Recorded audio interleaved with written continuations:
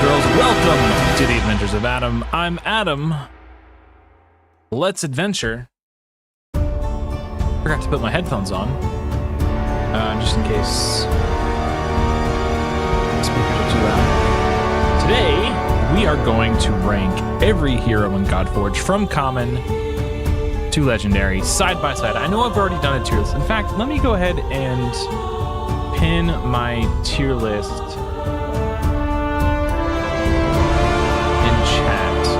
Let's see, can I copy this link?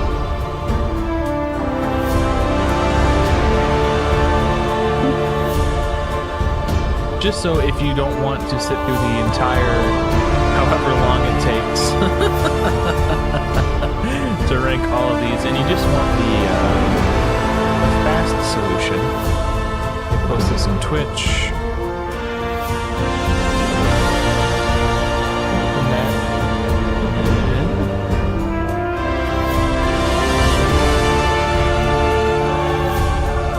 Hey, what's up, guys? For some reason,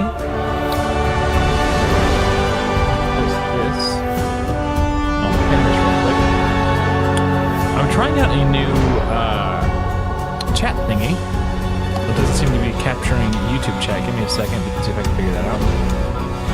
Auto find and activate. Hey, what's up, guys? Alright, can someone send a message in YouTube chat and see if it pops up?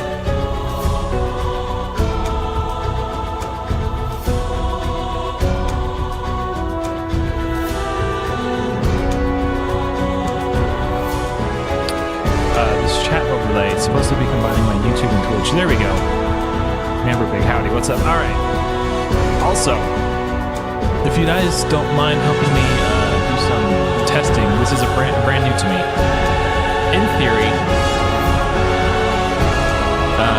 YouTube members should be the only ones able to use the command !say, like this, inside any message. So if you type !say, so if you guys could try that, in theory it shouldn't text to speech your message unless you're a channel member. Oh, I'm very quiet. Hold on. It looks like I'm maxing out my microphone in OBS. Maybe my music's too loud?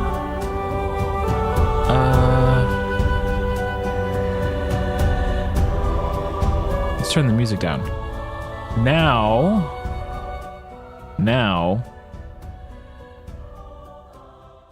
How about now? Actually, I want to turn this volume up so I can still hear it in my headphones, and we'll just turn the desktop volume down. The song is over now.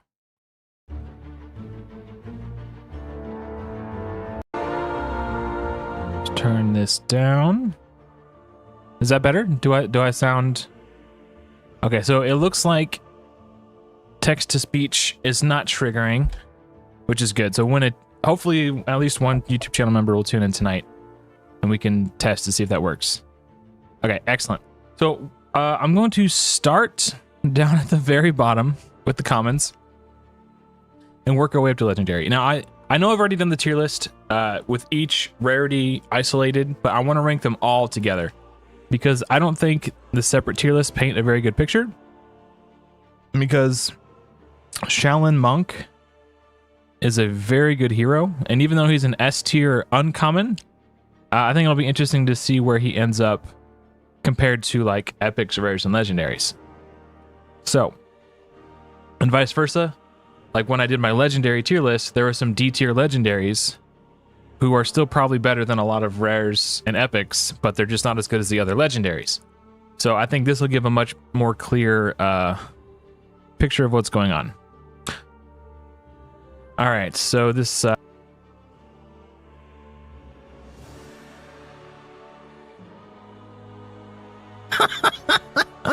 He's got a basic attack stun, which is solid. And he's got an AoE ultimate with accuracy down. That's not bad. That's fair. I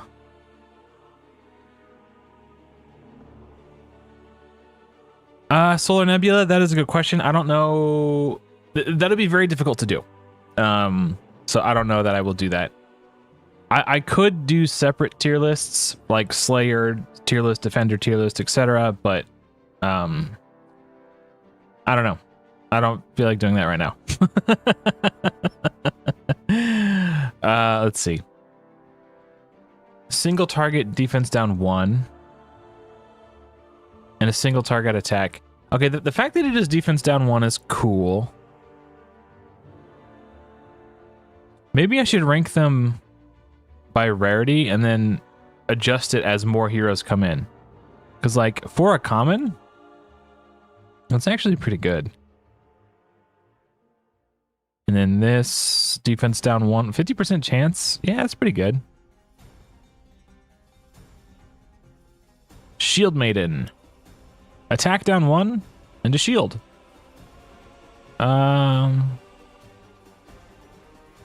Yeah, sure. Let's see. Blunt 1 is not as good as attack down. And it's a single target. That's not terrible, but I think I like Shield Maiden quite a bit better. Crusader. A turn meter decrease on the basic is quite good. And a sleep on the ultimate. It's a low chance, but for turn meter, he might be an S tier common. Does blunt decrease crit damage? I think it's strong hit damage. Yeah. So it reduces strong hit chance and strong hit damage. So the second half of the effect only comes into play if they're actually going to strong hit you. Let's see. Ooh, basic attack sleep, ultimate sleep. Now I do know that there is a dungeon. I think it's the Forge of Broker, where you have to crowd control the bellows of the forge. So this could be a very strong CC option for that dungeon early on if you don't have a better disruptor with crowd control. So I'll put her in S tier as a common. Oh, they changed it. Before the update, her heal was based off her attack, which I thought was really interesting. That's a pretty good common. I don't know if I put her in as S tier common. I think his shield is bigger than Shield Maiden's. Yeah. But is he S tier?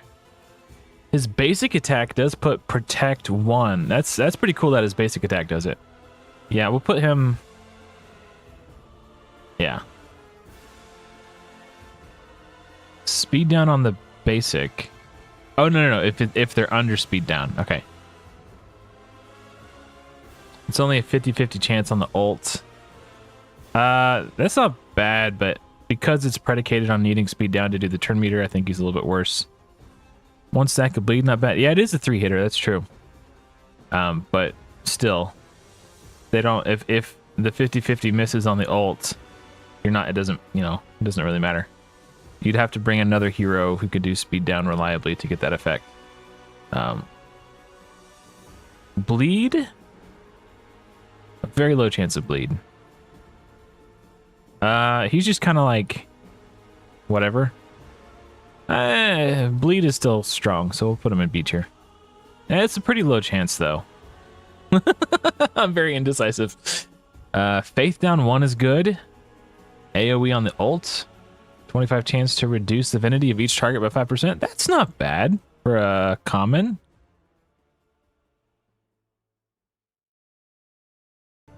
Yeah. For an uncommon, that's not bad. S tier all the way. What's up, JKG? Brandon in the house. Basic attack shield. That's kind of cool. And an AoE heal. Oh, this is the one that heals off their attack. Okay, I got them confused. They have the same character model. One's green and one's pale. That's why I was, and they have different horns. They're all S tier. Okay, I guess we'll see. I do like that she does the shield on her basic. Yeah, the totally twinsies. Blah, blah, blah, blah, blah. The fact that her healing scales off attack is really cool, because you could like build her for damage and then she's gonna heal more. I don't know how I think okay, I'll put it right here. Oh, he's got a 20% chance to take an extra turn whenever he attacks, which is cool. And he's got a single target. He's interesting, but you know. Oh, hey, Kevin, or K. I don't know how to spell it. KHVNIVORE. Do me a favor. Because you are a channel member, this should work for you. Type another message, but include somewhere in that message !say, and see if the text to speech works for channel members. If it doesn't, I need to tweak some stuff. Also, welcome. 8 a.m. where you're at. Cool. It's 1:20 a.m. where I'm at. I'm a night owl. Ooh, he's got acid? It's only a 15% chance. But actually, now that I think about it, who was the one that did bleed? Him, right? 20% chance to bleed, and he would need to place this 5 times to have the same amount of damage output as him placing it once. So now to think about it that way, I think we're going to drop him down. Basic attack acid is good enough to include early game. Here, I'll show you. Like... Oops.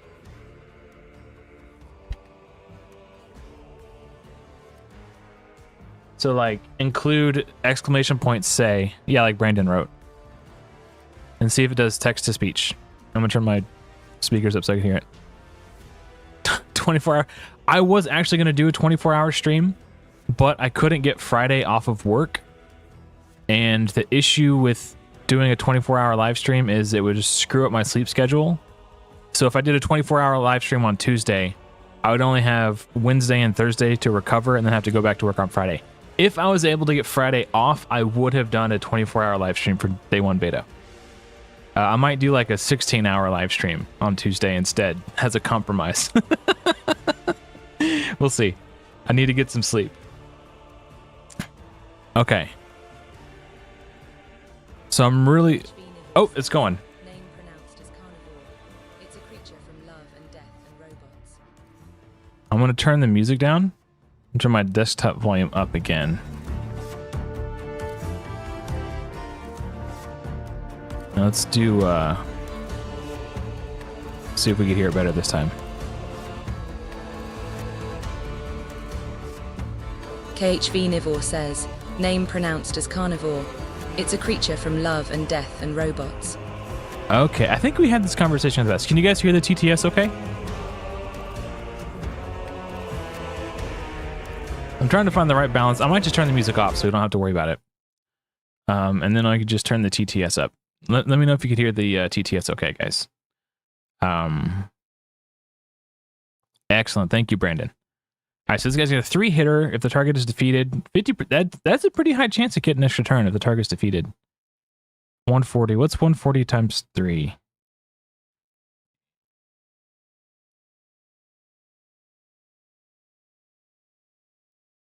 So it's 420 times attack. He's got a very low base attack.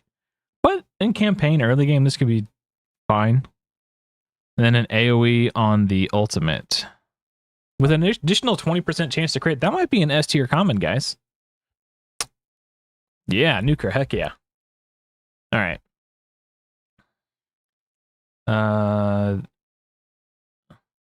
Of this hero, okay. 25. Okay, it is a AoE divinity boost, but this 25% chance to remove that is so niche and weird. The divinity boost is good enough to put her in B tier, I think. Hey, thanks for hanging out, Brandon. And then Brazilian Archer. 3 times and sharpen 1 on herself, which will increase her chance to strong hit and increase her strong hit damage. Then she has an AoE ult.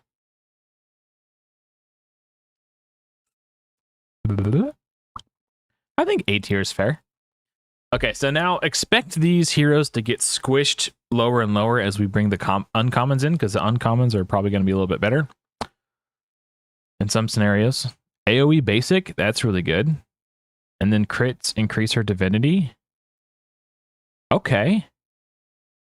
Big multiplier on a single target attack. If the damage a target is defeated, grants an extra turn. She could be very good in the early game. It's all she. Oh, okay. I was gonna nag on her for only having single target on the ult and core, but her basic is AoE, so it's kind of cool. And then defense down 2 for an uncommon. I think I missed that, or it got changed. I don't know. But to me, this looks like a potential S tier uncommon. And like I said, I think these are going to get squished. The fact that she does defense down 2 automatically. I think which one does acid? Okay. Wait, what? Oh, is it him? He does acid. Oh, all right. He was only A tier. That's right. He's good.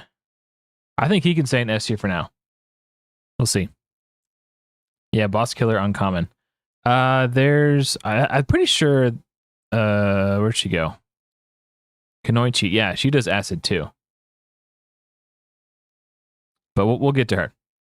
So this dude does drain, which is really good. If you pick Guan Yu, keep an eye out for this guy, because that'll help Guan Yu keep drain on the boss so he could just use his basic constantly. Single target CC, which is really good in my opinion. And then Curse has the potential to be pretty clutch. So I know there's just from watching the podcasts, I've seen them talk about 1 or 2 bosses in particular who do a lot of healing and shields. So this is going to reduce the efficacy of the shield, healing and shields. So I think he's going to have good utility. And crits steal 10% divinity. I think this might be a solid A or S tier uncommon, but now I think these all look worse. Yeah, we just got to shift everybody down. Maybe I don't know. They're gonna get shifted down anyway. It places so doesn't need accuracy. I think if it didn't require accuracy, it would specifically say it cannot be resisted. But we'll see. That's something we'll have to test. 3-hitter. Okay, so right off the bat, it's the same thing, 3-hitter, but she's got higher multipliers and higher base attack.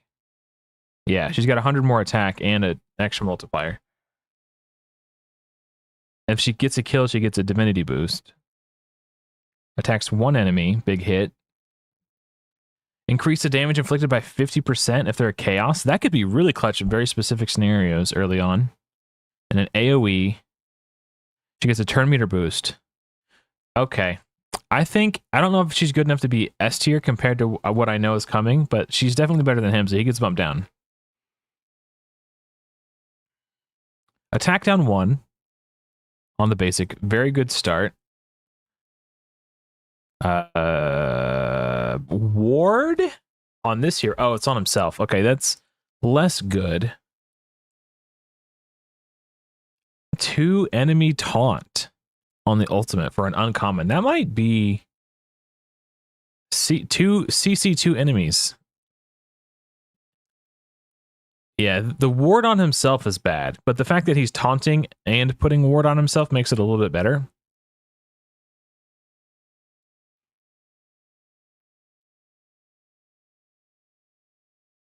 You're still guaranteed a legendary from your first, what's it called? The orange shards, I forget what they're called. I'm still learning. Oh, yeah, Citizen's pretty cool. Yeah, so you're still gonna get a legendary pretty early on, so I wouldn't worry too much, Big Burton.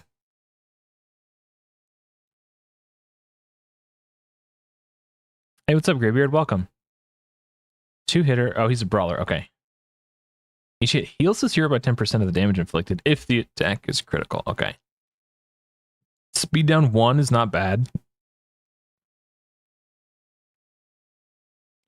And the 3-hitter with each. Okay.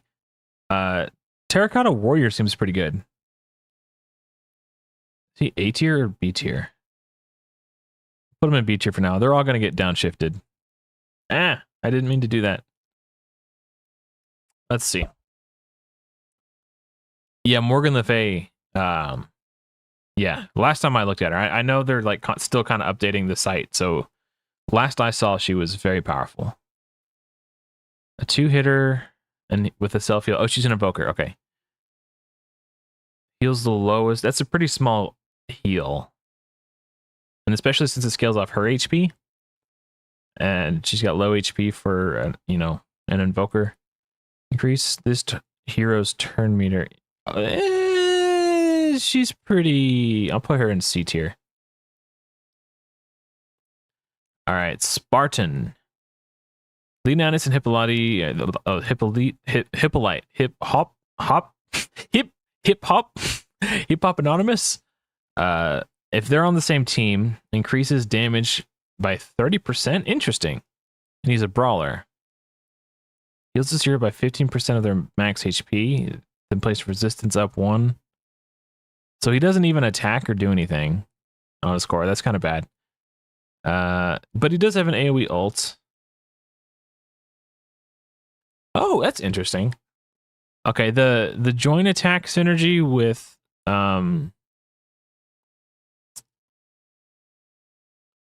Leonidas and who is it? This guy?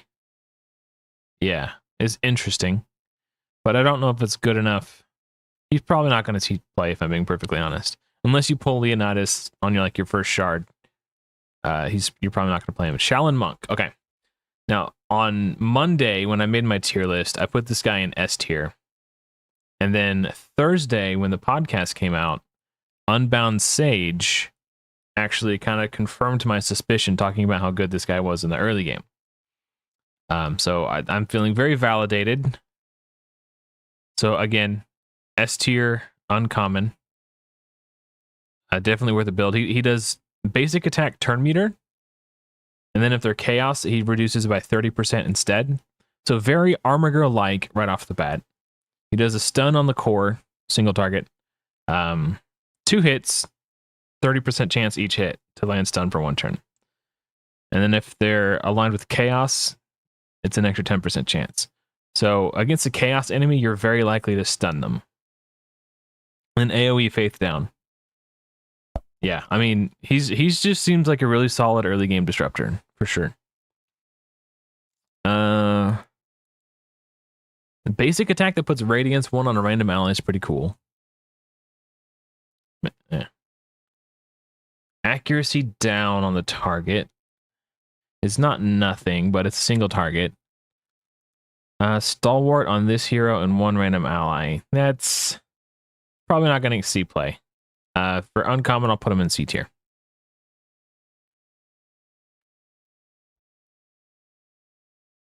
Yeah, I mean, when I'm grading all the heroes from all rarities, I think more tiers would definitely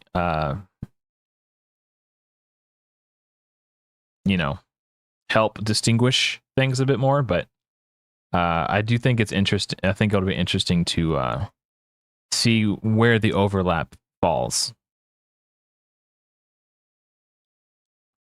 Yeah, because okay, there's common, uncommon, rare, epic, legendary. So the 5, 1, 2, 3, 4, 5. So there's 5 tiers. I don't think I could add any extra tiers, but Yeah, it'll be interesting to see how many commons make it out of D tier, how many uncommons, you know, like I honestly think he's probably going to land. I don't know. We'll see. But yeah, if at the end of the tier list, it's just legendaries, epics, rares, uncommons, commons, that'll be kind of boring. But I do wish I could add like at least 2 or 3 more tiers. I could go to like the tier list maker website, but then I would have to upload the file, like the pictures of the heroes manually, and it would just. I prefer to use Raven Pyros' website. But you're not wrong. It would be nice if I could add more tiers. Oh, you know what? Raven Pyros watched my tier list video, and he actually DM'd me, and he was like, "Hey, I appreciate you using my tier list tool for your video. Let me know if there's anything I could do to make the tier list better. Give us the option to add more tiers." I should message him right now before I forget.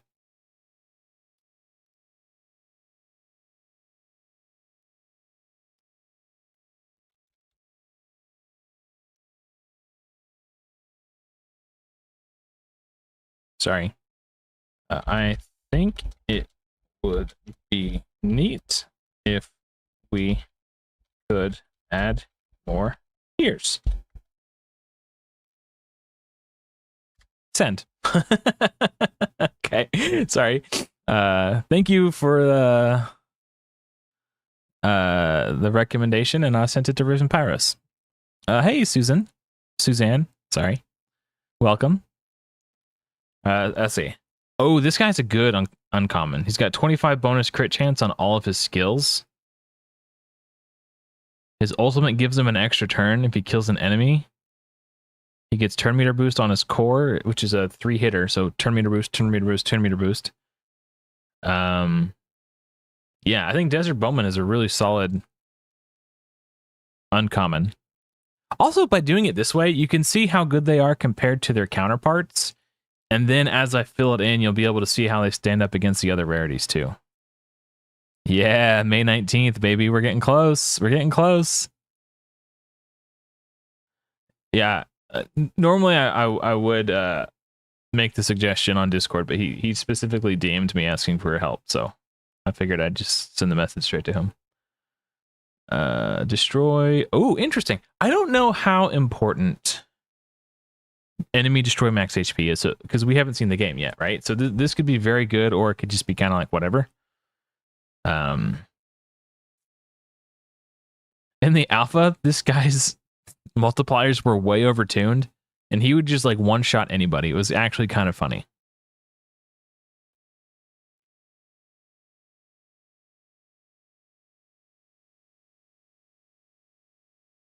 Actually, where's my ban button? Oh well, I'll just delete it for now. Oh, it's probably under user actions. Maybe I can ban him over here. Hold on, give me a second. I gotta ban this nerd for spamming my Twitch chat.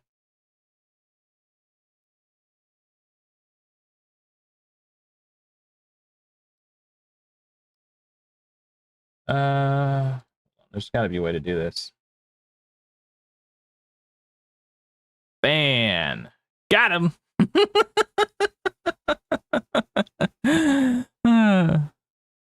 Yeah, 4 more days, man. That's like 3 days and 10 hours or something like that. I'm not sure. I don't really remember Solar Nebula. It could be. I didn't actually build many commons in Alpha, if I'm being perfectly honest. Attacks one enemy 3 times. And Drain. Okay. He will likely place Drain on his core. It's a 3-hitter with a 35% chance. Then an AoE chance to place Curse. Okay, that's fair. The Drain is good. So if you don't take Guan Yu and you want some Drain, he's an option. I think he's good enough for B tier. Acid, already that kind of puts her really high up. 25% chance to sleep. And then Vanish on herself. vulnerable 1. Wait. Place Vanish on this here for 1 turn. That has a 60% chance to place a vulnerable 1 on enemies under acid. Oh my goodness. So what vulnerable 1 does is it increases the damage inflicted by debuffs by 20%. So if you pick Ramses and you get Kunoichi early, if you open with Ramses' core to place acid on everybody and then use her vulnerable 1, all the enemies under acid take 20% more damage. So that's the vulnerable 1 on an uncommon is really good. I think that puts her in S tier. Maybe A tier. I don't know. Like Shaolin Monk is just so much. No. That's fair. That's fair. Oh, that sucks. Well, at least you'll have it around this time. I did get a brand new cell phone recently. I got the iPhone 17. But I'm not gonna play on my iPhone because there's only 1,000 spots for iPhone users, and I don't want to take an iPhone user's place. So I'm just gonna play on my tablet and my PC. I feel like it would be selfish because I also have an Android device. I feel like it would be selfish of me to occupy one of the limited, iPhone slots. Acid is basically poison. Yeah, thank you, man, Brewpig. Yeah, so the way debuffs work in Godforge is, unlike in Raid, if you've played it, you could have like 10 poison debuffs on the same enemy. That is not true for Godforge. You can only have 1 instance of each debuff. So having a variety of them is actually really good. So if you have Blaze, Acid, and Bleed, you're going to be a lot better off if you only have Acid. So it actually, the first instance of it on your team is really good, but each extra, hero you have on your team after that who also places Acid becomes significantly less powerful unless you have the weapon that activates the debuffs, and then you can kind of get away with having extras. There's no limit to Android users on beta, at least not from what HellHades said in his video today. Or I guess technically it would be yesterday or after midnight. Okay, so he's a brawler. He's got a single target attack with a self-heal. Increase heal by 100% if the target is aligned with chaos. Interesting. So he's very tanky. Defense up and resistance up on himself. So he's not doing damage when he does the core, but he is making himself tankier. And then another single target attack. He's just okay. Oh, is it 10,000? Either way, I would feel bad for taking up a slot. Maybe it was 10,000. That actually sounds more correct. Either way, I wouldn't want to take up a slot. That seems selfish, especially when I don't need to. But I do believe iPad counts because it uses test flights, alpha and beta testing service. That's not a new day till you go to sleep. That's exactly how I feel. You can't have 10 stacks of bleed. There's 1 instance of bleed, but the bleed gets bigger and bigger.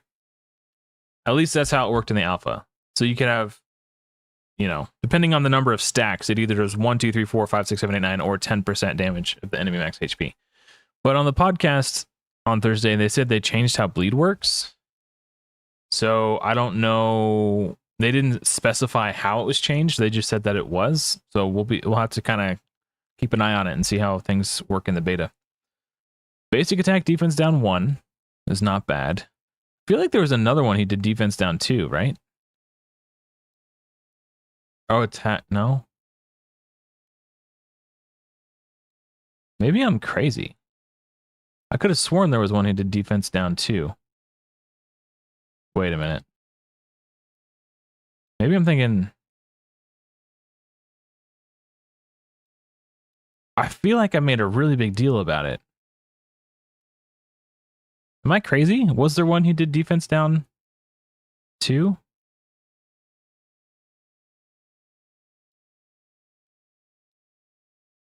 Maybe I'm crazy. I've gone off the rails on a crazy train. Huh.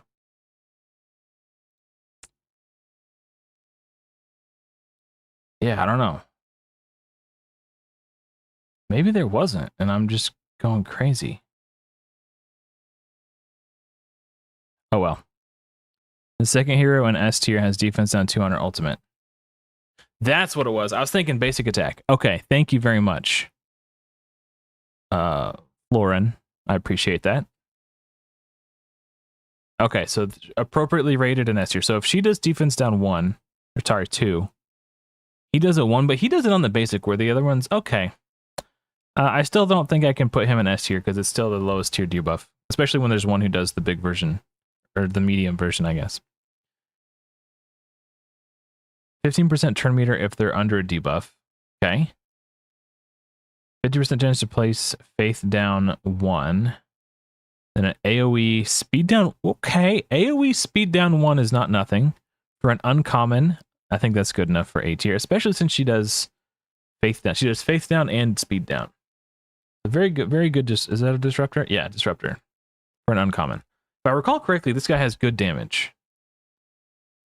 Inflict 150% increased damage to enemies who are full health. Yeah.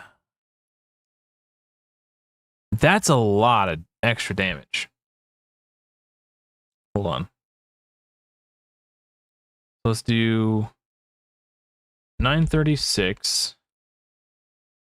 We go times 3.65. So that's pretty average for a single target attack. But then we go times 1.5, and now it's a huge single target attack. Like the 3000, like I think most, if I recall correctly, I can actually bring it up.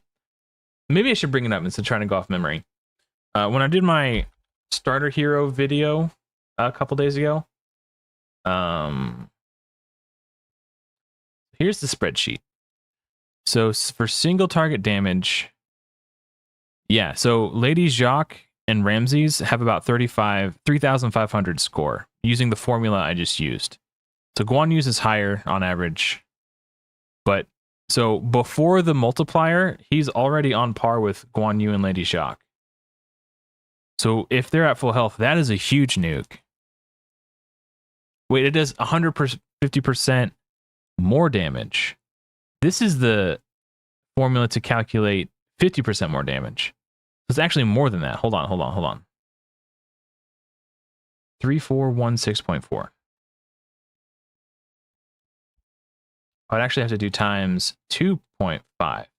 No, I did 1.5. 2.5. To increase it by 150. That's a nuke, bro. That is a nuke.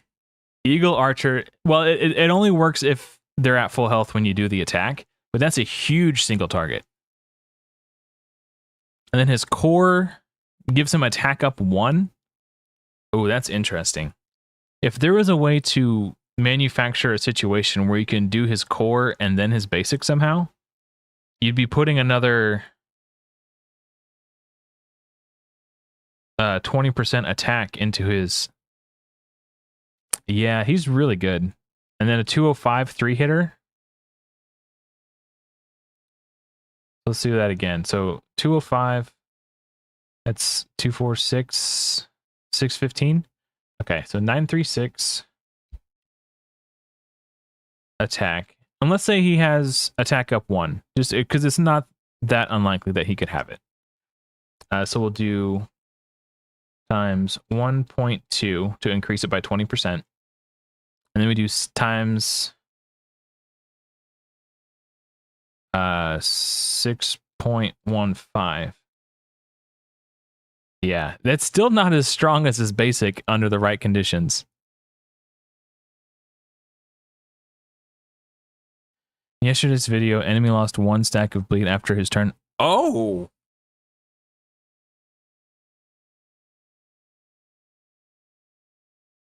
Really? Wait, so then if that's the case, then what good is Mend? The whole point of Mend is that it reduces bleed stacks. Okay, anyway, the whole point of that is to illustrate this guy's very good and probably a harder hitting damage dealer than most starting heroes. For single target damage anyway. So we're going to put him in S tier. I think I put him in A tier in my video.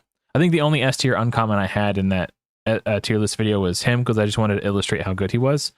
But he's very good. That's a very, very good damage on Eagle Archer. Comparable or better than starter heroes. Attack down 1 on the basic is good.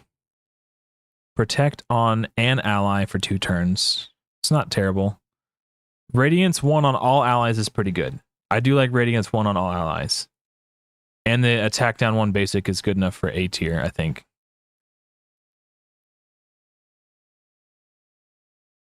%. Okay, that basic is really cool.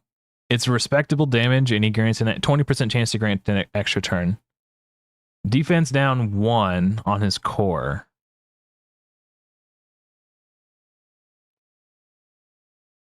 And he does sharpen 1 on himself, and then a single target attack. If the target has any buffs, increase 25% inflicted damage. Okay, I think he's good, but he's not as good as Eagle Archer. So we'll put him in A tier.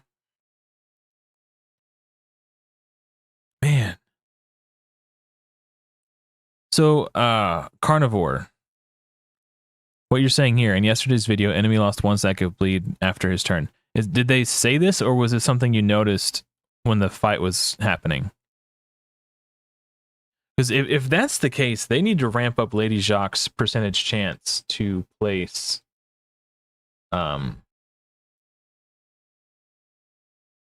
what's the word I'm looking for? To place bleeds.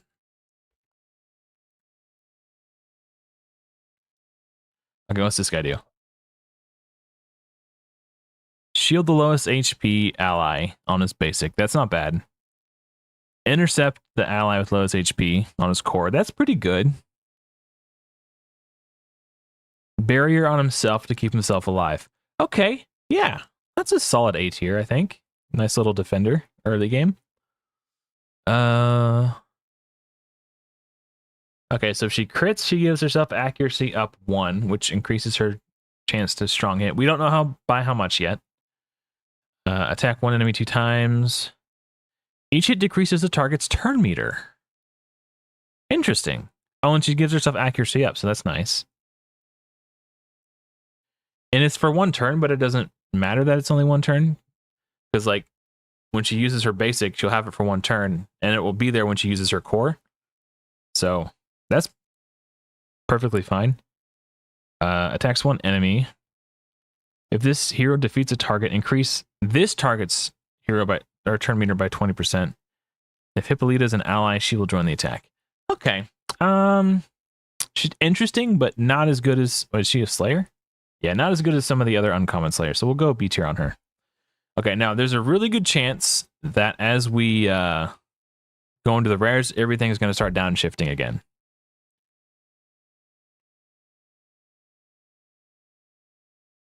So decrease the target's turn meter by 10%. If the target is under despair, decrease by 20% instead, which he does despair on the ultimate. So that's a pretty solid basic attack, actually. Attack 2 times. Chance to place a lock core for 1 turn. That's a very good, and each hit has a chance to do that. That's a good disruptor. Not as good as some of the other disruptors, but still very good. AoE despair. That's very good. When a hero is under a disable receives divinity or turn meter, this hero gains 50% of the same amount. That's really cool too. Okay. Well, in terms, compared to all the other heroes that we've seen, he's definitely the best disruptor. I don't know if he's an S tier rare though. So now we're gonna like bump everything down. I think all commons at this point get put into D tier.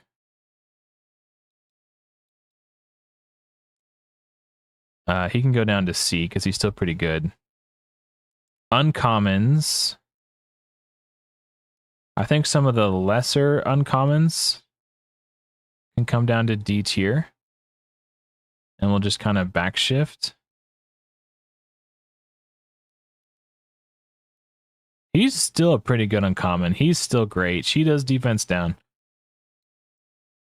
I'm going to keep him in S tier. I think for now, I think she probably goes down. Now that we're getting to the rares and I know what the rares do, I think she's going to get bumped down to B tier for now. Like, if I don't remember what a hero does, it's probably safe to just put him in D tier. If they were so unimpressive that he's probably A tier material for rare. He could probably stay in S tier though. We'll just keep it interesting, right? And then there's already better poisoners in rare, so she kind of comes down a little bit. She does do vulnerable though, but there's rares who do it better. Vulnerable is still pretty rare. It's a rare debuff. He's not as good as Volkladak or whatever his name is, so he kind of comes down. Okay, I feel good about this. What does he do again? Attack down. 2. Okay. He can come down here and C tier. The gap is the bar's getting raised pretty high. Yeah, I feel good about him in A tier. AoE Despair just seems really good. I'm assuming it books up to 75%. Yeah, 50% chance. I think, yeah. Just wait till Godforge has 1,000 heroes like grade. Yeah, that will be that'll make this difficult. We'll definitely need more tiers. Okay. So Vidar is interesting. It doesn't say it on this, but at Awaken 5, if there are no living allies on his team, this becomes an AoE, and then he heals for 10% of the damage inflicted. So that's interesting. He increases his own attack as he uses. So he's really tanky. His max HP goes up when allies die. I think he could potentially be an interesting campaign farmer, but I'm not entirely convinced that we will need a campaign farmer in Godforge because of the way hero XP overflow works. It still will be more efficient to farm campaign because you don't have to spend gold to spend your XP. Like in the alpha, it would cost gold to use your hero XP. So you wouldn't need to have like a campaign farmer in Godforge. But having one would make it more gold efficient to level up your heroes.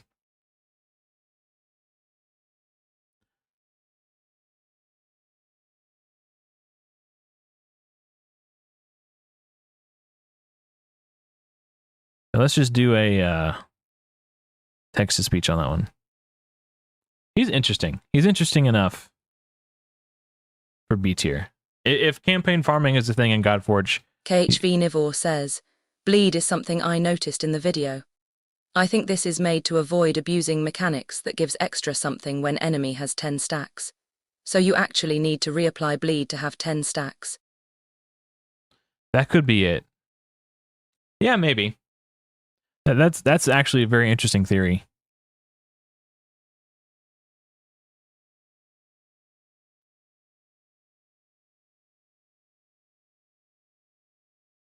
Take S tier from each rarity.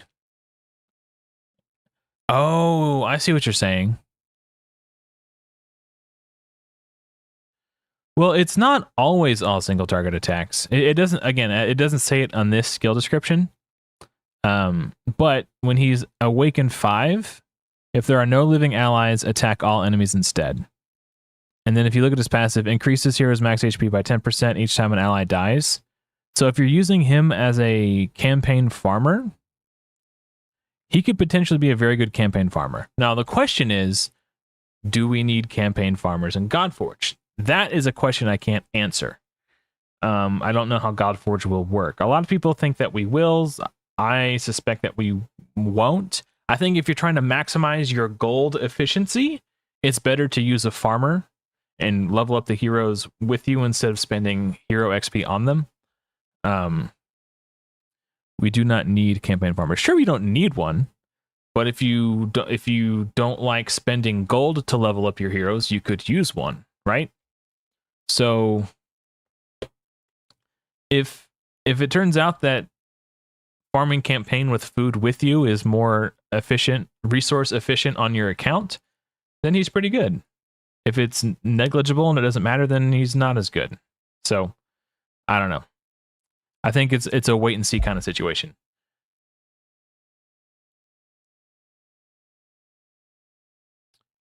Yeah. Anyway, attacks one enemy, then place Radiance 1 on the ally with the lowest HP. That's good. I like that. Heal all allies by 10% of her max HP, which is fine. That's really good core. An ally is fully healed, place shield on them. That's pretty cool. Remove 1 debuff from all allies, then heal 15%. Wow. That's a good healer. For each buff on each ally, increase this healing's output by 5%. That's interesting. I don't think she's quite as good as a Soldi, because a Soldi does healing and turn meter boosts, but she's still respectable. Hey, thank you, JE. I appreciate that, man. Did they ever say acquires energy in campaign after? So the way energy expenditure works is if you're trying to beat it for the first time and you fail, it won't cost you energy. They don't want to punish you for. They want to encourage you to keep trying to beat the same stage. But once you've beaten it, and then you try to complete it again, and you start farming, then it will consume energy. So that's how they've done that for Godforge.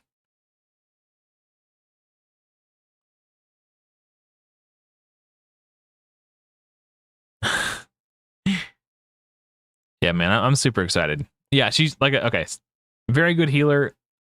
Probably not as good of a healer as Isolde. So worthy of B tier, I think. Yeah, this is really cool. I agree. I think that was a really great way to handle it. If I recall correctly, I like this guy. 400% attack, strong and critical hit to destroy max HP. Again, I don't know how relevant this is going to be. If it turns out to be relevant, then obviously his rating goes up. If it's irrelevant, then obviously it doesn't affect him that much. 20% chance to crit. That's really good. 20% chance to crit. 20% chance to crit. So he's going to be really easy to build as a damage dealer in the early game. So single target, AoE. It does ignore shield and barrier though, so that's not nothing.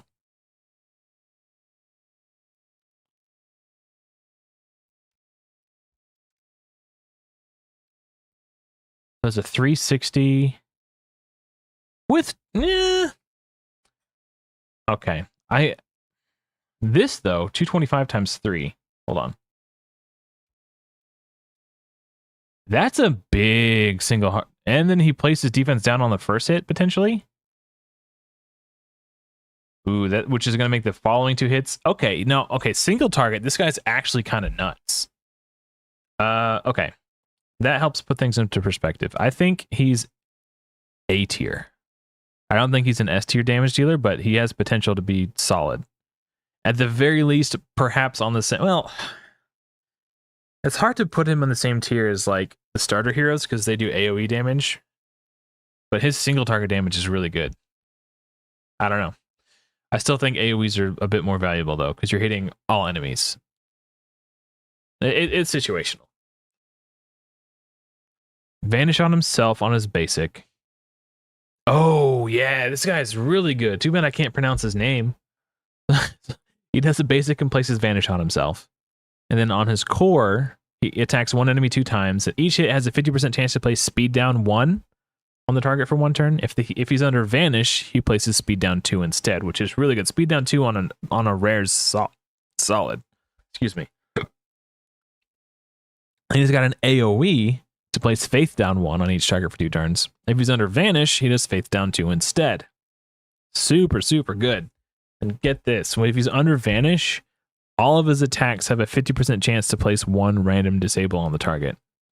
So he basically has a chance to crowd control an enemy, 50% chance to crowd control an enemy if he's under Vanish when he attacks them. He's only got 1 AoE and it's on his ultimate, so the passive is less good.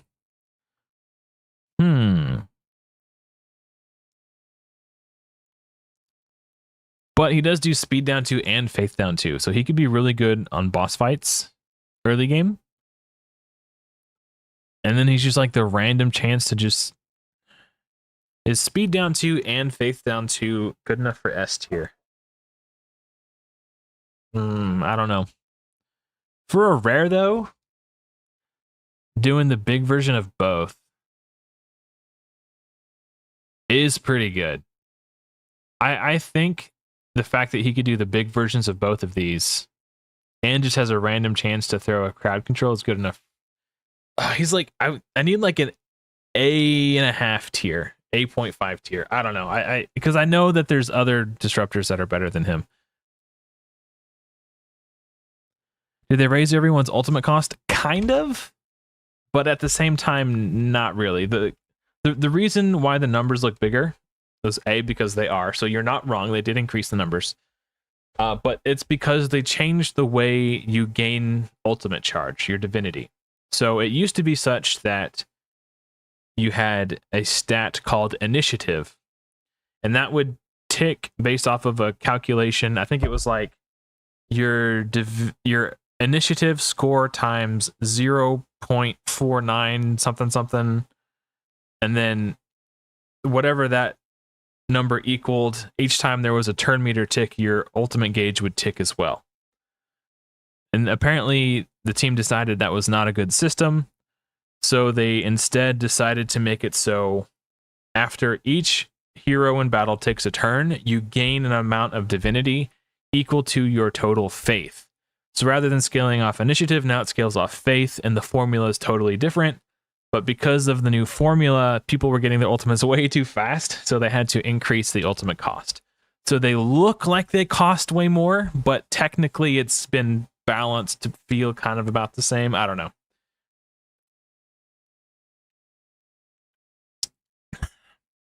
Yeah, so yes and no at the same time, I guess. It's kind of a hard question to answer without really getting into the nitty gritty. King Tut, I feel like I remember him being pretty decent. Definitely better than he was in the alpha, in my opinion. He's got basic attack acid, but a very low chance to place it.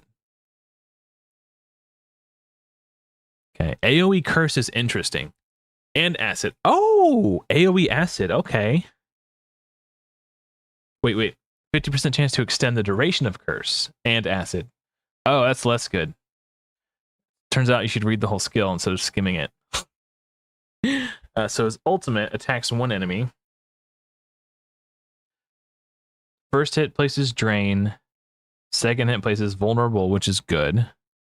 If they're under vulnerable and curse, activate acid. Okay. They're under vulnerable and curse, but where does he place curse?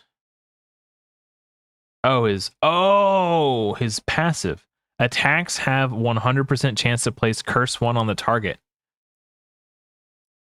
So his AoE places curse on the target for 1 turn, but it also can extend the duration of curse. Oh, that's interesting. So he does have AoE curse. I felt like he had AoE curse, but I guess not. Interesting. Huh.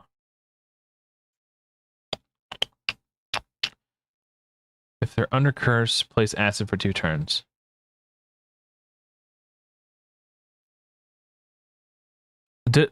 Okay, so what I want to know is order of operations. So his attacks have 100% chance to place curse.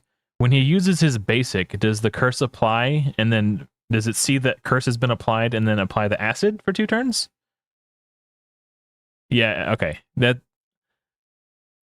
Yeah. I think that's what I was thinking. I forgot how he did it, but I was under the impression that he could do it. Obviously I don't have every single hero's kit 100% memorized. There's just too many of them. Yeah, he's okay. We'll do B tier. I think his imprint is cool for heroes who want curse or need curse to pop off, like Hades, I think. Let's actually look at Hades real quick. Attacks all enemies, also places lock ultimate for 1 turn on enemies under curse. go away. Where's the, okay. Make the tooltip disappear. The second hit will place, also places Faith down 2 for enemies under curse. Yeah, so that might actually be a decent imprint for Hades. But that's not going to affect his ranking on the tier list, because as a hero that you would put on your team, I don't know. We'll see. I think B tier is fair. Transfers 1 debuff from a random ally to himself. If a Soldi is an ally, will always transfer debuffs from a Soldi. Okay. Decent shield for a rare. A Soldi gets bonus shield. AoE, the Radiance 1 on... Okay, Radiance 1 is on all allies pretty good. And if a Soldi is an ally, she gets Radiance 2. Which reduces incoming damage and then reflects it back at the target. Each debuff on this hero reduces damage taken by... Oh, by 10%. That's really good damage mitigation. And he... Okay, that's interesting. That's 100% correct. Yeah. This ability should be called Lover's Scorn. No, he does. I mean, yeah, he does a lot for Isolde, but I'm not jealous. He's clearly overcompensating. I do not like the fact that his basic attack is called Valiant Thrust. That's you keep that thing away from Isolde. But honestly, as a defender, he's solid. He's like either A tier or B tier. I can't decide. Since he's trying to steal my girl, we'll put him in B tier, but realistically, he's probably like an A tier defender. So I should ban myself from using Tristan. Always beat him to Isolde. That's actually kind of funny. I like that part. On my Guan Yu and Shishi account, I probably could, because I know for a fact I'm gonna have a good defender early. But on my main account, if I need, like, he would be a last resort if I really needed a defender. Let's see. With a 35% chance to inflict additional damage equal. Okay, so she's got a chance to do enemy max HP damage. But if she strong hits, there's a 40% chance to gain an extra turn. I think they adjusted her. And it might be because, I don't know if you guys watched the collab Ragewood and I did, where we were talking about our favorite rares in every faction. He was talking about how you could, in theory, build her with a 100% strong hit chance and just take 100 turns in a row and kill the boss. So they changed it so she doesn't always do max HP damage, and there's only a 40% chance to gain an extra turn. So I'm assuming someone on the team saw that video and like, oh, we should test that. Is that even possible? And I'm assuming they tested it, saw that it was possible, and was like, yeah, we should probably fix that. Which is kind of funny. Yeah, so I think they adjusted her a little bit. So sharpen 1 on herself, which is cool. For 2 turns too, which is nice. And she's got a 3-hitter. That feels like a really high... Oh, it's a single target attack. Okay. But that does seem like a solid multipliers for a brawler. Actually. Okay, hold on. Let's do the calculator thing. So 65 times 3. 195. Okay. And then that's times attack. So 9. Okay. I might need a spreadsheet to calculate brawlers because they scale off attack and HP. 195 times attack. So it's 950 times 1.95.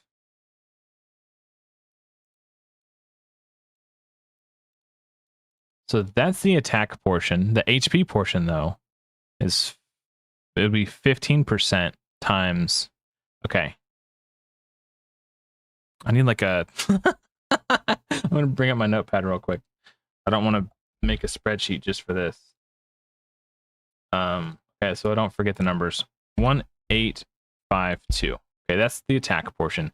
And then the HP portion is 15. So we got 17,389 times 15%. So 0.15 equals. So that plus 1852. Okay, so that's a respectable single target hit. Actually, that's yeah. Because remember the starter heroes Guan Yu and not Guan Yu, Jacques and Ramses were like 3,500 average single target damage. So that's good, in line with Guan Yu's single target damage. Yeah, the no longer guaranteed extra turn is kind of a bummer. So good single target damage. Each hit has a 35% chance to reduce the target's attack by 2%. So, okay, you could reduce the target's, like, so in Clan Boss, for example, or Pantheon Boss, you could reduce his attack by 20%. That's really good. If a hit is strong hit, destroy the target's max HP equal 30% of damage. Again, we don't know how important max HP destruction is in Godforge yet, if at all. So yeah, but anyway, this each hit has a 35% chance to reduce the target's attack by 2%, stacking up to 10 times. This is very strong. Good utility. And so right off the bat, she might be worth just putting on a Pantheon Boss team just because of this unique attack reduction. And I don't think this counts as a buff on the debuff bar. So this shouldn't count towards your debuff limit. And the fact that every now and then she's just going to do a big max HP hit is kind of cool. Attack one enemy before attacking, remove 50% of the target's shield. That's interesting. The target is not under shield. Increase this attack's strong hit chance by 10%. If the attack is strong hit, increases hero's divinity by 20%. That's interesting, but I don't think it's game breaking. I think she's somewhere between A and B tier. Increases hero's crit damage by 5% each time they attack the same target. Okay, so again, Pantheon Boss. Stacking up to 6 times. So she's going to get potentially 30% more crit damage. Which means that, my calculation makes this 30% stronger. At max stacks, increase the chance to strong hit by 10% and gives herself self-healing. Okay. I think she's going to be a early game Pantheon Boss specialist. So I think that's good enough for A tier. She's not S tier, but she is maybe B tier because I think she'll be niche. Where she's good, she's really good, but everywhere else she's just like decent. Yeah, she's definitely a boss killer. I agree with that. Yeah, I agree, JE, for sure. That's probably for the best though. I remember this guy being really good. Yeah, I think B is fair. Attacks one enemy, 50% chance to steal a random buff. If the target is under sleep or corrupt, has an additional 50% chance to steal a buff. So if they're under sleep or corrupt, you steal a buff. Okay, that's pretty good. AoE with a chance to place corrupt, which... Oh, corrupt is buff steal too. Oh, wow. So when he places corrupt on an enemy, when that enemy would gain a buff, he steals the buff, and then the duration of corrupt is reduced by a turn. So he's going to be good for Svarog's Horde. And it's AoE. Wow! AoE corrupt. That could be really good in PvP. Huh. Okay. AoE corrupt. That's pretty strong. And then he's got another AoE with a chance. I'm assuming this books up to like 85% chance to place sleep on each target for 1 turn. And then if they're under corrupt, place sleep for 2 turns instead. Wow. I remembered he was good, but I completely forgot what he did. And this passive is when this hero steals a buff from an enemy under corrupt, decrease the turn meter of all enemies by 10%, and increase the turn meter of this hero by 10%. This guy's going to be good in PvP. I think he's A tier. It's hard to put him in S tier because I don't know. He might be it. He seems really good. I'll put him in S tier for now, and then once we get more heroes in here, I'll kind of reevaluate if he belongs. I think we all know Scotty. I'm going to reread her kit just in case she's been changed. Attack one enemy 2 times. Each has a 15% chance to place freeze on the target for 1 turn. Very strong. Attack 3 times at random. Each hit has a 40% chance to freeze on the target for 1 turn. Very good. AoE with an 85% chance to place speed down 1 on each target. If the target's under freeze, place speed down 2 instead. When attacking enemies under freeze, reduce the target's divinity by 10%. Scotty was S tier in the alpha. Is she still S tier? I think so. I think she'll be a very, very good campaign carry. Early game. I think she falls off in dungeons when you're facing 5 enemies, because freezing 3 random targets, like if you high roll and land all 3 freezes, there's still 2 enemies not frozen. So best case scenario, you freeze 3 enemies with this. Compared to Tengu, if you high roll, you could sleep the entire enemy team. And sleep isn't as good as freeze, to be fair. But if you place it for 2 turns, it might not matter. It could end up being the same. I don't know. They're actually very comparable. But you do kind of have to get to sleep for 2 turns to I don't know, man. Jeez, this is hard. This little Loki sidekick? Yeah, it could be. Yeah, he is like a baby Loki. But it doesn't say he has to be the one to place corrupt. It just says if they're under corrupt. So if you have someone else who can place corrupt, I don't know. Or if your team is tuned so that he does this. Why does that keep happening? If this ability is the last thing to go off before the enemy team starts attacking, then the fact that, I don't know, that's a little bit harder. Okay, I talked myself out of him being S tier. He's good though. I think A tier is fair. In order for 1 turn, because there will be times where it is only 1 turn sleep. And in those situations, if it's not the last ability to go off before the enemy takes their turn, it's not going to be that good. But sleep does give you 30% increased damage, so I don't know. But I do think he's pretty good. The AoE corrupt is really cool. Place barrier equal to 5% of the damage inflicted. If Brynhild is an ally, also place barrier on her. That's interesting. Attack 1 enemy, then place Faith up 1 on this hero for 1 turn. If Brynhild is an ally, place Faith up 1 on her. Will always strong hit against bosses. Is this good? Yeah, I just closed my notepad. I need it again. Maybe I should just make a spreadsheet. Okay. Let's do the math here. So 190% attack. So 839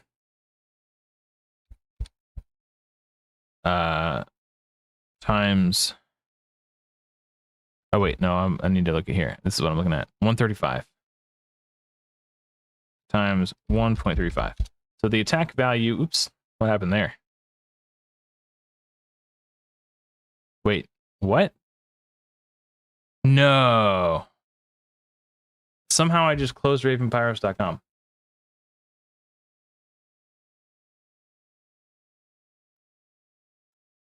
Hold on. Hey, it's me. 3 days of 7 hours till beta. It should save. Yeah, okay, thank God. Thank God. W Raven Pyros. Okay.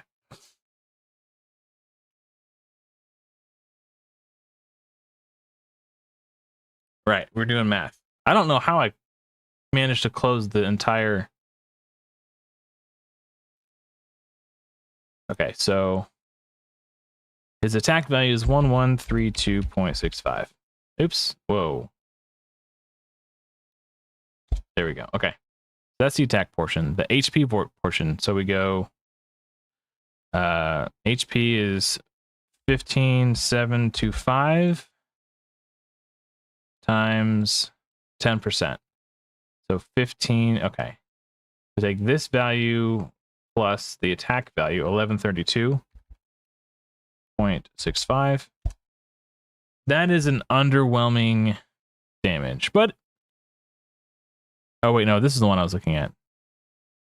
Always strong hit. That's why I wanted to see, because it always strong hits against bosses. So that's his basic attack. Very underwhelming basic. But that's fine. He's a brawler, not a slayer. Okay, so let's do okay.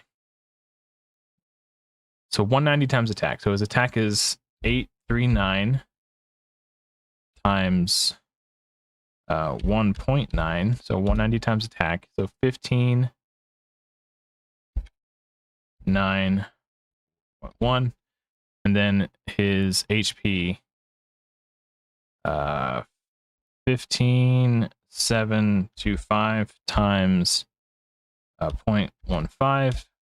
So that plus the 15.9.4.1 equals. Okay, and then a strong hit, so that's an extra 30% damage against bosses. That's respectable. Yeah, that's, I mean, actually, you know what? That's pretty good. I think Guan Yu's single target value was like 4,400. So that's, he does more, not counting Guan Yu's enemy max HP portion, obviously, but like, again, like in campaign mode, he's, oh no, because it won't do the extra 30% in campaign mode because they're not fighting bosses. Okay, he's fine. Yeah, that's fine. I'm not blown away, but it's fine. Inflicts 20% damage. It's basically the same thing, but like times 1.2 instead of 1.3.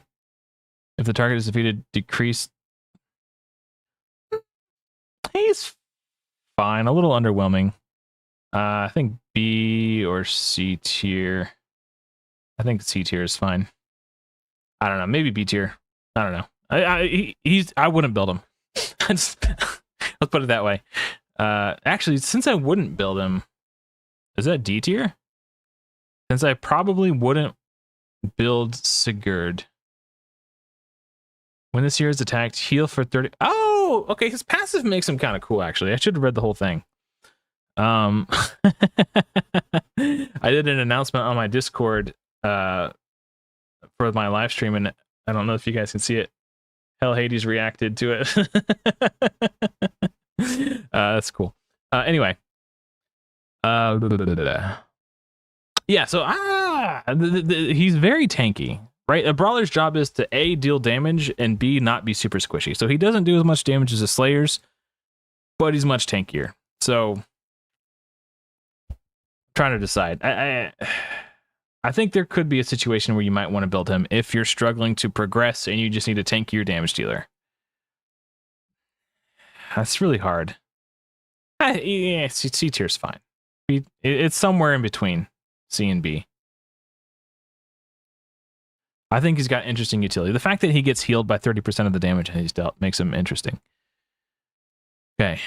Defender with self-mend, that's good. He's going to keep himself alive, which is good because he does protect on all allies for 1 turn. I don't love that it's only 1 turn. He's self-defense up, then an AoE attack. AoE attack down 1 is pretty sick. And he has a 50% chance to remove 1 disable from this hero at the start of their turn. That's not bad. That's just a cool passive. I think he's fine. Like the AoE attack down is really cool.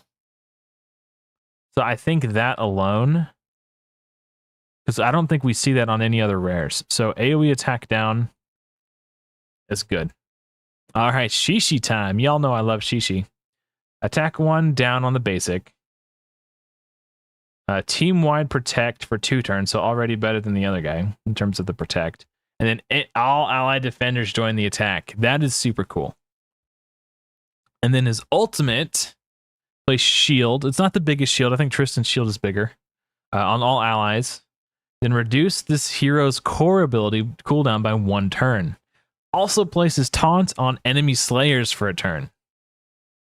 And then he heals all allies, or when an ally gets a debuff, he heals them by 5% of his max HP.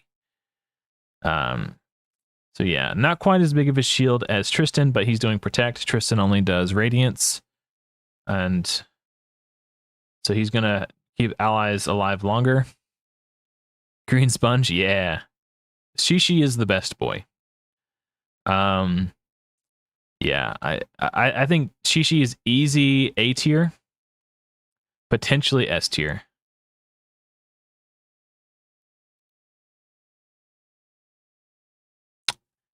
Yeah, I don't know. I like attack down 1 AoE is really strong. Huh.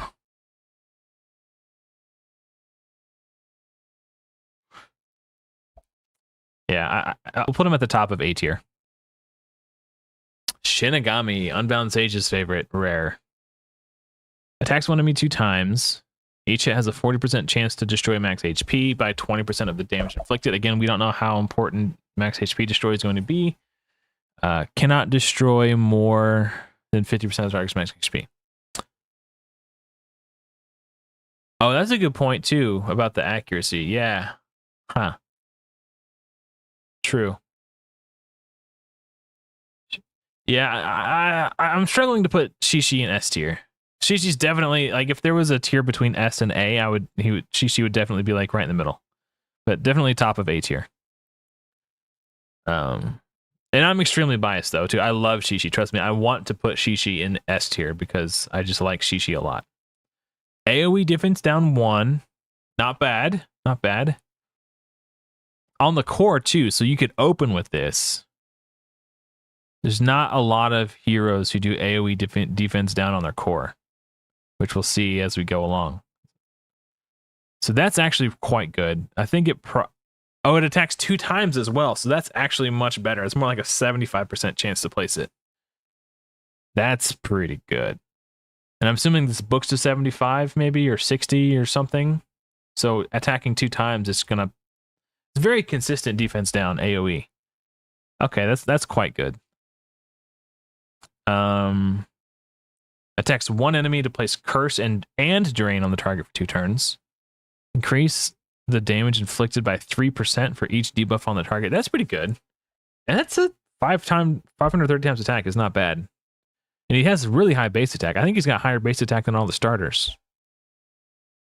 I think the starters have between like 900 and 1,000. Hold on, let's look real quick. Fact check myself. Oh no, 11. Okay, so maybe they got buffed. Okay, well it's still higher than Ramsey's, but not as much higher as I thought. Where's higher than Guan Yu? 1135. Okay, so he does have higher base attack than all the starters, but not by a significant margin as I thought. Instantly defeat. This is really cool too.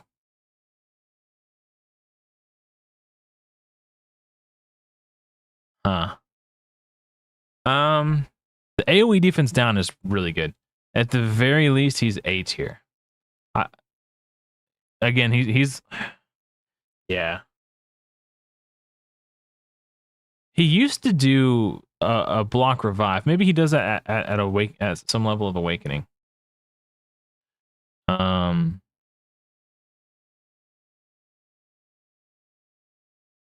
Where's his awakening bonus? Oh, at Awaken 5 also has a 50% chance to play. Oh, it doesn't even do the block revive anymore. Okay. Well, he got nerfed. Sorry, Shinigami. Let's see. CRS. Her kit has changed a lot over time. Attacks 1 enemy. If the enemy is not defeated, decrease the target's turn meter by 10%. If the target is defeated, increase this hero's divinity. So 10% turn meter reduction on the basic, unless the target dies, then they get an ultimate boost. AoE Hex, and this is allies. Okay, so it increases the AoE damage of all your other heroes. Not nerfed, balanced. Okay, yeah, fair. Place either sharpen 1 up or accuracy 1. Sharpen 1 or accuracy up 1 on this hero for 1 turn, then attack all enemies.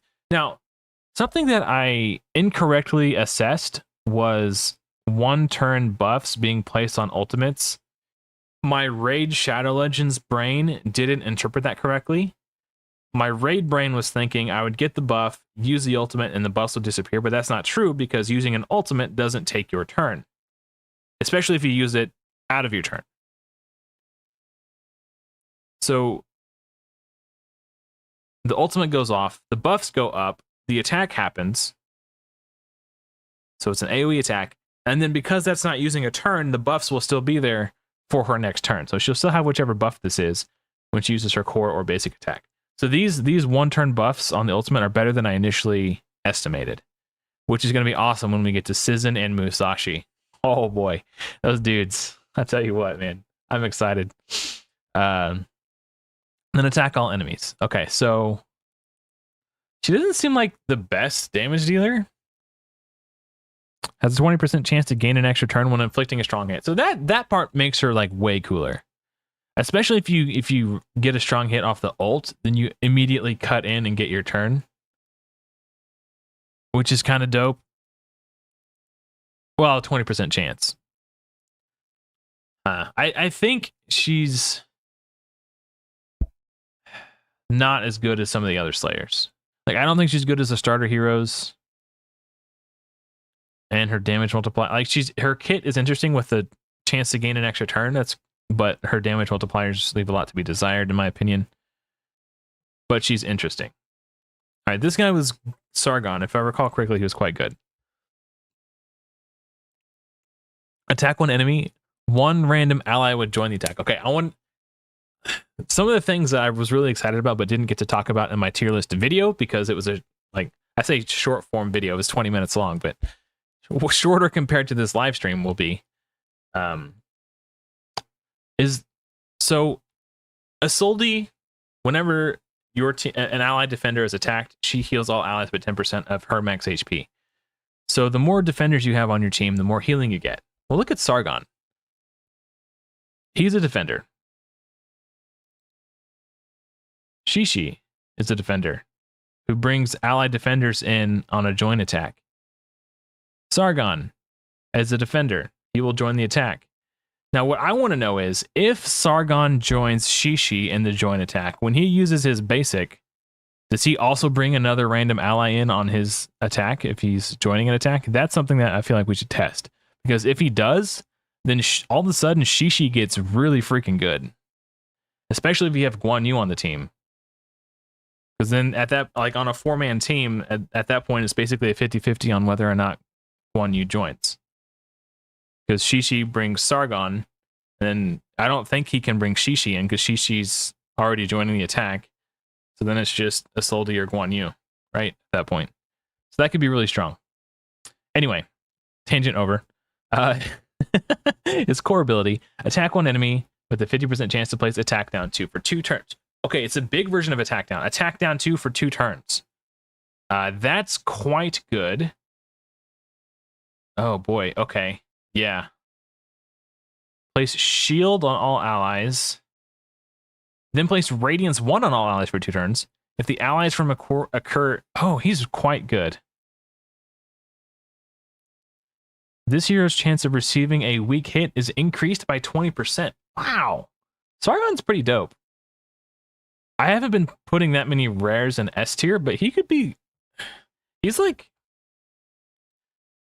I don't know. Maybe I'm being too stingy with S tier. He seems really good. This joint attack on the basic seems awesome. Attack down 2. Well, it's a single target, but still, attack down 2 for a rare is good. Then a big shield and damage reduction. And when he gets weak hit against him 20% more frequently. I don't know.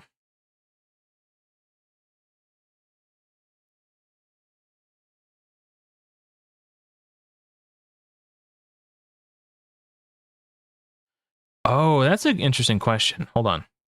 It's a 20% chance to gain an extra turn when inflicting a strong. Yeah, I think if you're attacking 5 enemies, and if you strong hit all 5 enemies, yeah. She might be better than I'm giving her credit for, but it's kind of one of those things. I don't know. I'm going to leave her there for now. But that is a good point, John. Good catch.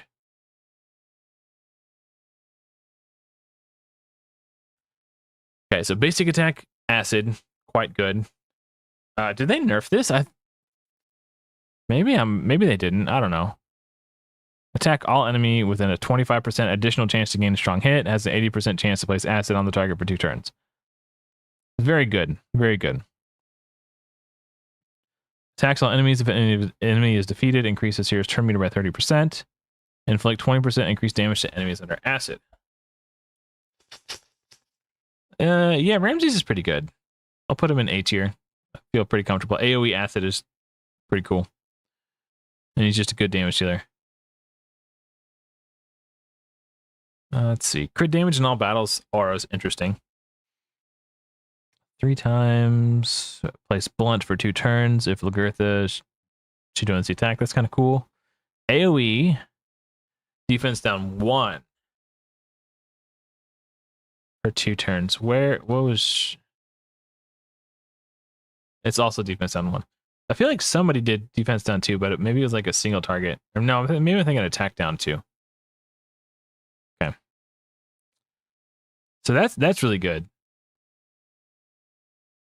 Each hit destroys... Again, we don't know how good destroy HP is going to be. Place shield on this hero when their HP falls below 50%. Okay, he seems like a decent brawler.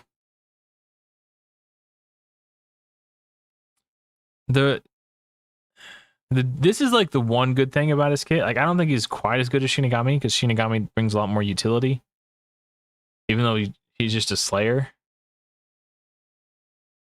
So he's not quite as good as Shinigami. So we'll put him in B tier. I think that's fair. Orpheus. HellHades was talking about how cool Orpheus is, and Eurydice's... Was it animations or something? So he was talking about something about them being really cool. Forgot which. So he's an invoker. Oh, super low base attack. I was like, wow, that's a pretty good damage multiplier. Then I was like, oh wait, maybe it's not. But his job isn't to do damage. He's a support. So he attacks an enemy that increases turn meter of all allies by 3%. If Eurydice is an ally, increase turn meter of allies by 6%. So that's pretty good. Attack one enemy, then place attack up and accuracy up on for 1 turn on all allies. Okay. I prefer... He's an eternal hero. It would be cool if we can get these for 2 turns. But okay, whatever. It's fine. Place speed up 1 and faith up 1 for 1 turn on all allies. If Eurydice is an ally and defeated, revive her with 50% HP and 50% turn meter. That's fine. Has a 20% chance to increase the divinity of all allies by 50 when this hero places a buff on any ally. Interesting. Oh, 20% chance. Oh. A 20% chance. Huh. I'm not really sold on this guy. Like, even with Eurydice on the team, like, this part seems really cool. A single target attack with a 1-turn buff.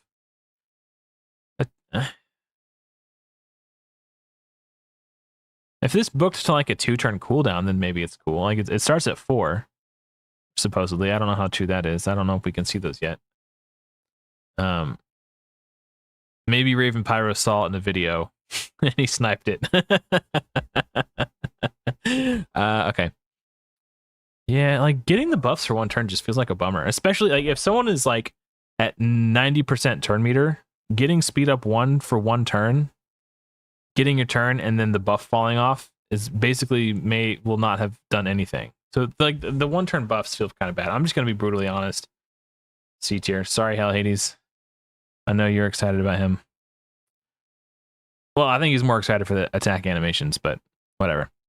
Okay, on Rio. So when I did my tier list on Monday, she really impressed me. So attacks 1 enemy 2 times. Should be 50 divinity for each. Yeah. That would make a huge difference, John. I totally agree. Attacks 1 enemy 2 times. Each hit has a 50% chance to place vulnerable 2. I'm pretty sure she's the only rare who does vulnerable 2. And there are very few heroes in the game who place this. It's a very rare debuff. And she does the big, I say the big version. You can do vulnerable 3, but no hero places vulnerable 3. So the biggest version that could be placed by a hero currently, she places it with a 50% chance attacking 2 times. That's very strong. So this increases the damage inflicted by damaging debuffs by 40%. She's very good. And that goes on for 2 turns. The target is under curse. Each hit also has a 50% chance to spread 1 random debuff to all enemies under curse. That's very cool. So you could put King Tut's imprint on her, and all your attacks would have a 50% chance to place curse. So that can make her a little bit stronger. We'll see if she needs it though. Because if you look at her core, attacks all enemies, 75% chance to place curse 1 on each target for 2 turns. Okay. So I'm assuming this book's to 100. It would be a shame if it didn't. So you open with the core, AoE, curse 1 on all enemies for 2 turns. Then you attack. They will be under curse. So then you have a 50% chance to spread a random debuff. Oh, each hit has a 50% chance to spread 1 random debuff. So if they have multiple debuffs, you could potentially spread a random debuff and then spread a random debuff. So do it twice to all enemies under curse, which would be all enemies because she just did her core opener. So that's very strong. Very strong, very strong, very strong. And then her ultimate, another AoE, decrease each target's divinity by 5%. Will decrease by a further 5% for each debuff or disable on the target. Now remember, they likely will already have curse, potentially vulnerable, and then any other debuff she spread. So she's going to be stealing a good divinity, a good amount of divinity, like I would say 5 to 15% divinity. And then if the target's under curse, then increase the duration of curse by a turn. So she's applying curse and keeping it off, which is really, really, really, really cool. But look at her passive. When attacking an enemy under curse, can trigger 1 random effect on the target. So she's going to place Despair, Sleep, or Confuse. So a 50% chance to crowd control them, or Terrify, Corrupt, or Hex on the target for 1 turn. So she's applying curse. She's got 2 AoEs, and each time she AoEs, she's got basically a 50% chance to CC the enemy. I think she's better than Scotty, honestly. Like, what does Terrify do? Increase divinity cost by 50%? That's crazy. So the ultimate cost 50% more for all the enemies. So it slows down the rate. You know, it's going to take them longer to get to their ultimate. She's going to steal any buffs and increase AoE damage. Oh, I wonder, this would be crazy. If she put Hex on all enemies, when the Hex triggers to deal the additional damage, I wonder if that will give... Oh, this is when attacking. That probably doesn't count as attacking. That's just dealing damage. Okay, never mind. I would be surprised if the damage procs off of Hex would have a chance to trigger this ability again. That would seem too powerful. But even without that, I think she's better than Scotty. Honestly. So we're going to put her up in S tier. I mean, Scotty's still S tier. Does he stay in S tier? Yeah, that basic attack has a very high ceiling. He can stay in S tier for now. Let's see. So he's a brawler. Attacks one enemy with a 50% chance to place Drain 1 on the target for 2 turns. So that's pretty cool. Attacks 1 enemy. Oh, attack 4 random enemies. Each hit has a 50% chance to place Hex 2. That's not bad. Attack 1 enemy. If the target is under Hex, which he places on his core, has an 80% chance to spread Hex to all enemies. So that's kind of cool. Reflects 20% of the damage inflicted on this hero to all enemies under Hex. That's pretty cool. So he has a really high probability of throwing Hex out between the ultimate and the core. So that's something. And then he's going to reflect 20% of the damage inflicted to him. Yeah, okay. I think early game PvP, this could be pretty good. I think he is worthy of an A tier. Also,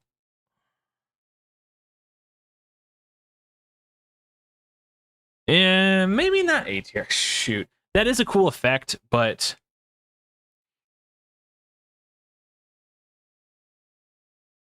maybe B tier.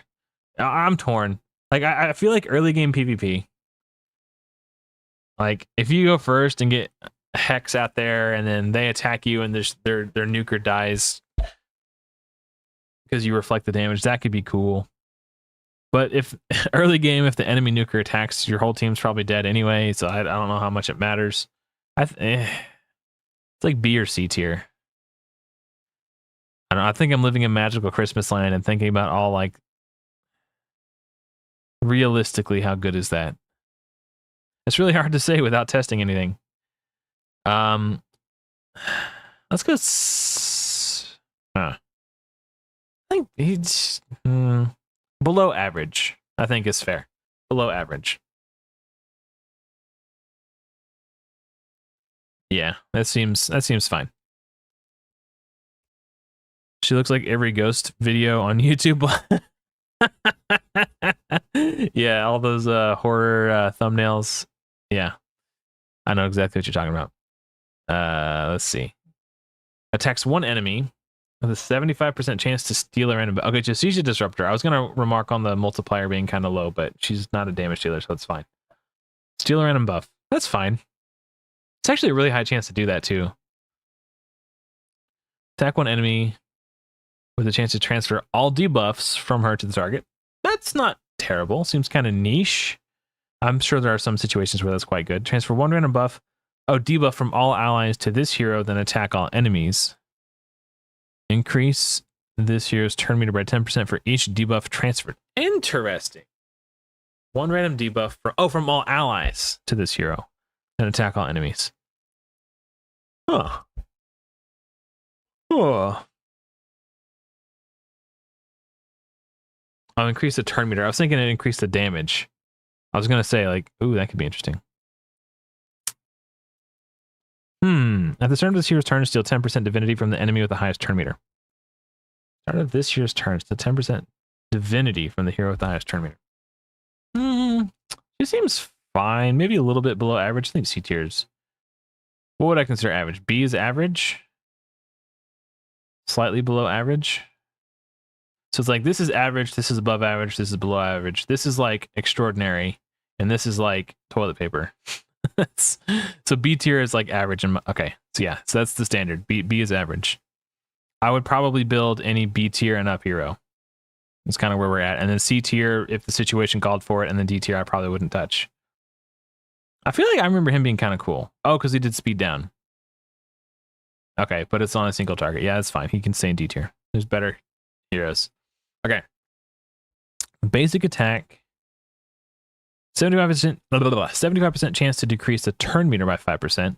The target's under speed down, decrease the target's turn meter by 10% instead. Okay. That's not bad, especially since she does speed down and hurt by herself. She's not relying on other people to do that. Attacks on the enemy is 75% chance to place Charm. Charm is very good.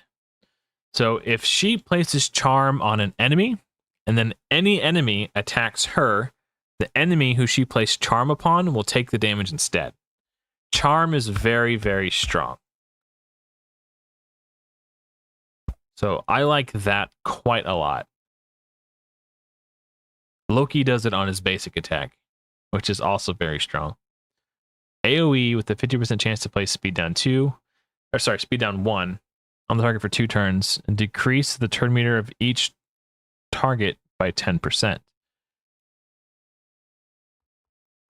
That's a kind of a cheap ultimate too. Yeah, that's pretty good actually. She does turn meter basic, turn meter ultimate. Then increase the accuracy of all allies by 20 for each hero matching this target's realm. Okay, so the more Aru heroes you have on your team, so even if she's the only Aru, oh no, for each hero matching, does she count herself? If she counts herself, then she's kind of low-key has a 20 accuracy aura without taking up the aura slot.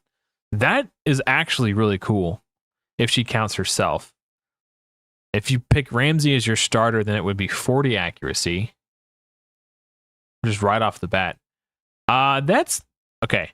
AoE speed down and AoE turn meter reduction with turn meter core and charm, plus this like low key like aura ability that doesn't actually take your aura leader spot is pretty cool.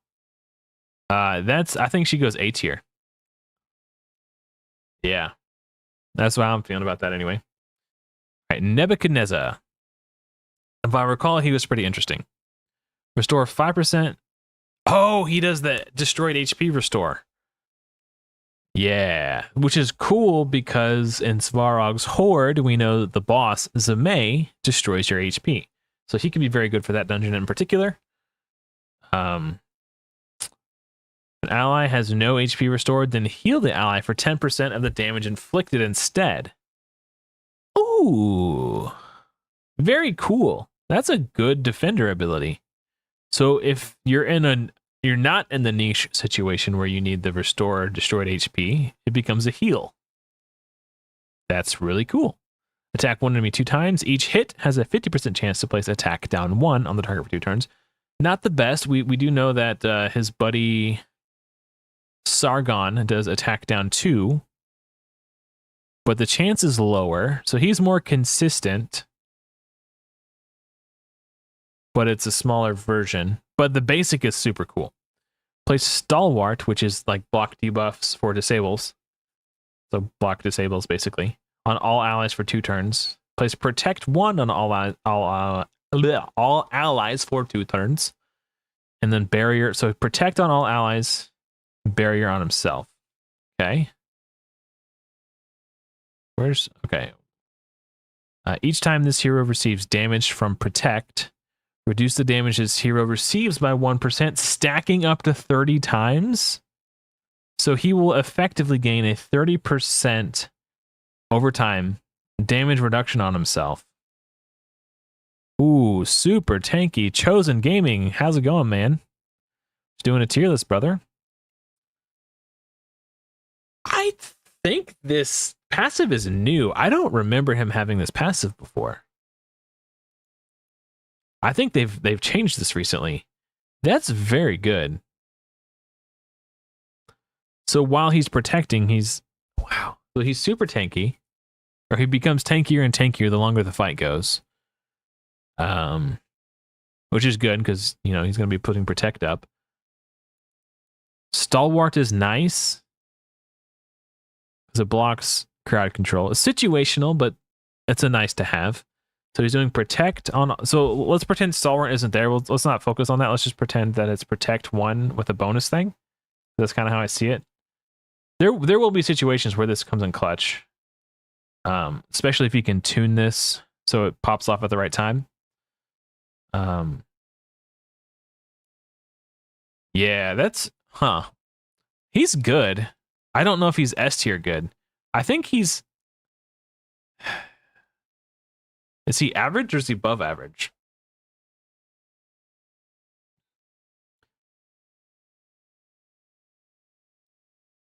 It's hard to, it's knowing that there's someone who can do attack down 2 on a core.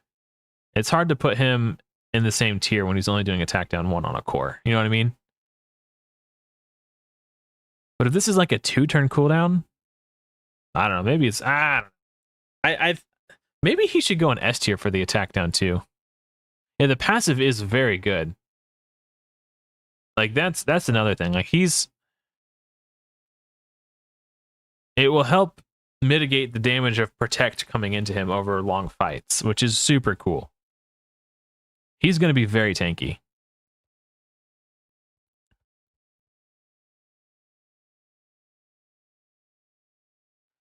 Restore 5% of allies' destroyed HP. If an ally has no HP to restore, heal the ally for 10% of the damage inflicted. He's doing a ton of healing too.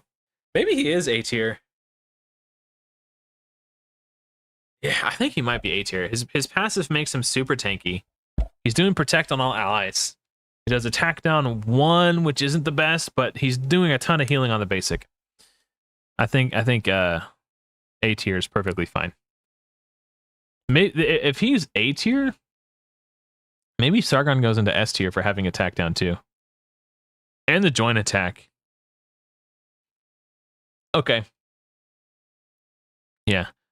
I think that's fair. I talked Sargon into S tier. Muse is a good one, and I'm not just talking about her looks either.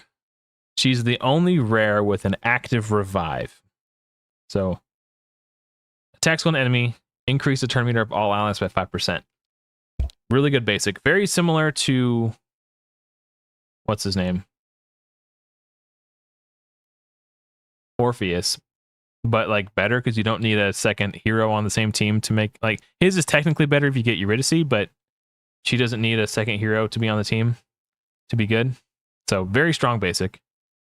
Then she's got the revive with faith up on all allies for 2 turns and increase the divinity of all allies by 200, which is like roughly probably like a, I guess most ultimates that I see are between 2,000 and 3,000, like 3,500. So that's like a 5 to 10% divinity boost, but you're also getting faith up, which is increases your faith set by 10%. So it's pretty good.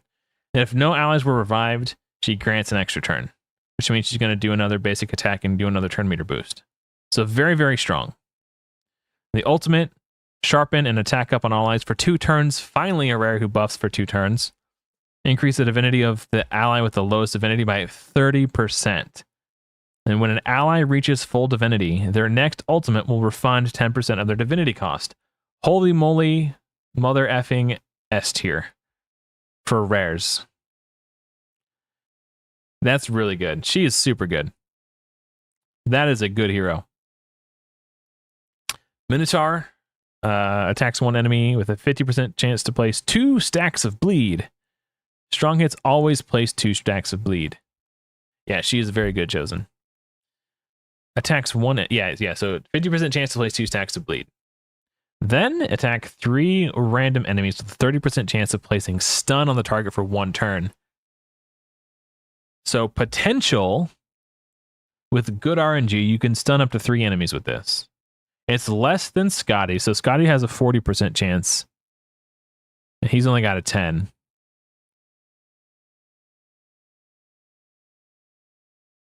But he's not eternal and she is, so.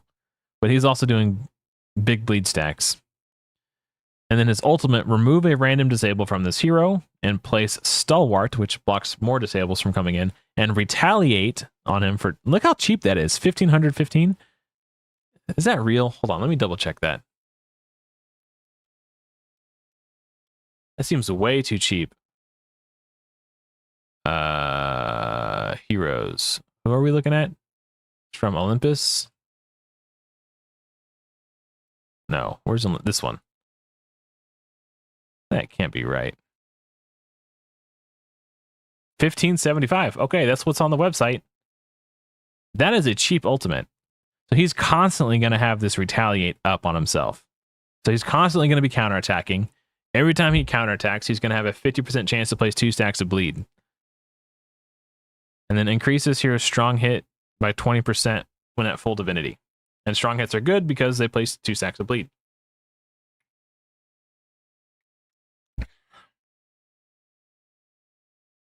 This guy's good. He might be the best rare bleed hero, and he's better than some epic bleed heroes, in my opinion. There are at least one epic bleed hero that he's better than, in my opinion.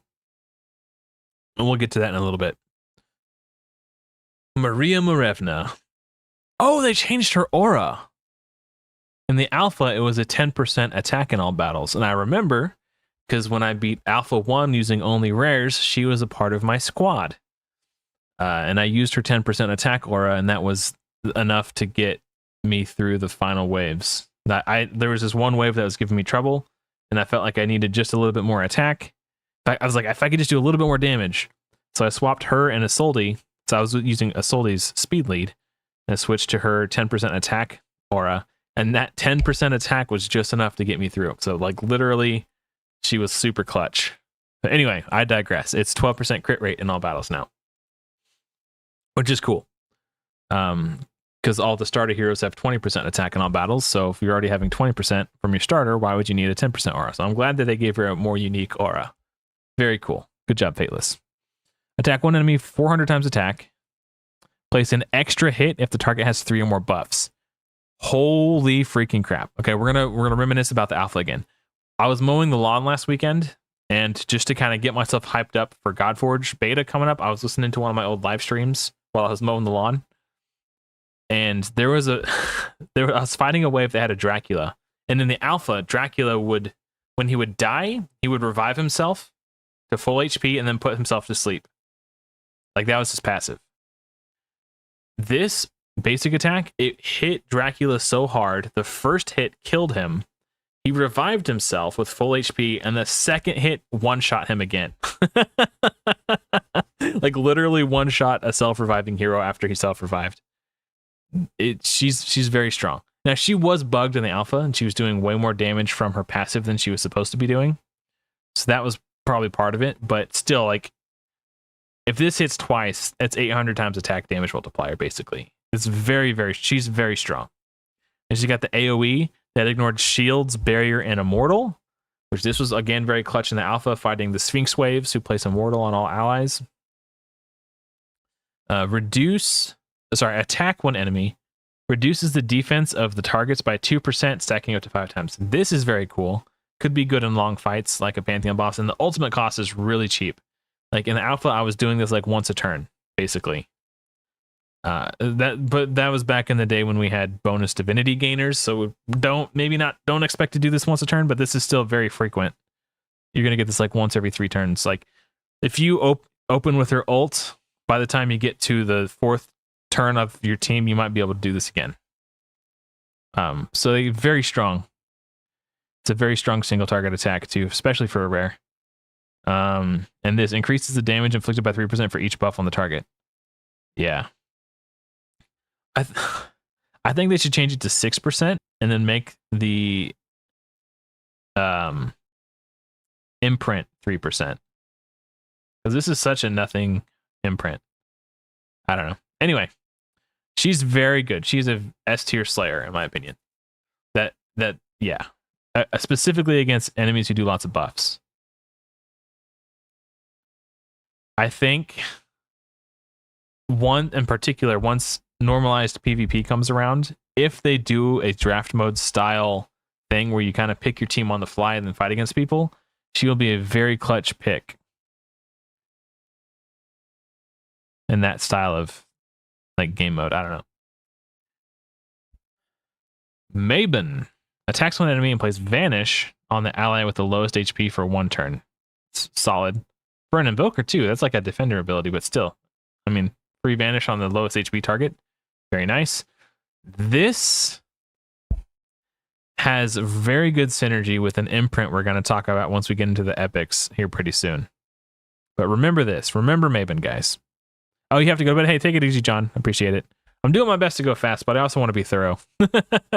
Like, I enjoyed making a short tier list for anyone who just wants to take a screenshot of the tier list and be on their way, but there's so much information that I didn't get to share. I had so many thoughts that I had that I couldn't share in a very short video. So that's kind of why I wanted to do the live stream, so I can do a more in-depth reasoning behind why people are where they are on the tier list. Attacks one enemy, plays Vanish on the ally. So remember this. Remember Mabon. We're going to come back to this later. Vanish on the ally with the lowest HP for 1 turn. Attacks one enemy, 430 times attack, or percent attack, sorry. Place resistance up 1 for all allies for 2 turns. That's not nothing, but it's pretty weak, in my opinion. Unless you're deliberately... I think it's weak in the early game when you're probably not going to be able to build enough resistance to actually resist enemy debuffs. If you're trying to specifically engineer a situation where you can resist enemy debuffs, then getting an extra 20% is very good. So I think it's weak in the early game, potentially better in the late game, but by the time you get to late game, you'll probably have better options. But if you don't, hey, he's there, right? And then attacks one enemy on his ultimate to place block debuffs for 2 turns. This is good, though. That is very strong. I like that. When an ally receives a disable, has a 50% chance to increase their turn meter by 10%. So they can have their turn skipped sooner. It's kind of a weird passive. Super weird passive. I don't know, man. I don't know. I think it would be cooler if it was a 50% chance to transfer the disable to him instead, but then maybe that's too strong. But giving a 10% turn meter boost when you're disabled is like, okay, but I got my turn 10% faster, but then my turn was skipped anyway. Kind of feels like a nothing effect. I don't know. Who knows? But yeah, this ability I really like for something very specific. But overall, I think he's probably below average. The block debuffs is pretty cool. Is block debuffs enough for B tier?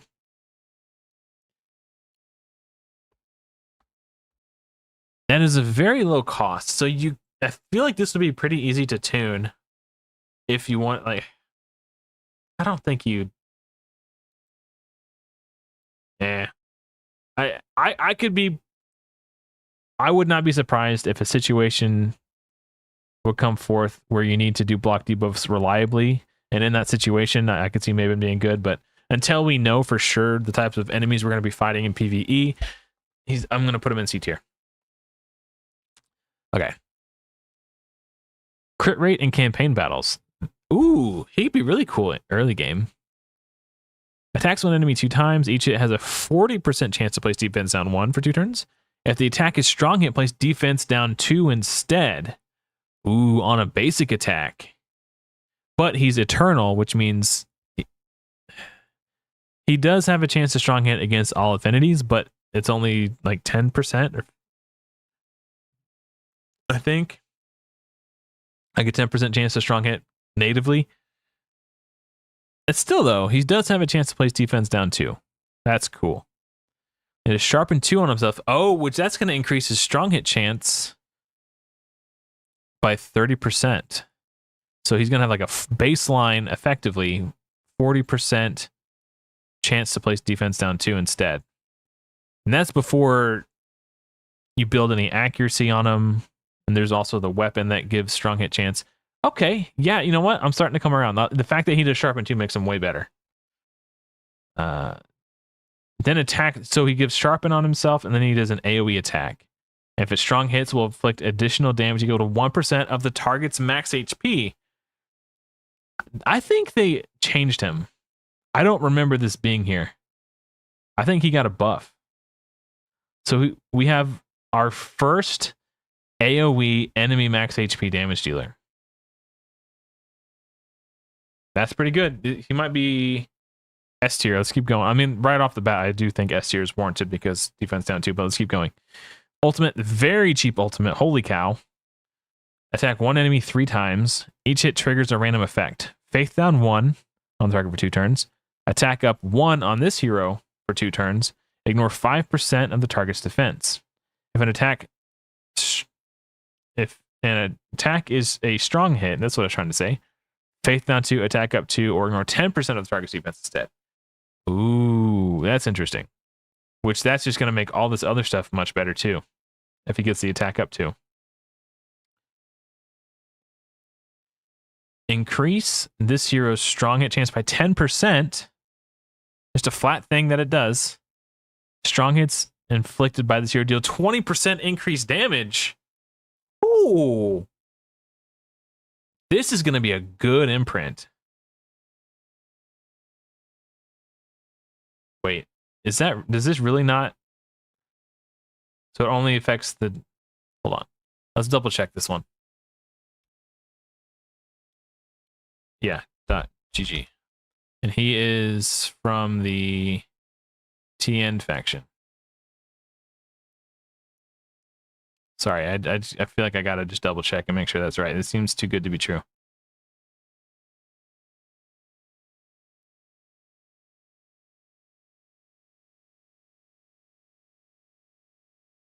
Yeah. Wow, cool. Wow, what a good imprint. Like, what a good hero, too. Like, I feel like this is one of those heroes that you can build in the early game with, like, take to 60, 0 regrets, and once your account is at a point where you don't need him anymore, you can extract the imprint and put this on someone else. I think that's worthy of S tier. Nice. Lu Bu. All right, so he's a brawler. 18% HP in campaign battles. Attacks 1 enemy and places barrier for 2% of his HP on himself. Cool. Attacks on enemy. If this hero has barrier, which he likely will, has a 50% chance to place despair on the target for 1 turn. So single target despair with a 50% chance is kind of weak compared to some of the other rares we've seen. Attacks all enemies with an 80% chance to place blunt 1 for 2 turns. This hero is under barrier. It's always a strong hit. So it's always a strong hit.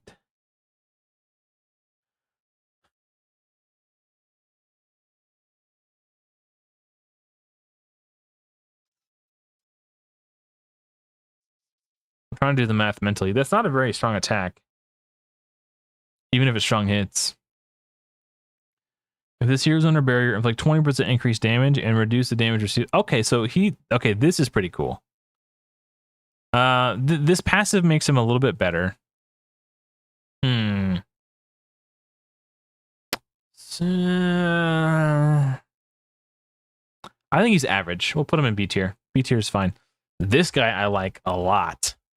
A red commander. Sorry, that's the attack name. Lee Now Masa. Probably pronounced that wrong. Attacks 1 enemy with a 20% additional chance to critical hit. Then decrease the target's turn meter by 10%.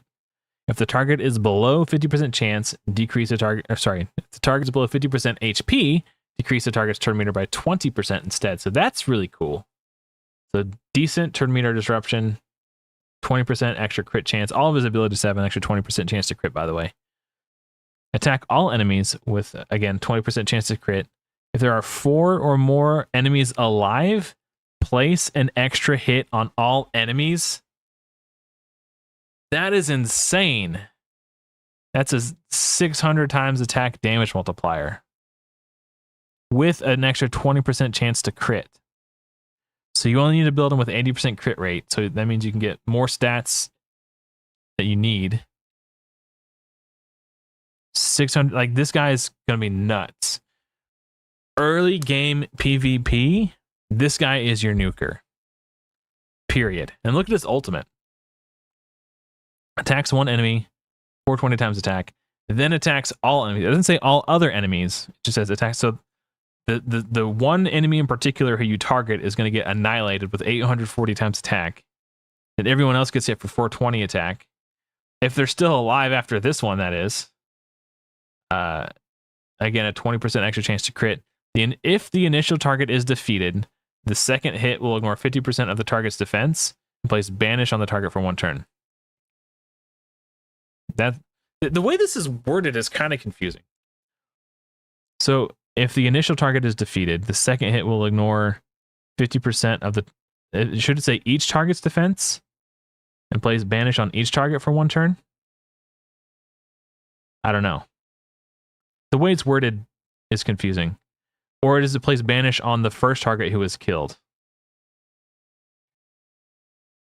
Like it's worded strangely in a way that doesn't make a lot of sense. But either way, even without this confusing wording, it's a really, really powerful attack. And then increase the damages hero inflicts by 5% for each living enemy. So in PvP, he's just going to get a raw 20% damage bonus on top of a crazy multiplier. And on top of this crazy, like,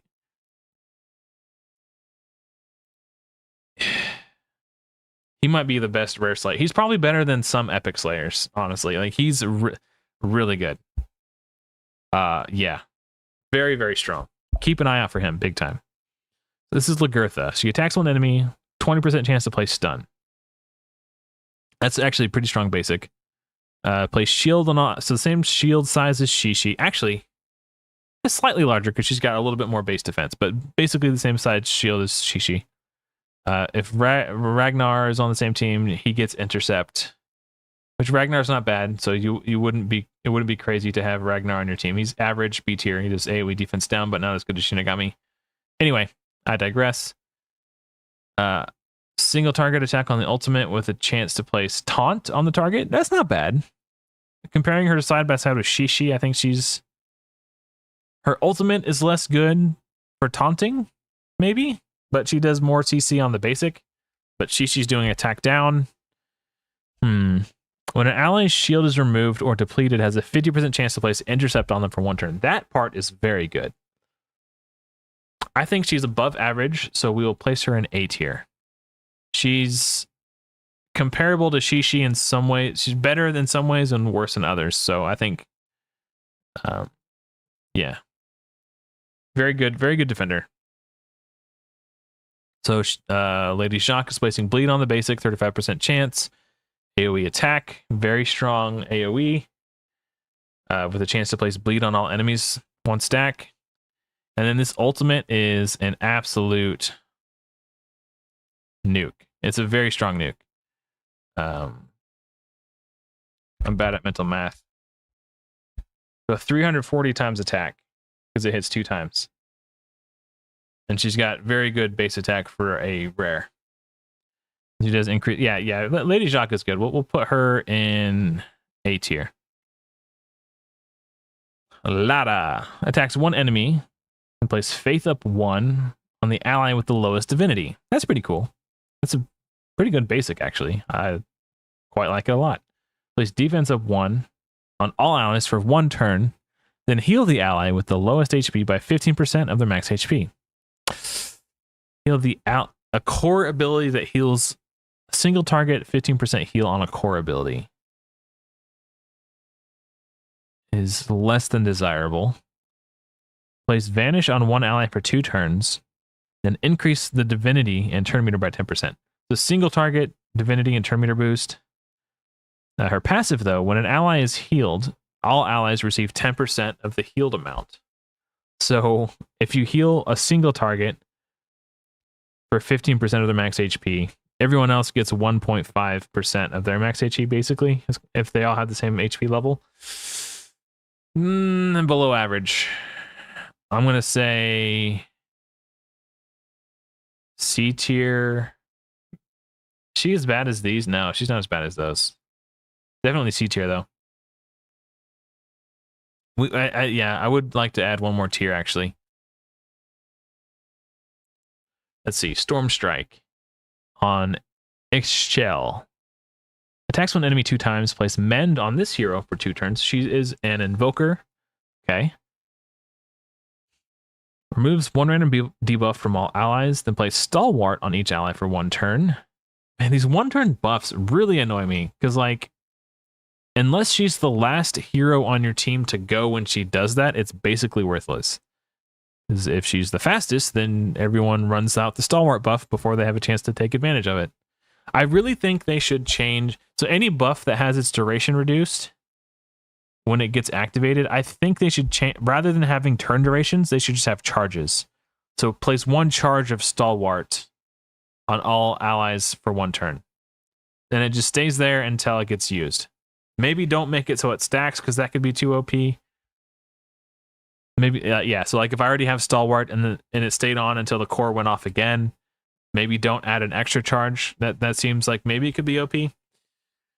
But then there's things they could do with it where you increase the charges of all buffs by a turn. Like that would be really interesting. Just the 1-turn buffs, just especially ones that fall off when they activate, just seem really bad.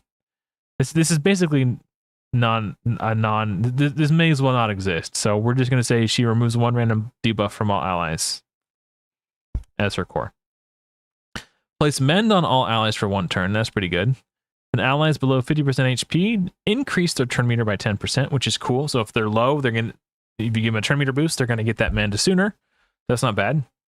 If they're not below 50% HP, increase their divinity by 10%. Okay.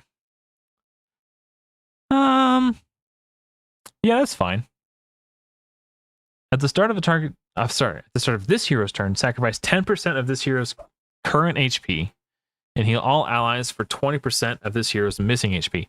That is cool. That sounds a lot like Skytouch Shaman from Raid Shadow Legends. I quite like it. So how's it going? Hey, what's up, JE? We're trucking along. We're still in the rares. We're almost done though. We're about to get into epics.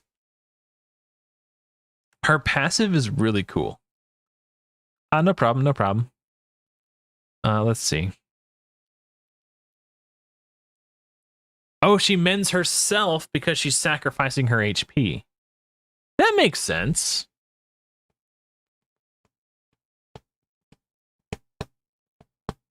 Huh. Like her passive is like the coolest part about her entire kit. This isn't bad. I don't know. I think she's just average. Put her in B tier. She's like I could see myself building her, but I could also see myself replacing her at some point. Isolde is S tier, like period. Oh, it's campaign battles? Ew. Alright, whatever, fine. That's still pretty good. Attack one enemy, place mend on the ally with the lowest HP for 2 turns. If Tristan is an ally, he will also receive mend. So that's cool. Defense up on all, again, these 1-turn buffs, especially on a skill that does a turn meter boost. Like, she's going to give everybody defense up 1 for a turn, boost their turn meter. They're going to take their turn, and then this defense up 1 buff is going to fall off before it can even be utilized, which is a real shame. But she's still very good. So let's just pretend that this defense up 1 doesn't exist because it will not likely come into effect. So let's just ignore that and say, increases the turn meter of all allies by 10%. Sick. Let's do it. That's a good skill. Remove 1 random debuff from all allies on the ult, and increase the turn meter of all allies by 15%. Increase by a further 5% if a debuff is removed from the ally.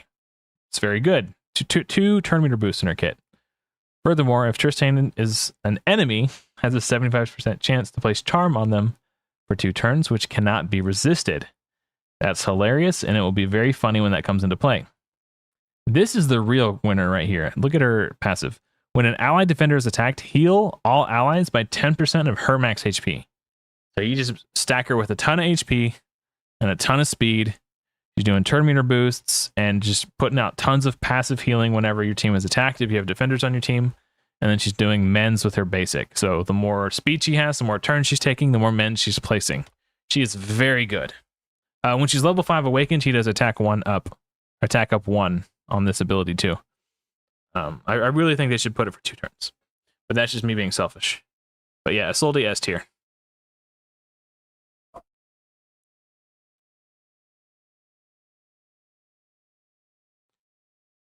Do you think Isolde may no longer be a go-to champ since she's just a turn meter bot with heals? That sounds good to me. I mean, what's his name? Apothecary? Everyone has a super hard-on for Apothecary in Raid Shadow Legends, and that's all he is. He's just a turn meter bot with heals. Like, she's got a ton of really great heals. I don't know. She did take a big hit when they changed how awakening bonuses work, and I'm sad about that. But even with those changes, I still think she's S tier. Worth taking to 60, in my opinion. And that's not just because she's my girlfriend. Let's see. Icarus. Attacks 1 enemy. The target is under blaze. Increase the blaze to rank 2. That's really cool. 380% attack. Okay. Accuracy up 1 on this here for 2 turns. Then attack all enemies. There's a 75% chance to place. Okay, so AoE blaze. That's kind of cool. Attack 4 times at random. Each just has a 50% chance to activate. Well, that's new. I don't think it did that in the alpha. Ooh, so if you're fighting a boss, so you do the A2, you put blaze on them, you attack with the basic, increase it to blaze 2, then you ultimate and just activate all the blazes. That's actually pretty good. Each time a blaze activates, increases hero's turn meter by 5%. So yeah, that's pretty good. So if they have 2 turns worth of blaze, you use this, you're going to get a 10% turn meter boost. And if you do AoE blaze, like, yeah, that's pretty good. If this hero activates blaze, increase the damage of their next core ability by 5%, stacking up to 20%, can occur once per turn. Huh. That's different than how I worked in alpha.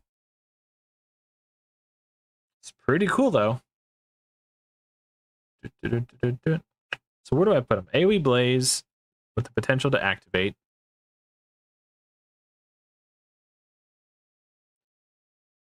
He's like kind of like a baby Sizzin. But I don't think he's quite as good as Sizzin.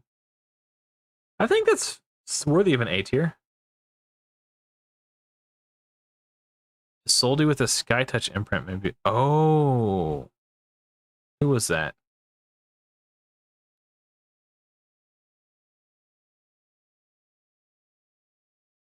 I don't think she needs it, dude. Like, literally, if you have one defender, she's good enough. If you have two defenders, then she's kind of insane.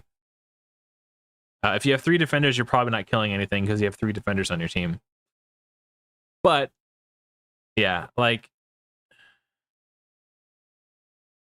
if you have, like, Sargon, Isolde, Shishi, and then your starter hero, I don't think you die unless you get one shot. Like, I think you're just that, like, that Sargon, Shishi, Isolde starter hero, you're good, right? Like, you just beat campaign that way. I'm assuming. Obviously, I haven't played it. I don't know, but Isolde is very good. I think you're sleeping on her, which shame on you. Get your own girl. Only I get to sleep on her. So, okay. Hippolyta.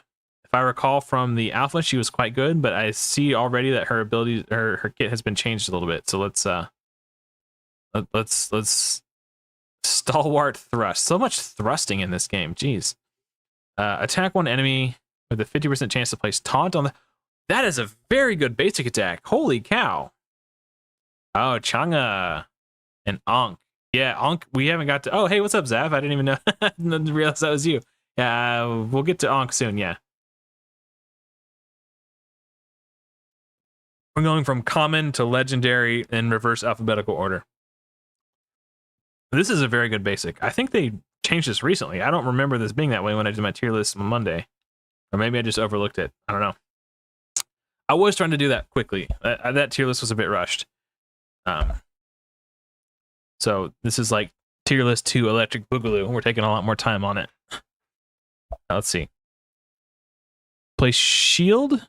200 defense on all. That's pretty on the high end of where rares can play shield, so that's pretty good. Also place speed up 1 on all allies from Olympus for 2 turns. Okay, that's not bad. Nice to have. Which that includes herself, by the way. Attacks 1 enemy with 1 random ally joining the attack. Allies from Olympus will always join the attack. Also heal all allies for 20% of the max HP. Huh. That's really good. You got a shield on the core and a heal on the ult. Very good defender with a join attack. Do Olympus allies join in addition to the 1 random ally? Or is it if you have an Olympus ally, they will be chosen randomly? If it's allies from Olympus will join in addition to, then it's very good.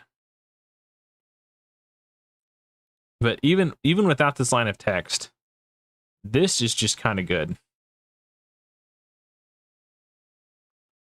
Okay, increase defense of all allies by 3% for each hero matching this hero's realm. So yeah, she's pretty good. Definitely above average, I would say. I think she's A tier. So Zav, since you just joined, B is like average, C is below average, A is above average. And then like S is like 1 step up, and then D is like probably don't bother unless some super niche thing. That's kind of where we're at with this. Let's see. Oh, Guan Yu time. Basic attack. Attacks 1 enemy. If the target is under drain, then inflict additional damage equal to 5% of the target's max HP. It's very good, very strong. Core ability, attack all enemies with a 25% chance to strong hit. 80% chance to place drain 2 on the target for 2 turns. Very good. Attack 4 random enemies. This has been confirmed that if there's 1 enemy in the fight, it will attack the same enemy 4 times. So that's pretty cool. And inflicts 20% additional damage to enemies under drain. I think Guan Yu is a solid A tier hero. All right. Attack 1 enemy. The 35% chance to place sleep for 2 turns. Ooh, interesting. If Orpheus is an ally, increase the chance to place sleep by 50%. So an 85% chance to place sleep for 2 turns on a basic? That's nuts. Okay. That's a very strong basic attack. That's basically like Sifi and Raid Shadow Legends. Not quite, but God, that's really close. And maybe that books to 100? Like, all this would take to book to 100 is, what is that? 15% chance from books? I bet you this books to 100 if Orpheus is on the same team. So basically Sifi, okay. That's off to a good start. If Orpheus is on the same team. Even without Orpheus, that's still, I'm assuming that books up to 50% chance. Play sleep for 2 turns. That's quite good. Okay, attack one enemy with the 50% chance to place stun on the target for 1 turn. If Orpheus is an ally, increase the chance to place stun by 50%. Okay. So she's going to stun with her core and sleep with her basic. Not the best crowd control, but still pretty good. Like, this is a very good ability. Attack all enemies with a chance to decrease the target turn meter by 10% and place speed down 2 on each target for, speed down 1 on each target for 2 turns. I'm assuming this book's to 100. AoE turn meter reduction with speed down 1. That's actually, you know what? That's really good. If we compare this to like Bellower's, I think it's his A3. It's AoE speed down 1, and it's not 100% chance to place, and it doesn't do turn meter reduction. So this is already better than Bellower's A3 in Raid. That's actually, for rare, this is very good. When an enemy with a disabled takes a turn, decrease their turn. Ooh, decrease their divinity by 10%. Enemy with a disabled takes a turn. That's pretty good. So not only do they have their turn skipped, but their ultimate gets pushed down by 10% too. You know what? I think she is above average. I'm gonna put her in A tier. Too bad her partner's all the way down here in C tier. Okay. And Kidu, I remember him. I remember not being particularly impressed, but maybe he's received some changes since the last time I looked at him. Attacks one enemy 2 times. Each hit will heal for 30% of the damage inflicted. That's really good. If Gilgamesh is an ally, Gilgamesh joins the attack. That's pretty cool, but Gilgamesh is an epic, so not everyone's going to have him, so we'll just ignore this for now. We're rating these heroes in a vacuum. Attack one enemy. Reduce the target's speed by 10, stacking up to 4 times. That is cool, especially since this isn't just like a buff that can be blocked or it falls off. It's just an effect that happens, so potentially a 40 speed reduction on a target. If the attack is strong hit, will increase the damage inflicted by 20% of the target's attack? Whoa!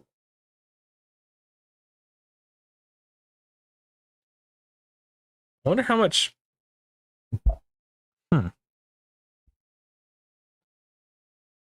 I don't know if that's good or not. I don't know what kind of attack stats the enemies are going to have, but it seems good.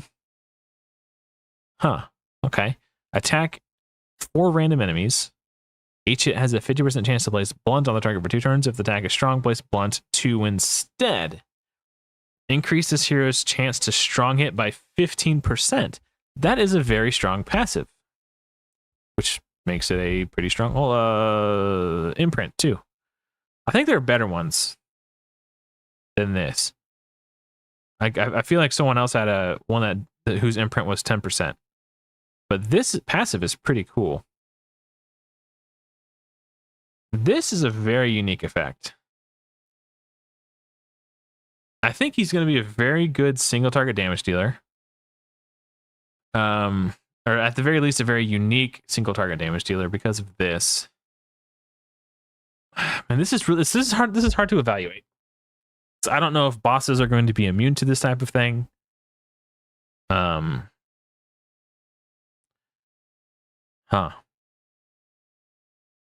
Assuming that bosses just aren't randomly immune to this, this becomes quite good. The rest of his kit is kind of like whatever.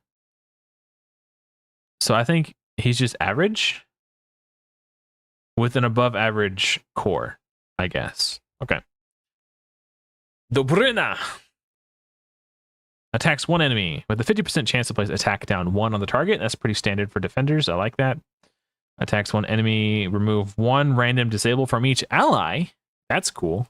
If a disable is removed, place intercept on them for 1 turn. That's very cool. At Awaken 5, he does not need to remove a disable to place the intercept. So he's very, very good at Awaken 5. And then place protect 1 on each ally, except the 0 for 3 turns. That's crazy. And that's a fairly cheap ultimate. I think the higher end that we've seen is like 3,500. So it's kind of like a mid-range cost in terms of ultimate. And he has 900 starting divinity. 3 turn protect 1. And he also places block debuffs on each ally for 2 turns. Furthermore, his passive reads, when this hero intercepts an attack, heal the protected ally by 10% of their max HP. If the ally is below 50% HP, prevent the intercept from reducing its duration when activated. This might be the best defender, in my opinion. Like, he doesn't get... Ow, I just elbowed my computer really hard. If you see a stutter in the stream, that's why. I elbowed the computer so hard I lost my train of thought. Oh yeah, at Awaken 5, he's just kind of insane with this core. I think he is an S tier defender. Like way above average. Like just a league above all the other defenders that we've seen. He doesn't do any shields, but he's doing intercept. And he's doing protect for 3 turns. He might be too squishy though. Like he might just die because he's intercepting and protecting all the time. But we'll see. Maybe if you have a really good healer like a Sold on your team, it won't matter. But yeah, I don't know. Maybe in terms of the protection that he offers S tier protection, but I don't know if he has enough self-sustain to keep himself from dying. Like the only sustain he has in his kit is attack down 1 on a single target. Like that's the only damage mitigation for himself that he has. Maybe he's not S tier. If you have a good healer, I think he's easily S tier. Huh. I don't know, man. The protection he offers is insane. His job is a defender, and he defends better than the rest, I guess. So this is Diao Chan. I don't know. Who knows? Not me. Attack one enemy. Decrease the target's divinity by 10%. That's pretty cool. If the target is under charm, we'll steal the divinity instead. That's also pretty cool. Place charm on the target for 3 turns. That's insane.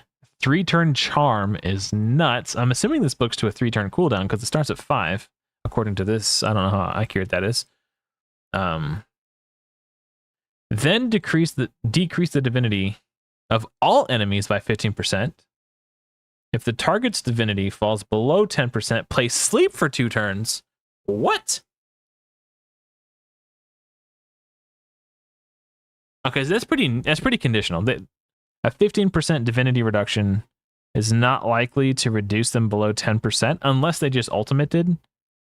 But a 2 turns, like, there's a very good chance that this hits at least 1 person on the enemy team. Unless you open with it, obviously. But regardless of this sleep part, she's still placing a charm on the target for 3 turns. That's kind of crazy. Like, whoever you put that charm on, if the enemy just comes in and starts attacking with AoEs, that enemy on that enemy team that got charmed is just going to die. Attacks one enemy 3 times. Each hit decreases the target's turn meter by 5%. That's pretty cool. If the target is under charm, decrease the turn meter of all enemies instead. Wow. Hey, what's up, MsRNG?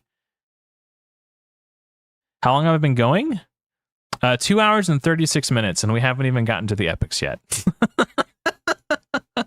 In my mind, when I set out to do the stream, I fully expected it to take 8 hours. But we'll see. Hopefully it won't take that long.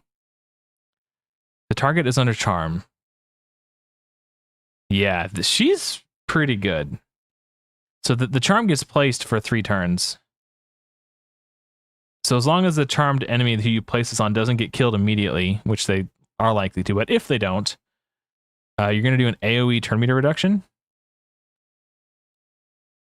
Oh, it's 3 times, though. It's a 15% turn meter. Ooh. She's quite good. She is quite good. When an enemy under charm has their turn meter or divinity decreased, this hero gains... Oh, wow. I'm a trooper, man. Thank you. It's nice of you to say, but this isn't the craziest thing I've ever done. Yeah. I think for day 1 of Alpha 1, I did a 15-hour live stream. Yeah. Oh man, she is very good. I don't know if she's S tier. If there was a tier between A and S, she would be like A.5 or A plus or S minus. She, at the very least, I feel like she's A tier. She's very strong. Yeah, 2 hours and 38 minutes and 24 seconds. I got a timer over here on my streaming software. Oh yeah, I'm not going through all the awakenings. I didn't watch Unbound's video. I saw that he posted it, and there was one hero in particular who I was really interested to hear his opinion about, because I wanted to see if he thought the same thing that I did. So I clicked on his video, and at the beginning he was like, "Hey, there's timestamps in the description." I was like, "Oh, nice, timestamps." So I went to the description, and his timestamps were a meme, which made me laugh, but at the same time, like, I'm not going to sift through 8 hours worth of footage looking for the one hero who I was interested in hearing his opinion about. So I just ended up not watching it. But props to him for publishing an 8-hour YouTube video. That's crazy. I very well made, JE. We'll see. But yeah, it's Shaolin Monk and Eagle Archer. It's holding strong in S tier. So that's cool. Okay. Dagonet. I don't know if it's Dagonet or Dagonet. I'm not sure. I'm going to say Dagonet because it sounds fancier. Attacks one enemy with a 50% chance to place Lock Core or Lock Ultimate on the target for 1 turn. That's very good. That is a very good basic. Vanish on himself for 2 turns. Then has a 75% chance to place defense down 1 on all enemies for 2 turns, assuming that books to 100%. So that's very strong. If it books to 100%, then he's up there with Shinigami. He's also eternal, so he doesn't have to worry about weak hits. And he attacks 1 enemy, then attacks all enemies under defense down. So if you do the core, that's likely going to hit all enemies. Each hit has a 50% chance to steal 1 random buff. That's kind of cool. When an enemy buff activates or is removed, decrease 10% of their turn meter. When an enemy debuff expires or is removed, decrease 10% of their divinity. That's pretty cool. He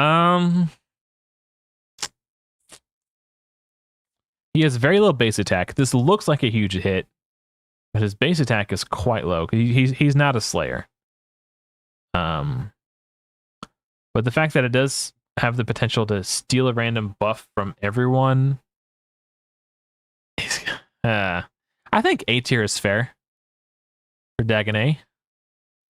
Potentially, is he S tier? I think he's the only rare who can place Lock Ultimate, so that makes him really cool. I don't know. I feel like A tier is perfectly fair. Let's see. Oh, Cyclops, yeah. Got AoE basic, and then he heals for 10% of the damage inflicted. So, and he's a brawler, so super tanky. AoE attack, big heals on himself. His core is an AoE attack that decreases each target's attack and defense by 3%, stacking up to 5 times. So basically, he's got like a built-in Makahito.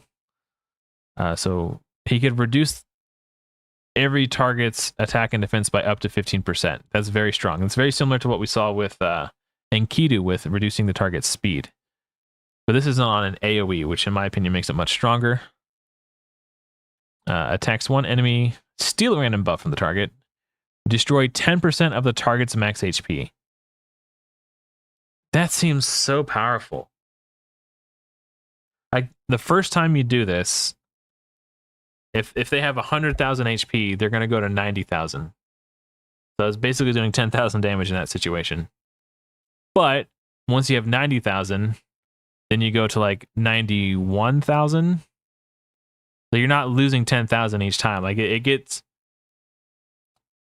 there's diminishing returns on it effectively, but it's still really powerful. If the target is under a buff after attacking, because he steals a buff, also has an 80% chance to place resistance down on. That's pretty cool. Okay.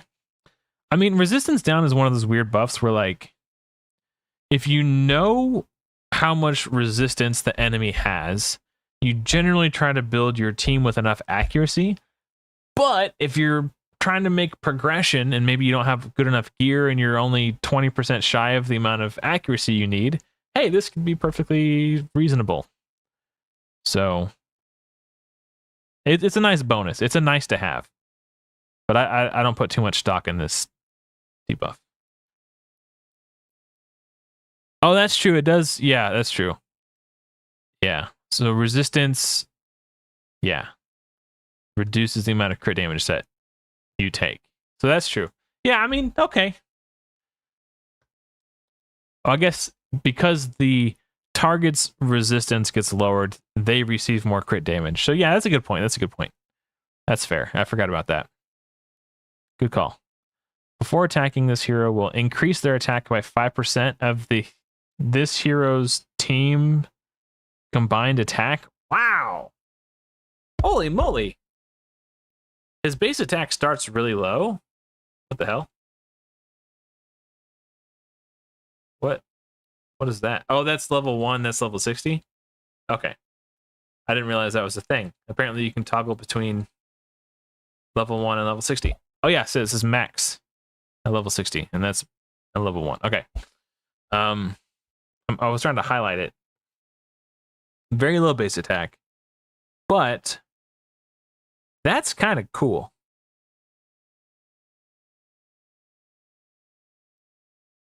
That's also true too, Greybeard. Yeah, that's a good point. Hey, what's up, Soplin?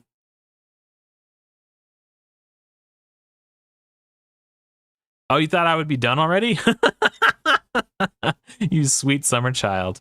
No, we're doing like a deep dive. I already did my tier list video, which was only 22 minutes. Like, but there's over 200 heroes, right? So I wanted to do a live stream. Hey, HellHades in the house. What's up, brother?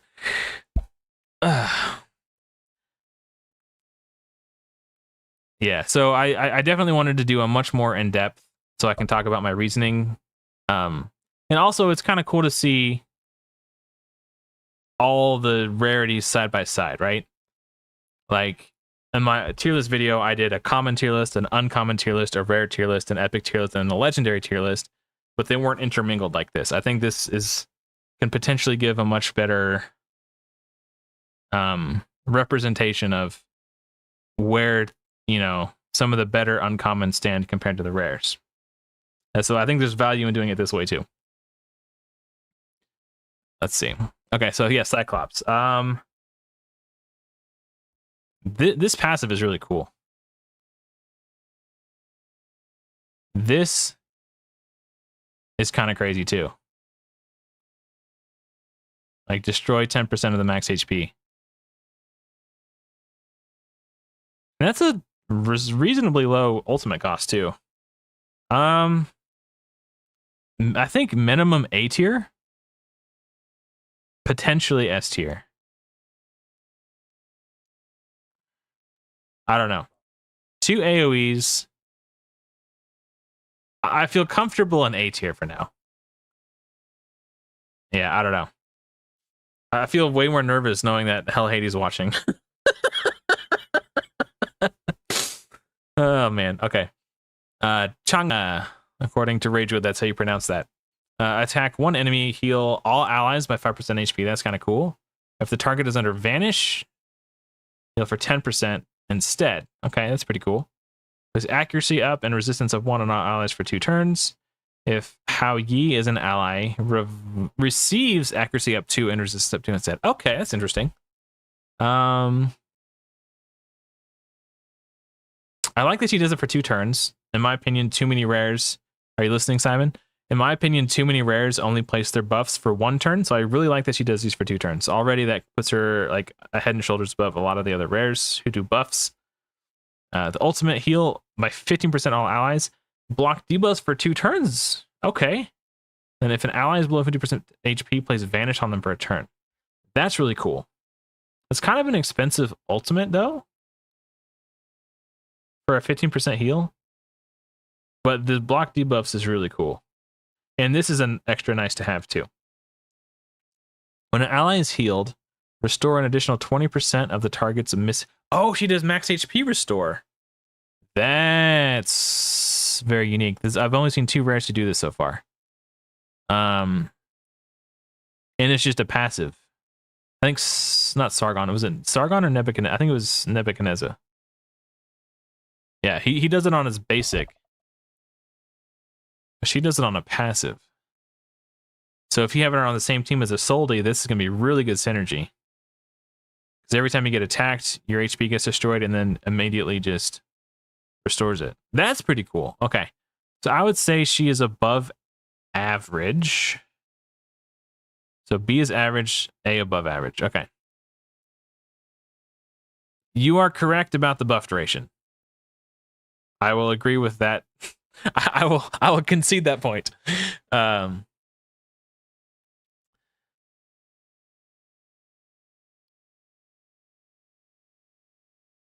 yeah, that's the thing about tier list, Soplin, is like so much of it is subjective.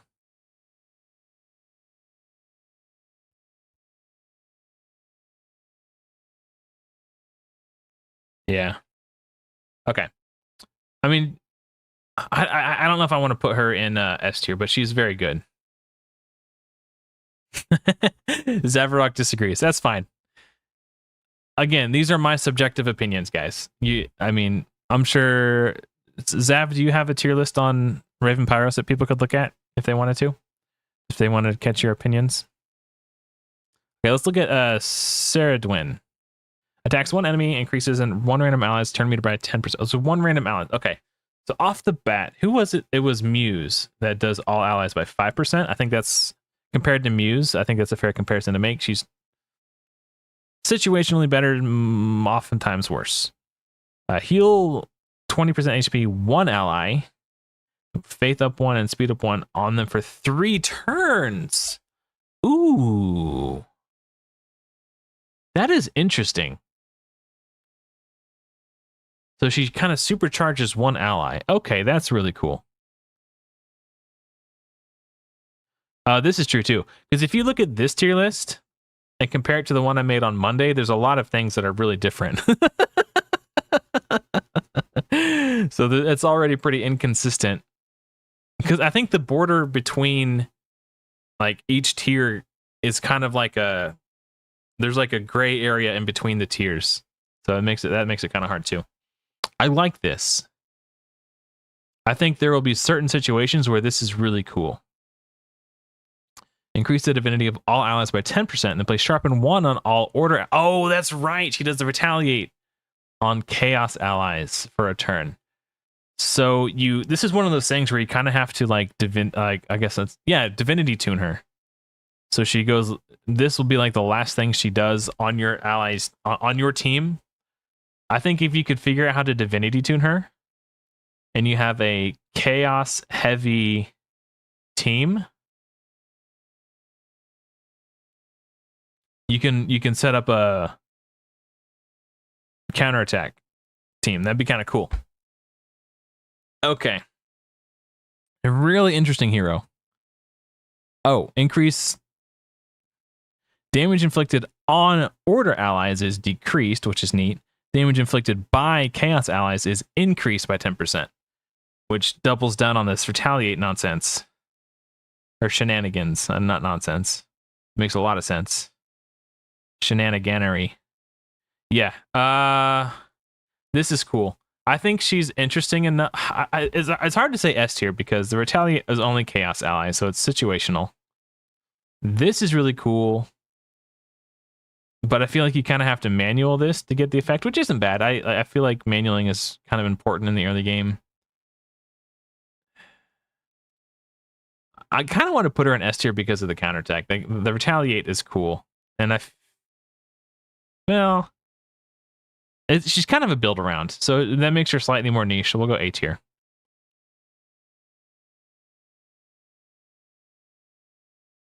A tier list just for Isolde? I'm not sure how that would turn out. Yeah, it's gonna be fun. The one downside to live streaming all day on Tuesday is gonna be that I don't get to watch everybody else live stream. Right, Kate Sith. Attacks one enemy 3 times. Each it has a 25% chance of placing accuracy down on the target for 1 turn. Interesting. Attacks one enemy, 75% chance to decrease the target's turn meter by 20%. Huh. Okay. I'd like to see more on a core, honestly, but that's fine. Attacks one enemy 2 times. Each it has a 40% chance to place speed down and faith down on the target for 2 turns. That's pretty good. So if you're already placing speed down, the turn meter reduction gets better. Like the slower they are, the more impactful turn meter is. So it's cool that he has that like synergy. At the start of the round, place Vanish on this hero for 2 turns. While the hero's under Vanish, this hero has 20% increased accuracy. Okay. Seems pretty average. Yeah, like I said, I would like to see this be higher for a core ability. Like, compare that to Shaolin Monk. Decrease the target's turn meter by 15% on a basic. And if they're chaos, it's 30%. So he's not doing speed down, but that's, you know, you're like, I think average is fine.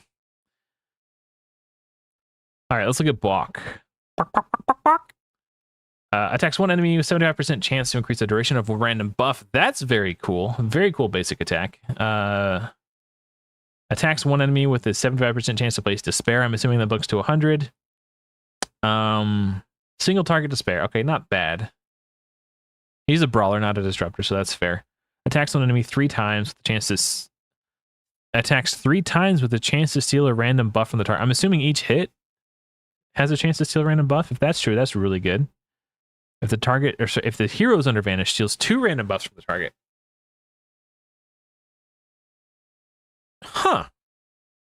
If each hit has a chance to steal a buff, that's particularly interesting. When this hero receives a debuff, has a 50%... Oh, right. This is the one that they... Was it... People who won the Fafnir race were using this to get counterattack. Or no, they either won or they got second. I don't remember. Someone who placed very highly was using this. Because it would trigger off every debuff. So they were counterattacking like 3 times when Fafnir would attack. Interesting.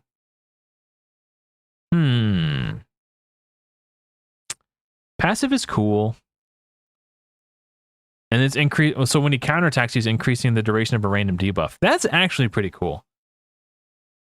I would say Bok is above average. I'm gonna put Bok in A tier. Right, Babby. I'm not sure. Babby? I don't know how to say it. Attacks one enemy 2 times. Each hit has a 15% chance to place Despair on the target for 1 turn. It's a pretty good basic attack. And then he's got an AoE with a 50% chance to place a resistance down and Hex for 2 turns. That's not bad. He's got an AoE with a 35% chance to place Banish, which is like kind of like a block revive. That's not bad. It's not very hard hitting skill, so you'd want to use this right before your Slayer goes. So it's one of those things where you kind of have to manual it or divinity tune him. So he does this and then time it with one of your Slayer's attacks. So if the Banish, or you could just say screw it and hit auto and not care. But like if you wanted to take advantage of the Banish, you'd have to kind of set it up. Enemies under Banish receive 20% increased attack damage. Oh yeah. Okay.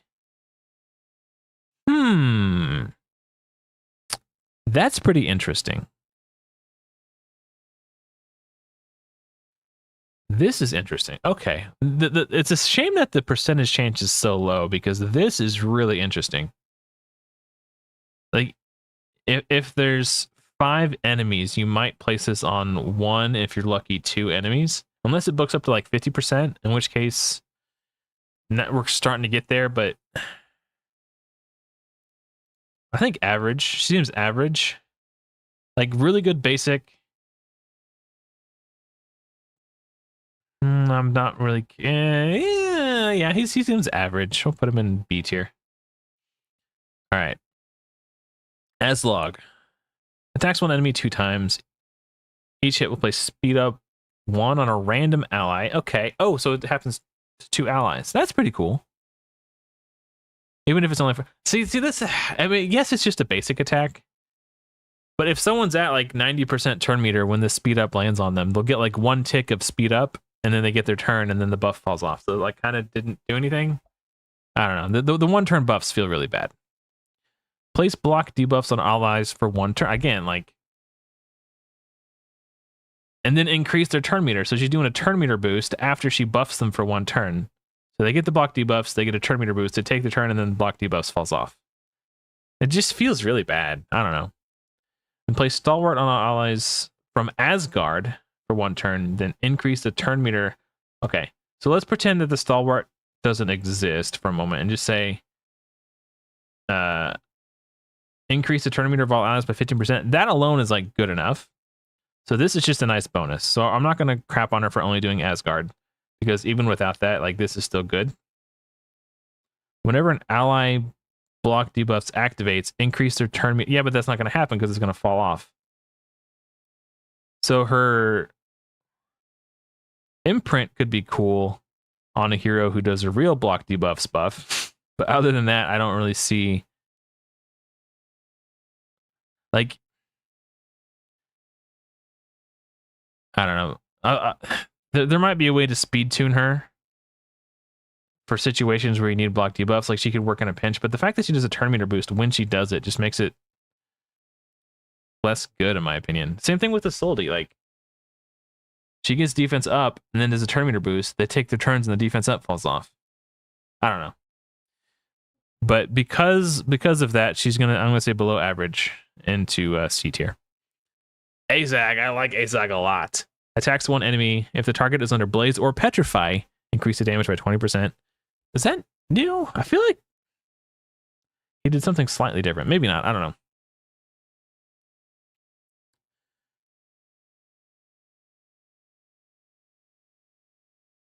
I don't think block debuff stays on until a debuff is blocked. It says for 1 turn, not 1 charge of it, or 1 stack or whatever, however they would word it. Yeah. I think it's whatever happens first, 1 turn or 1 activation. That's how I interpret it anyway. You could be right. I'm not going to sit here and like double down and say I'm right, you're wrong. I just checked block debuffs on Raven's site. Okay, hold on. Okay.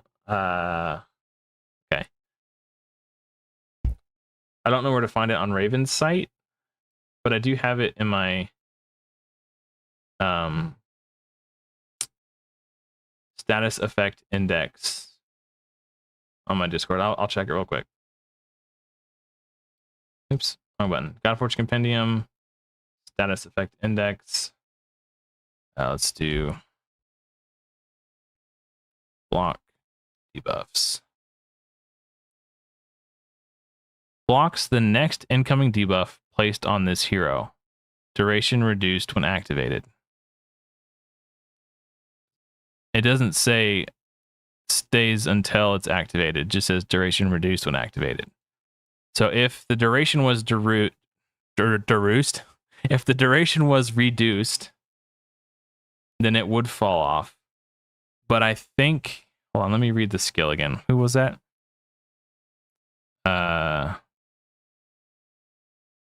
Yeah, it specifically says for 1 turn. So it's on them for a turn, they take the turn, and then it falls off. But if it happens to block a debuff first, before they take a turn, it will then also fall off.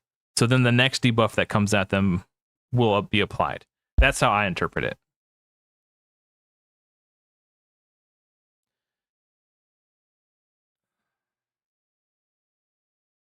Yeah, I don't know. Either way, we'll see. I don't know. I could be wrong, but I feel very confident in my interpretation of it. But I would be happy to be proven wrong, but unfortunately, I don't think that I am. Let's see. So on to Azak. Attack one enemy. If the target is under Blaze, heal 10% HP. That's pretty cool. Wait, this is core. Okay. If the target is under Petrify, has a 10% additional chance to strong hit. That's cool. I'm going to read his passive next because it kind of affects it, everything in his kit.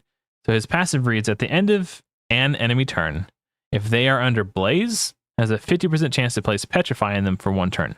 That's very cool. I like this a lot. And his ultimate reads, attacks all enemies with a 75% chance to place Blaze on each target for one turn. If the target is under Petrify, we'll place Blaze 2 instead. It only places Blaze for one turn? That won't work. Because Blaze damages them at the start of their turn, and then it falls off. So at the end of their turn, they're not going to be under Blaze. Why would they do that? Blaze activates at the start of the enemy turn and then falls off if it only goes for one turn. Did they nerf him? Hold on. I'm hoping that's a typo. That seems like a massive oversight. Is he Iker? I forgot to look. Pretty sure he's Iker. No. Oh, yeah. For one turn. Oh, no. I feel like... Let me check him in my hero index. I feel like it had to have been 2 turns. At some point.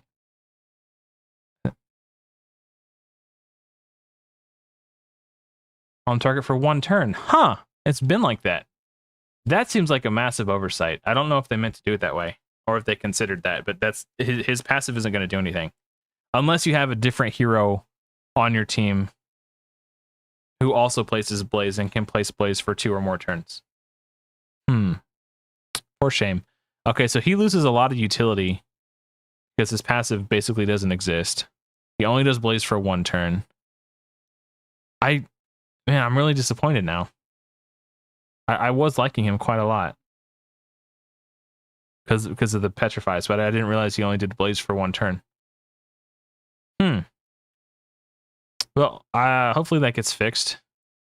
Until it does, though, I have to be objective. I think he's below average. Not quite D tier. He's like Blaze 1 for a turn is still fine. Is it though? Yeah, all this extra stuff is like irrelevant. Okay, nah, we're putting him in D tier. I would not build him in his current state.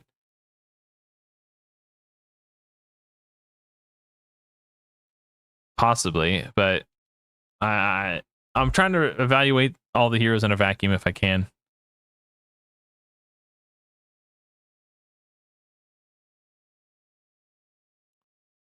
Hard counter one boss. I don't know. Anyway. I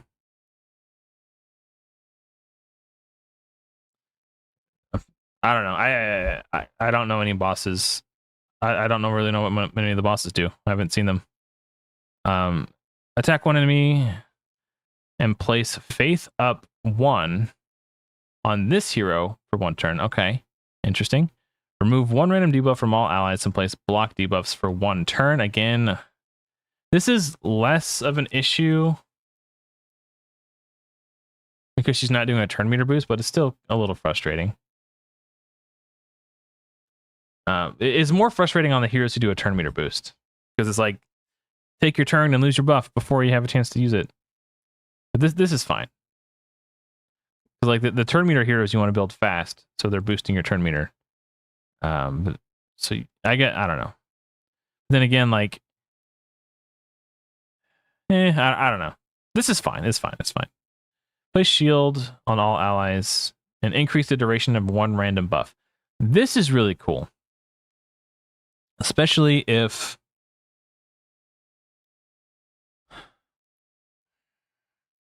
I feel like you would have to build your team around this.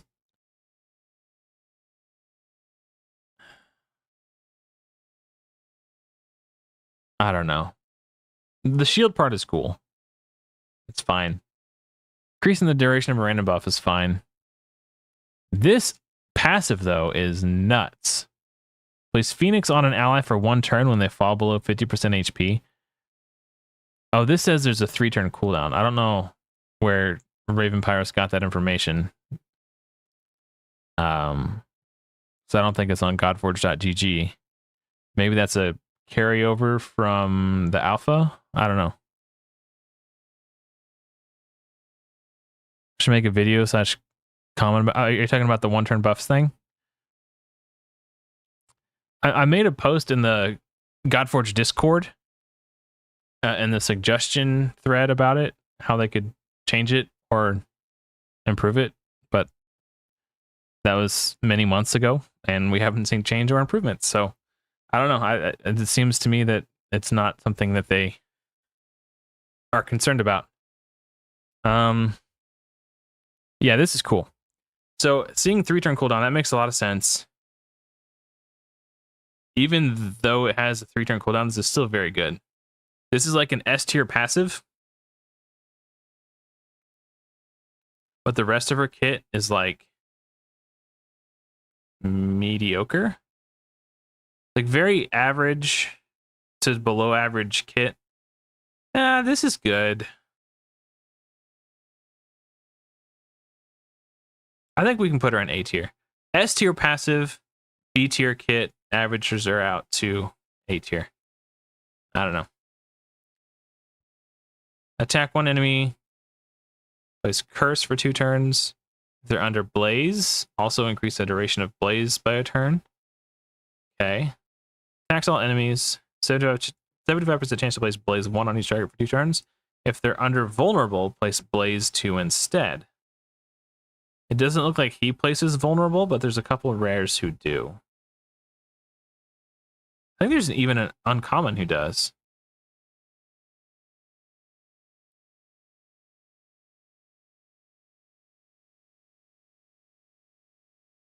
Yeah, I mean, I'm sure there's some situations where it could be great, but like most situation is probably not very good at all. Forget who. I swear there was one who did Vulnerable. So I remember being very impressed by it. But I don't remember who it was. Oh, you know what? Well, you can look at this. Status effect index. So how do you spell vulnerable? I always spell it wrong. Vulnerable. Kanoichi. Ah, she's the one that does it. And she's still in B tier, so that makes sense. Okay. So there's one uncommon, one rare who can enable this guy. So at AoE, Blaze 1 for 2 turns. If they're under vulnerable, Blaze 2 instead. That's pretty cool. At least he does it for 2 turns. Maybe he and Azog could be on the same team. That'd be kind of cool. But unfortunately, Azog by himself isn't going to do anything. All right, attacks 1 enemy, ignore 2% of the target's defense for each debuff the target is under. Interesting. Ooh. Okay. He's only doing Curse and Blaze himself, but I don't know, reasonable to assume you might have 3 to 4 debuffs. That's not out of the ordinary. There's a lot of rares who do debuffs. So maybe like 8, ignore 8% defense on a single target. That's a very, very low cost. He's going to do this a lot. That's actually pretty cool. When an enemy is inflicted with blaze damage, this hero steals 5% of the target's current HP. Can occur once per hero. That's kind of a cool way to keep a Slayer alive. I think that's a good A tier. Above average, I'd say. All right, now we're going to go into epics. Which means some heroes are going to get downshifted a little bit. As necessary.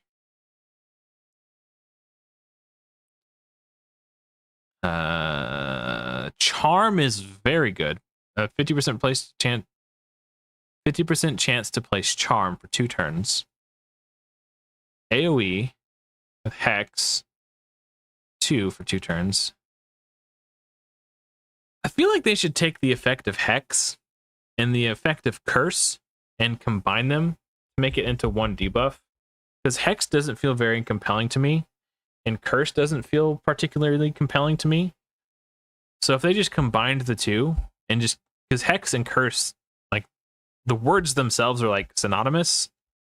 So you could just choose which one you like more, Hex or Curse. I personally like Curse, because Hex is a debuff in Raid, and they kind of just copied it. So I think they should just combine the two and do it all under one banner of Curse. And then it's a little bit different, and it's better. Anyway, I digress. AoE Hex on the target for 2 turns. What? On each target for 2 turns. Okay. The way that they use the word target is confusing. Sometimes they say on the target, sometimes they say on each target. And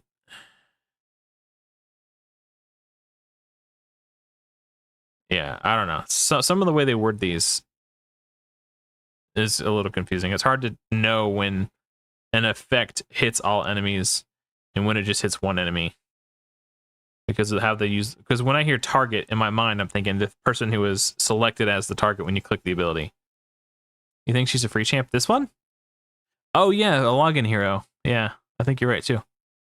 Yeah, so Charm is very good. Hex seems, I feel like this is more like a nice to have than, like, it's not gonna, I feel like it's not gonna increase your damage as much as like defense down will, or attack up or something like that. Like it's fine, it's nice. Attacks all enemies, 80% chance to reduce the target's turn meter by 20%, and play speed down too. Okay, so the ultimate is very cool, very high cost. Well, not very high, it's on the higher end of what we've seen, but I do like it. 20% turn meter reduction with a speed down 2 is very cool, especially since it's AoE. When attacking enemy under Charm, which she does on her basic, increase the duration of 1 random debuff. That's pretty cool. And that's her passive. And now, for the record, Charm could be on only 1 enemy at a time. But you're increasing the duration of a random debuff. She just seems, her ultimate is like her best. Charm is good. I don't know. She seems average. So I'd put her in B tier, even with all these rares. Like, I feel like her ultimate is better than most of the rares. So maybe it's time to downshift again. Downshifting everybody to make room, because like, just by virtue of placing larger.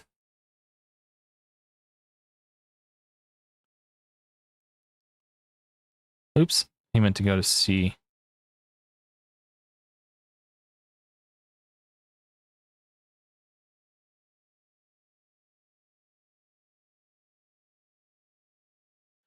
Yeah, I don't think she's going to stay in B tier as we upgrade the epics.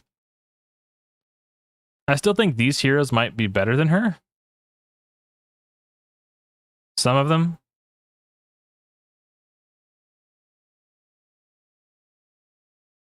Yeah, we'll keep it for now. I'll do some shifting if I need to. I'm probably going to need to. Let's shift all these guys down into B tier. Just go ahead.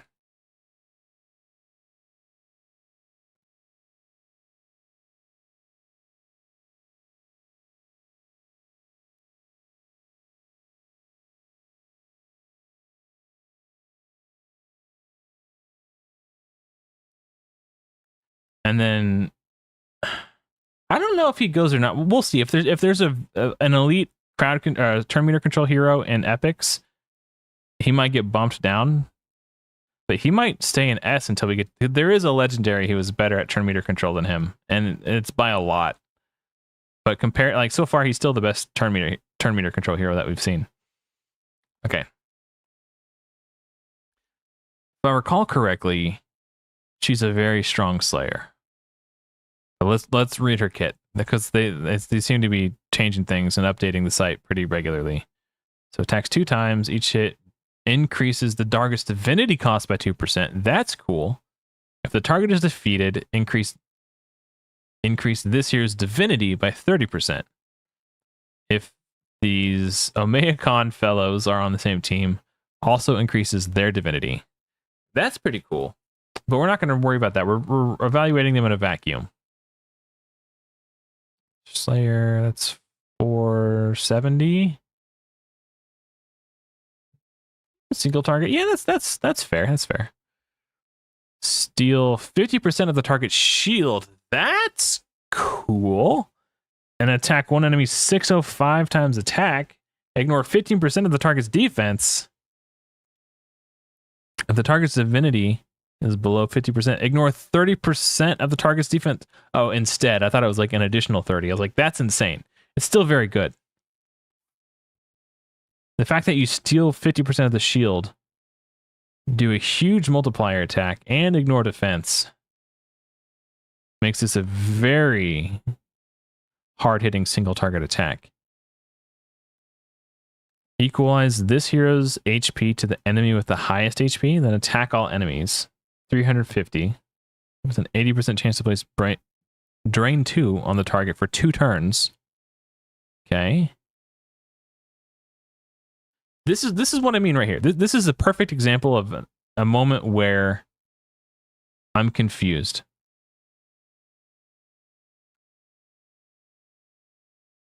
Attack all enemies. Chance to place strain on each. Oh, it says each target. I thought, as I was reading it the first time in my head, I read it the target. So each. Okay, this is good. That makes sense. Place Vanish on this hero for 3 turns. That's interesting. Oh, if they're on the same team. Oh, no, that's period. Place Vanish on this hero for 3 turns, period. If these guys are on the team, also equalize their HP. This is kind of a double-edged sword, and I don't like abilities like this, because if the enemy with the highest HP has like 20% HP, you're equalizing yours and the rest of your team's HP to 20% when you do the attack. But then you do Drain. It looks like the attack happens before Drain, though. So you're not going to heal back up in that case. I don't know. This does not look like a particularly hard-hitting attack, though, compared to the rest of her stuff. When this hero defeats an enemy, the next ability will defeat 30% increased damage. Oh, well, this will most certainly defeat an enemy, which means, oh, that's a very high, that's the highest ultimate cost that we've seen today. So actually, what's going to happen is you're going to do this, kill someone, and then your basic attack is going to get the 30% damage, not the ultimate. So this ultimate just feels kind of crappy. S tier core. Maybe not S tier. A plus. That's pretty. That's going to one-shot somebody. That's a very strong core. Ultimate leaves a lot to be desired. Passive is cool, but it's not likely to affect the ultimate, which is very high cost and not very high damage. The Drain 2 is cool, but yeah. I'm just going to put our average B tier. But definitely better than a lot of the B tier Slayers.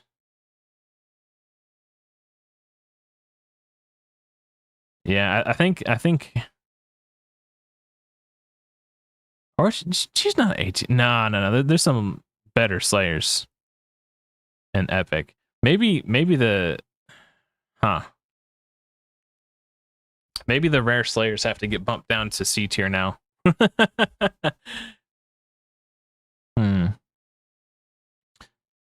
I'll hold off on doing that. She definitely, I don't know. Her core ability is insane. It will kill somebody. Like almost no matter what. But the rest of her kit's kind of like meh. Attacks one enemy. Like, I like, where's he at? This guy more than her. Honestly. Like, he still feels better than her. So yeah. The best ultimate name? Oh, I need to look at it. I didn't see. Escape from Xibalba. I don't know what Xibalba is. Or Xibalba. Zolotl. Okay, so I was thinking of something stupid and I'm trying to figure out how to turn it into a joke, but then I decided not to. So if you saw me staring blankly for a few seconds, that's what was happening. I'll just say it anyway, because I built it up. I don't know if you've ever seen the movie Kung Pao Enter the Fist, but there's a scene where the guy goes, "That's a lot of nuts." I was going to say, "That's Zolotl nuts." Stupid, I know. Anyway, moving on. Attack one enemy, increase this hero's divinity by 50, and place a random buff on one random ally for one turn. Possible buffs are speed up 2, attack up 2, faith up 2, and defense up 2. Those are all very good buffs to place. We'll prioritize allies who trigger Path of the Psychopomp. And that's his passive. Has a 20% chance to join an ally in attacking. So if your ally attacks, he joins, he will buff the ally who caused him to join the attack. That's neat. I like that. I like that, this little thing right here. Visibly watching the cogs turn. Yeah, anytime you see my eyes just kind of go like, for a few minutes, yeah. Anyway, it occurred to me to say that, like, the joke hit me that I was like, is that funny or not? No, it's not that funny. So we're saying then I was like, sunk cost fallacy. Like I already wasted like 2 or 3 seconds, like thinking of the joke and how to say it. But then I decided it wasn't worth it. But then I was like, oh, I've sunk the time into thinking of the stupid joke. Now I feel like I have to say it. And I was like debating internally if it was worth saying or not. And then I decided it wasn't worth it. But then I was like, I already started talking about it. Like, now I have to say it. I don't know. Whatever. Twins Benediction attacks one enemy. Respectable single target damage multiplier. Mirrors one random buff from the target. Also increases duration. This guy's like a miniature Monkey King, Sun Wukong. Also increases the duration of one random buff on all allies. That's pretty cool. Neat. Attacks one enemy. Okay. Place sharpen 2 on all allies for 2 turns. Nice. That's really cool. If Quetzalcoatl is an ally, they will join the attack. Maybe this is why Quetz had sharpen taken off of his ultimate, because these two were intended to be a tandem duo. I hope that's not why they did it. Anyway. Or at least I hope everyone who locked in Quetz for the minigame gets to pull this guy. And yeah, his 20% chance to join an ally in attacking. When joining an attack, will heal 10% max HP all allies and increase their divinity by 5%. That's pretty cool. I like his basic attack. He's going to have a 20% chance to randomly just pop off and buff somebody. That's kind of cool. Buffs only last for a turn. Oh, he's an invoker. Oh, okay. I was thinking he was a slayer. I was looking at his damage multipliers, but no, he's only got 600 base attack. So he's not going to do damage at all. He seems pretty, maybe slightly below average. I don't know. I feel like this is one of those things where you kind of have to see it in action to evaluate it properly. This, though, okay, this, if you're trying to do like a strong hit comp, this will be very important. Like 30% more strong hit chance is crazy good. And it's a very, very fairly costed at 2,150. This is kind of like mid-range in cost. It's not the cheapest, but it's certainly not the most expensive. I feel like this is one of those invokers who you could just build all out on faith.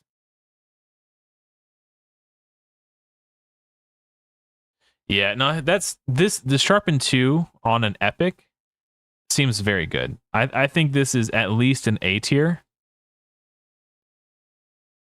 I can't scroll up while I'm clicking and holding. A tier epic. Do these heroes get bumped out? Not quite yet. Hey, Ragewood, what's up, man? Glad you're not too late. Oh, don't worry. We got a long ways to go. 3 hours in, 3.5 hours in. We're not even to the legendaries yet. Yeah, yeah, for sure. I agree. Stop. Okay. And this is exactly why I started with the commons and worked my way up to epics and legendaries, because I knew most people would be sleeping when I started. Xochi Quetzal. I don't know if Simon's still here, but HellHades popped in earlier. You missed him. Or unless he's still here, then I guess you didn't miss him. But anyway. Xochi Quetzal. Attacks one enemy 2 times, has a 40% chance to increase the duration of one random buff on all allies by 1 turn on the basic. Wow. That's a 40% chance. Okay. I assume maybe that books up to like 65. Even if it books up to 50, it's a 2-hitter. And each hit has a each hit. Ooh, you can get this to proc twice if you're lucky. That's a really cool base. I like that basic a lot, actually. Attack all enemies. Attack up 2 on all allies for 2 turns. That's very good. If Talak is an ally, increase his turn meter by 20%. Okay, even without that, like, this is just good enough. It's not just a buff, it's a buff that hits all enemies. And her ult is an AoE for an invoker, so you can put her in like a stun set, and this would be pretty high value. AoE, block debuffs, and accuracy up 2 for 2 turns. And if he's an ally, he gets immortal. So even without that, very respectable ultimate. I like it. When this hero places a buff on an ally, heal 10% the ally HP. What? That's really good. The ally is full HP, place a shield for 10% HP on them instead. This is like, is this an S tier epic? This might be an S tier epic. Yeah, I think this is S tier epic, man. All right. Like, that's good for a legendary. Yeah, no, she's good. I like that kit a lot. All right. Zwangmu. That's a fun one to say. Attack one enemy. This is a defender. Attack one enemy has a 50% chance to taunt. I like that basic attack. Very good. With accuracy up 2 and resistance up 2 on all allies for 2 turns, then grants an extra turn, which means she's going to go right into the taunt. I love it. Yeah. Oh, even better. She opens with the core, gives herself accuracy up 2, so she's going to have 40% more accuracy, which is going to make it easier for her to place the taunt. Yeah, she's good. That's good. I like that a lot. Remove 1 random debuff. Yeah, this extra turn, I can't get over this. This is really good. So because she takes an extra turn, it's as if she just gets this effect for free and then goes right into the basic attack. It's really good. I like that. And removes 1 random debuff from all allies that equalizes this hero's HP to the enemy with the highest HP, and place shield on all allies. So this is one of those crazy. It's so expensive. This very expensive ult. If the enemies with the highest HP is at like 30% HP, she's basically going to kill herself. I don't like that. Place a shield on all allies equal 25% of this current HP. So again, if it's a boss fight and it's towards the end and it's almost dead, this is like a nothing ultimate. Yeah, extra turns are good. Oh, that's a good point too, Ragewood. Hey, you guys want to hear something cool? You guys weren't here at the beginning. Wait for it. Ragewood Gaming says, also 2 triggers of faith towards ult. That's fun. Anyway, channel members can type !say to have their comments go through as text to speech. So that's a fun little benefit for channel members now. And you can sign up to be a channel member for $1 a month. Anyway, passive. At the start of each wave, place Immortal on allies for 2 turns. That's pretty good. Does it make up for how potentially, like, this has a very low floor,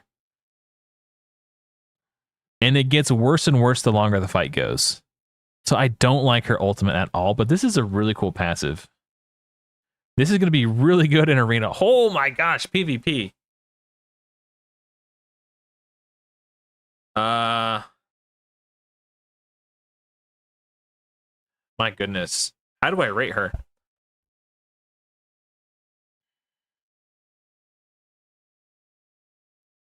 Man, that's hard.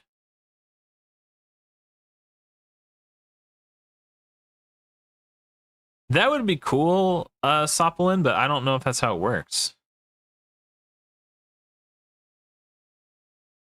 We'll have to see.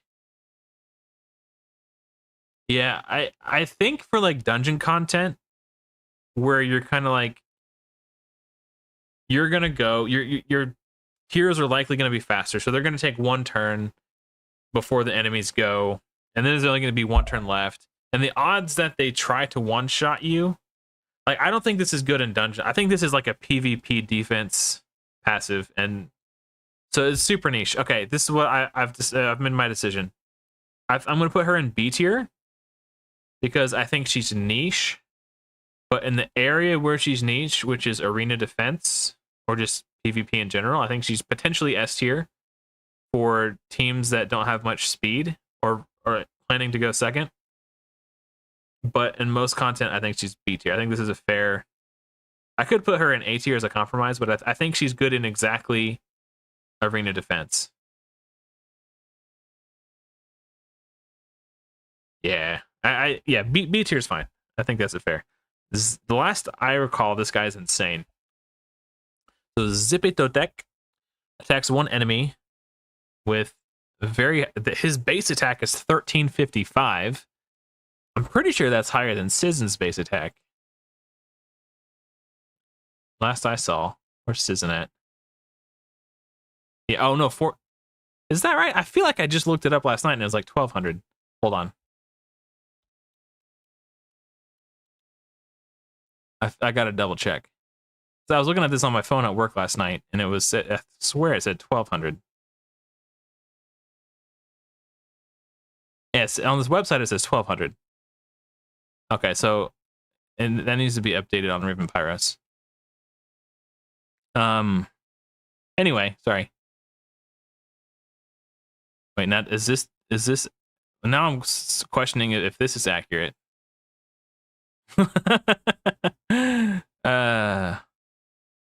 He's also from this faction, right? Yeah. Okay, so his attack. Okay, so I think some of the base stats on Riven Pirates need to be adjusted. So his attack is not higher than Sizen's. That's good to know. So this is wrong. Attacks one enemy. Chance to place one stack of bleed on the target. Strong hits place 2. So his it's 75%. I'm assuming that book's 200. Okay, that's fine. I'm happy with that. Attacks one enemy. 80% chance to place 3 stacks of bleed on the target. Then attack all enemies. If the initial target has 10 stacks of bleed, the second hit will activate all stacks of bleed on the target. Is insane, brother. Okay. Expensive ultimate. It's more on the more expensive side, I guess. On like, yeah. AoE. 80% chance to place Curse 2 on all targets for 2 turns. If a target is defeated, spread 2 stacks of bleed to all targets. If a target is defeated with 10 stacks of bleed, this hero gains an extra turn.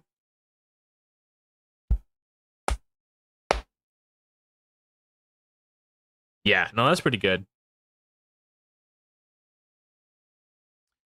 When below 50% HP, remove 2 stacks of bleed and heal 10 HP per stack removed. Is this from all enemies or like one enemy? Is what I would like to know. When above 50% HP, increase strong hit chance by 2% per bleed on the target. That's kind of crazy.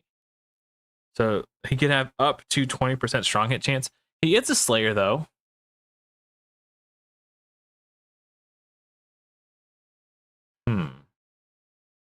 An epic with 12,000 HP, 900 defense. Where's Shishi? He's about as tanky as Shishi as a Slayer. Oh, right. These might not be accurate, right?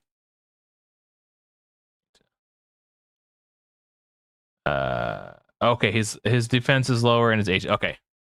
Well, now Shishi's might. Okay, what I'm learning is like these stats are not. They need to be adjusted. Okay, so don't put too much stock into these.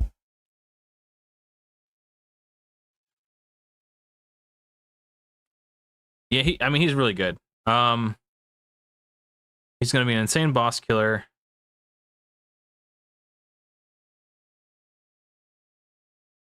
My initial instinct was to put him in S tier.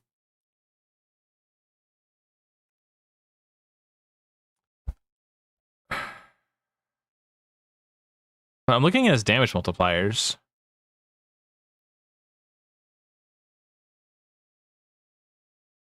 That's still pretty strong. 3 stacks of bleed. Yeah. I'm gonna do A tier. But Minotaur gets kicked out of A tier. Yeah, I don't think it's S tier. See, this guy still might be A tier. this basic attack is nuts. It's like 150% increased damage to enemies with full health.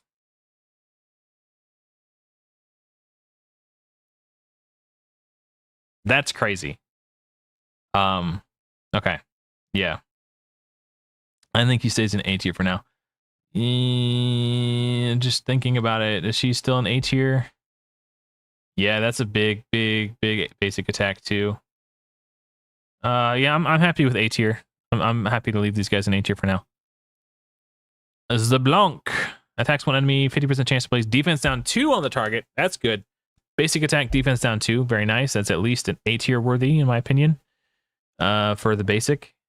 Attacks one enemy. He's a brawler, by the way. If the target has higher max HP, inflict additional 1% enemy max HP. Very cool. If Hanapu is an ally, place Sharpen 2 on this hero. So that's cool. Oh, he does it before he attacks as well. So 1% max HP on the core. Not bad. With defense down on the basic. Okay. Ultimate ability at AoE. If the attack is strong hit, has a 50% chance to place a stun on the target for 1 on the target. This is okay. Yeah. This is an instance where attacks all enemies and on the target. Is this meant to be all targets? Or I don't.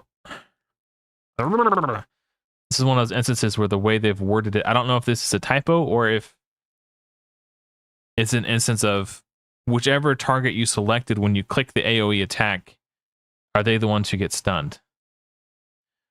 Like, this is confusing because this makes a big difference. If it is intended to be an AoE, or maybe it's for on the target who was strong hit. I don't know. Yeah, so maybe this is something we can hopefully test and get feedback from the team on, so figure out how it's supposed to behave in relation to how it actually behaves. I don't know. This is confusing.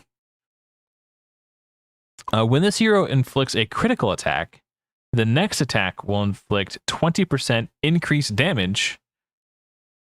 Period. Okay. If Hanafu is on ally, will inflict 40% instead. Okay, so he's really good with his partner. I think all of the Omeacon epics, you just put all of them on the same team and then you just kick everyone's ass. That's kind of how I feel. Faction Wars should be, if and when Faction Wars comes out, I think Omeacon will be the easiest because their epics all just do crazy synergy together. It has to strong hit to do the stun. And if it strong hits, there's still only a 50% chance anyway. Like the fact that you have to strong hit, which is going to be difficult. And then if you do, there's still only a 50% chance to stun. It's less than desirable. The defense down is good, but the rest of his kit is kind of lackluster. I think he goes, what's average? I think he's slightly below average for an epic. So if he goes into C tier, but I feel like he's still better than a lot of, maybe not really. I mean, the defense down 2 is like the best thing in his kit. Sharpen is cool, which that is going to help increase his strong hit chance, but it's not going to put it up to 100% unless, I don't know, whatever. Punapu. Thank you. I will forget that by the time I get to him, I'm sure. Punapu. Okay. I want to hear that, how this sounds in text-to-speech. Ragewood Gaming says, Hunapu. I don't know why that tickles me so much. Okay. 25% crit damage on dungeon battles. Okay. Thorkel is quite good if I recall correctly. Attacks one enemy 2 times. Each hit has a 50% chance of place 1 stack of bleed on the target. Quite good. Basic attack. I like it. Sharpen 2 on this hero for 2 turns. Then attack all enemies with an 80% chance to place 2 stacks of bleed on each target. Ooh, okay. He's basically like a supercharged Lady Zoc so far. I like that. So a second AoE, 3-hitter. Each hit has a 80% chance to place 1 stack of bleed on each target. The target has more than 5 stacks of bleed. Will also heal. Okay.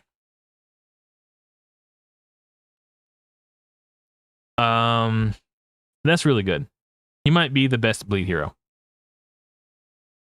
If this hero gains effects depending on the stacks of bleed on the enemy team. 5 stacks, 20% increased damage. Oh. Okay, that's pretty good. 10 stacks, 10% turn meter when attacking. That's very good. Makes him a very savage attacker. And 20 stacks, minus 30% damage received. So he's going to be quite tanky. He's going to be a very savage attacker. Is he S tier or A tier? The rate at which he ramps bleeds up is very fast. So he's going to be a premium boss killer. And unlike a lot of the other bleed heroes who ramp bleed up very fast, he doesn't remove bleed on his own. Like Dracula and Achilles remove the bleed stacks. He doesn't do that. He puts them on.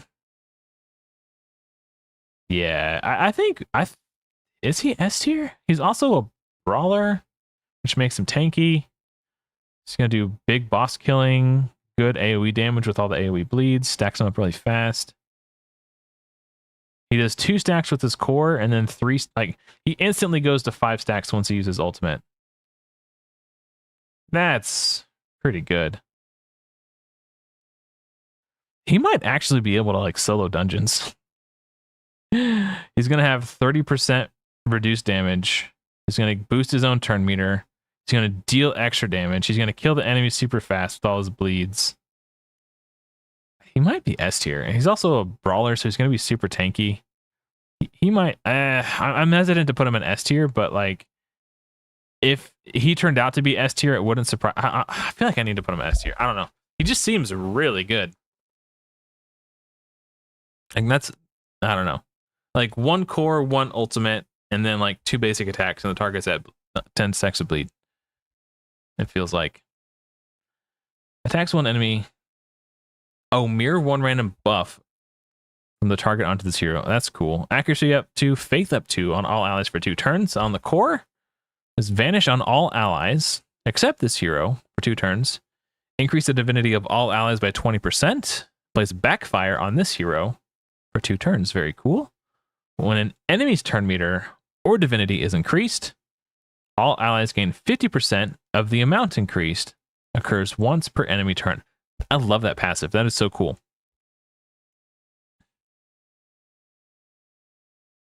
Accuracy up, faith up. His passive is super cool. His core seems fine. His ultimate, I think there are potential vanish synergies that we'll get to soon-ish that are good, but I don't know if he's the best for enabling them. Accuracy of, he seems average. I'll say B tier. I like him a lot. I think his passive is cool. Yeah, the changes. I don't know exactly what changed with bleed. They just said, yeah, I don't know. He does seem like he puts up multiples per turn. So even if they do tick down once a turn, he's still going to be putting them on faster than they fall off. So they're still going to accumulate pretty quickly. But yeah, that is a good point. We'll say A tier, unless, yeah, I don't know. Vanish is neat if you're fighting against single target heroes, but I feel like almost like 95% of the heroes in Godforge have at least one AoE attack. So like Vanish kind of doesn't really do that. Like how much? I don't know. It just doesn't feel that impactful. But there are a lot of heroes who gain cool synergies when they're under Vanish. So he could be an enabler for that. I'm just gonna say B tier. Seems average, very average.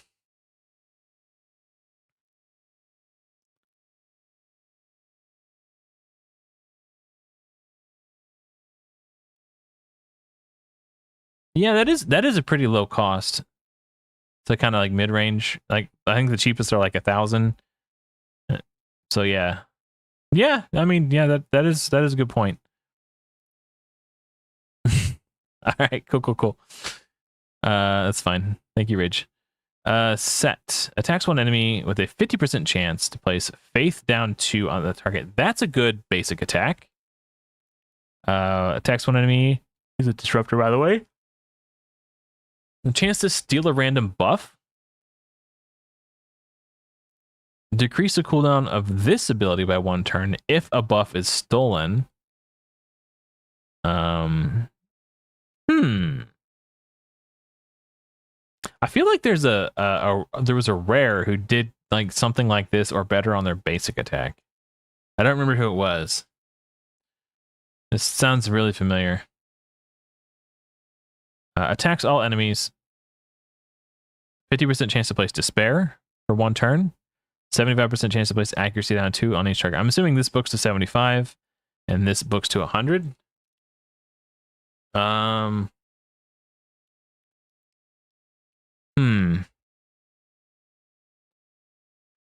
I think he's just kind of mid-range for an epic. So that would put him in B. Looking at all the other B tier heroes.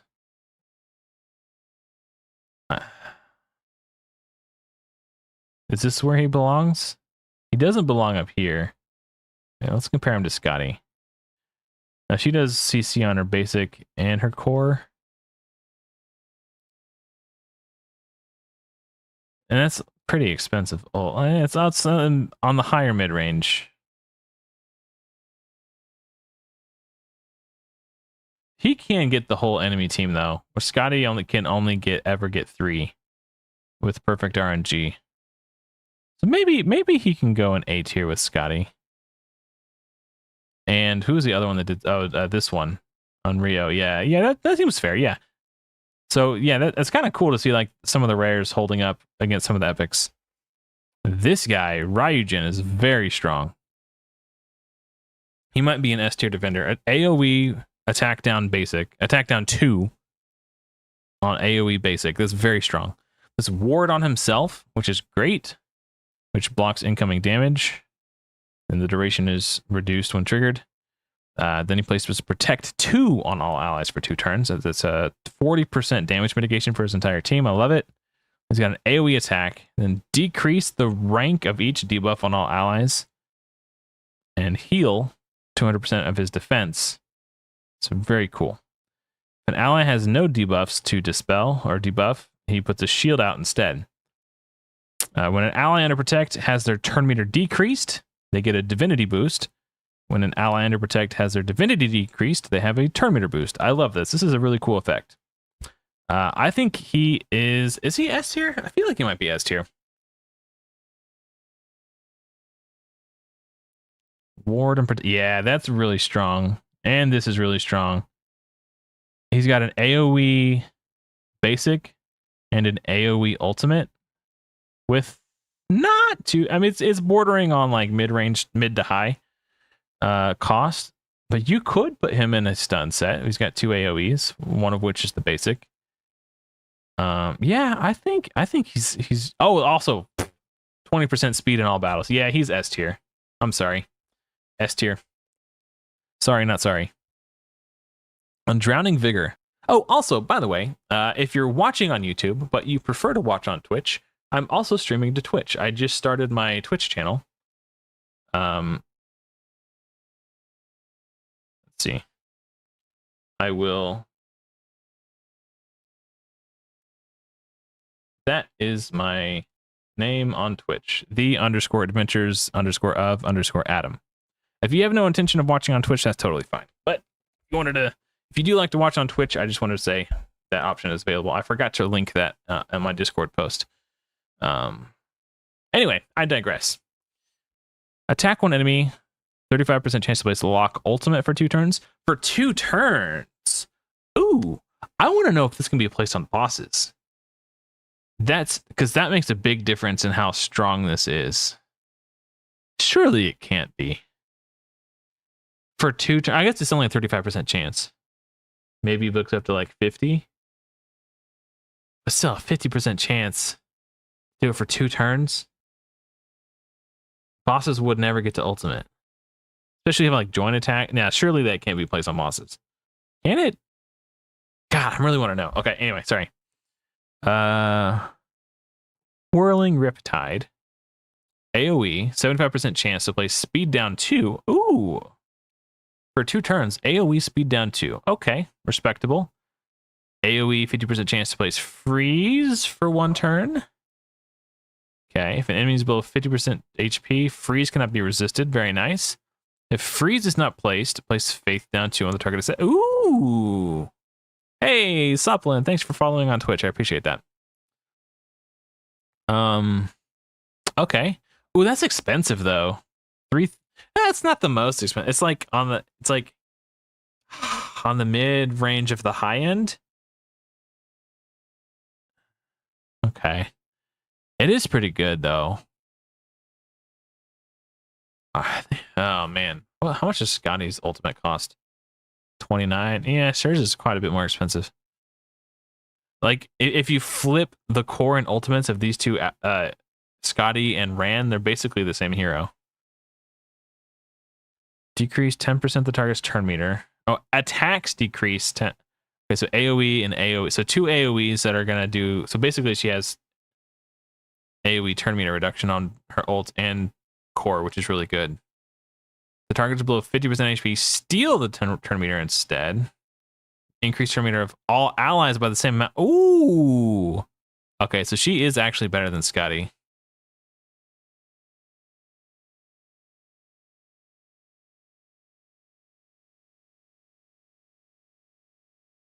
Oh yeah, I need to get in the habit of linking the Twitch stream when I do the Discord announcement too. This is the first time I've done a Godforge stream on Twitch. I did some test streams to test out my multi-chat option. This system that I'm using. I'm not monetized on Twitch yet, so that's going to take some time, but I'm sure we'll get there by the time beta's over.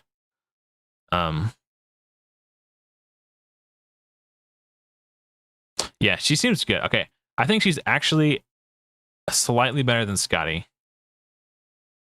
Is she S tier? No. There's some much better disruptors. Okay. Yeah. Okay. Polymephus, his kit cracks me up. He's like, if you're a disruptor, just gives you the finger. Okay. Attacks one enemy with a 75% chance to place despair for a turn. Very strong basic attack. Does that book to 100%? If so, that's insane. I love it. Remove any debuffs from this hero that attacks all enemies. If an enemy is under a disable, he gets a barrier equal to 3% of his defense. Also inflict 25% increased damage to disruptors. That's hilarious. Attacks one enemy, 50% chance to place speed down 2 on his ultimate. The target is a disruptor, has an additional 25% chance to place speed down 2. Inflicts 25% increased damage.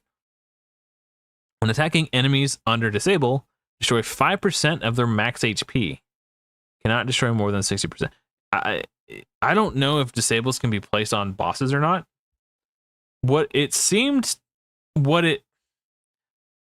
Fateless in the past has expressed their intent such that you should not feel like your hero's kit is irrelevant on the boss. So it's, and I think, let me look real quick. Game mode index. We saw some of Zimei's passives. Okay, never mind. I was wondering if maybe,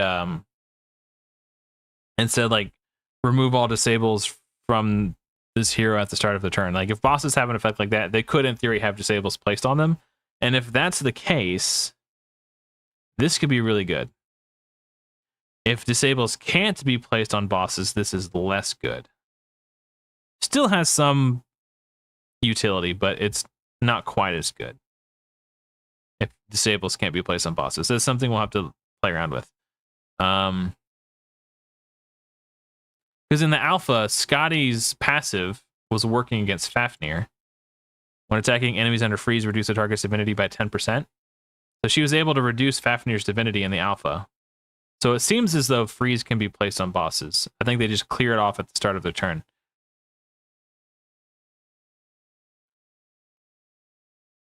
Yes, Upland. This program that I'm using, you can't see it here. It shows me YouTube and Twitch chat. I just have that part cropped off because it was taking up too much space on the screen. So yeah, I get to see YouTube and Twitch chat at the same time. I only read like half your comment the first time. So yeah, all comments on Twitch go to the same chat window as, yeah. Anyway, I digress. Okay. Single target speed down 2 is, he seems fine. Like average to below average, maybe B or C tier. I don't know. This basic attack is really good though. Oh man.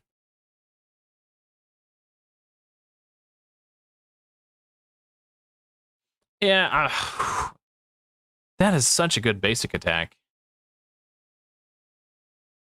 Oh man. Beyond the basic attack, it doesn't have a whole lot of utility. Polydnista is insane. I feel like I need to double check these damage multipliers. She's from Virage? Okay. Because if what Raven Pirates has on his website is correct, she's nuts. So the attack is slightly lower.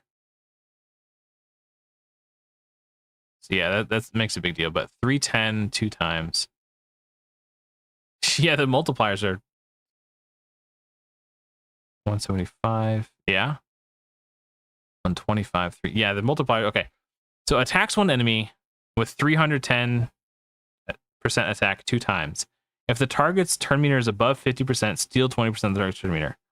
If the target's turn meter is below 50%, place an extra hit. That's a 930% attack damage multiplier on the basic if they're below 50% turn meter. That's insane. I'm assuming the extra hit is the same as this. It doesn't say otherwise. So I have to assume that it becomes a 3-hitter. That's crazy. That is an insane basic attack. It's just insane. It's crazy. Anyway, attacks all enemies 2 times. If the target's HP is above 50% HP, it does an additional 2.5% max HP. It has the potential to be an AoE enemy max HP damage. It's only 2.5% of their max HP, but still max HP damage nonetheless. If the target is below 50% HP, we'll ignore 10% of the target's defense. So you're either doing 2.5% enemy max HP damage, or you're ignoring 10% defense. It's a win-win. There's really like no... yeah, it's just fine. It's good. It's whatever. Like her basic attack alone makes her worth playing. regardless. Attacks 3 times.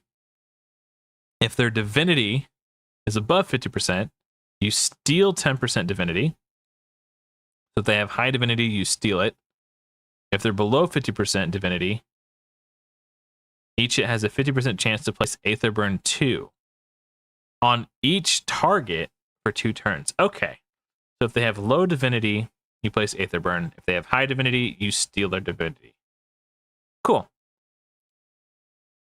That's 3, 6, 9. No, 1, 2, 3. Sorry. 375. Yeah, it's kind of just like an average ultimate. And like an average core, but the basic is insane. And then this has like a ton of utility on her ultimate. When enemy's divinity reaches 50%, increase the damage of this hero's next ability by 10%. Imagine that. Oh my god. Imagine they hit 50% divinity right before you use the basic attack. And then this 930 times attack multiplier basic attack does 10% more damage. I feel like she has to go on S tier just because of the damage multipliers on that basic attack. Like, she's very average, and then her basic is just insane. So it's like she's like Phoenix. She's just insane. Like, you just turn off all the other skills and make her basic.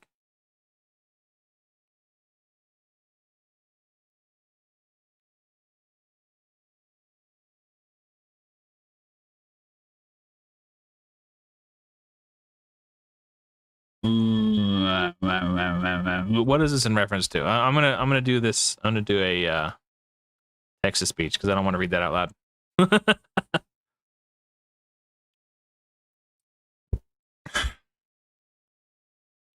Sop4 Lin says, "No worries, it is great you already did the setup for that. What I like the most about Disable being cleansed is that we get the secondary effect, like Petrify or Freeze for slower div/TM. Disable being cleansed. Who were we talking about who cleansed disables? I guess I just missed that. Oh well. Oh, was that Ran? Were we talking about Ran? I don't know. I don't remember who that. I must have. Was that? Yeah, that was 5 minutes ago. Sorry. I was locked in. I was super focused. Okay. This is Persephone. She attacks one enemy with a 75% chance to increase the duration of one random buff on the target by a turn. Oh, Zame. Oh, yeah. Okay. Yeah. Okay. Yeah. I need to update this to Faith down. Yeah, I need to. This is so much work, dude. The Godforge compendium is kicking my ass. Anyway, 75% chance to increase the duration of a random debuff on the target. That's pretty cool. I like these types of things. AoE, 75% chance to decrease the target's turn meter. Okay. Decrease the target's turn meter by a further 3% for each debuff on the target. Ooh. Interesting. I like that. Like, even without the secondary clause, like, this is a fine core on its own, but then you get, like, the secondary effect. Attacks one enemy. The 75% chance to remove 2 buffs from the target. Oh. Then place Aether Burn 2 for 2 turns. If Hades is an ally, also has a 75% chance to place a resistance down 2 on the target for 2 turns. Okay. And Hades is obtainable through the Echo Summon system. So if you pull Persephone, it's not entirely out of the pot. Like, this is a very probable thing to obtain if you get her. So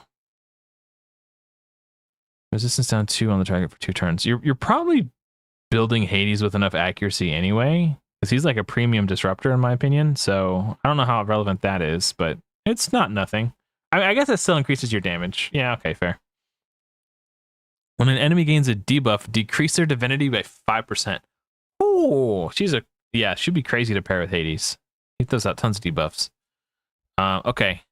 On her own though, the 10% damage turn turn meter reduction is fine.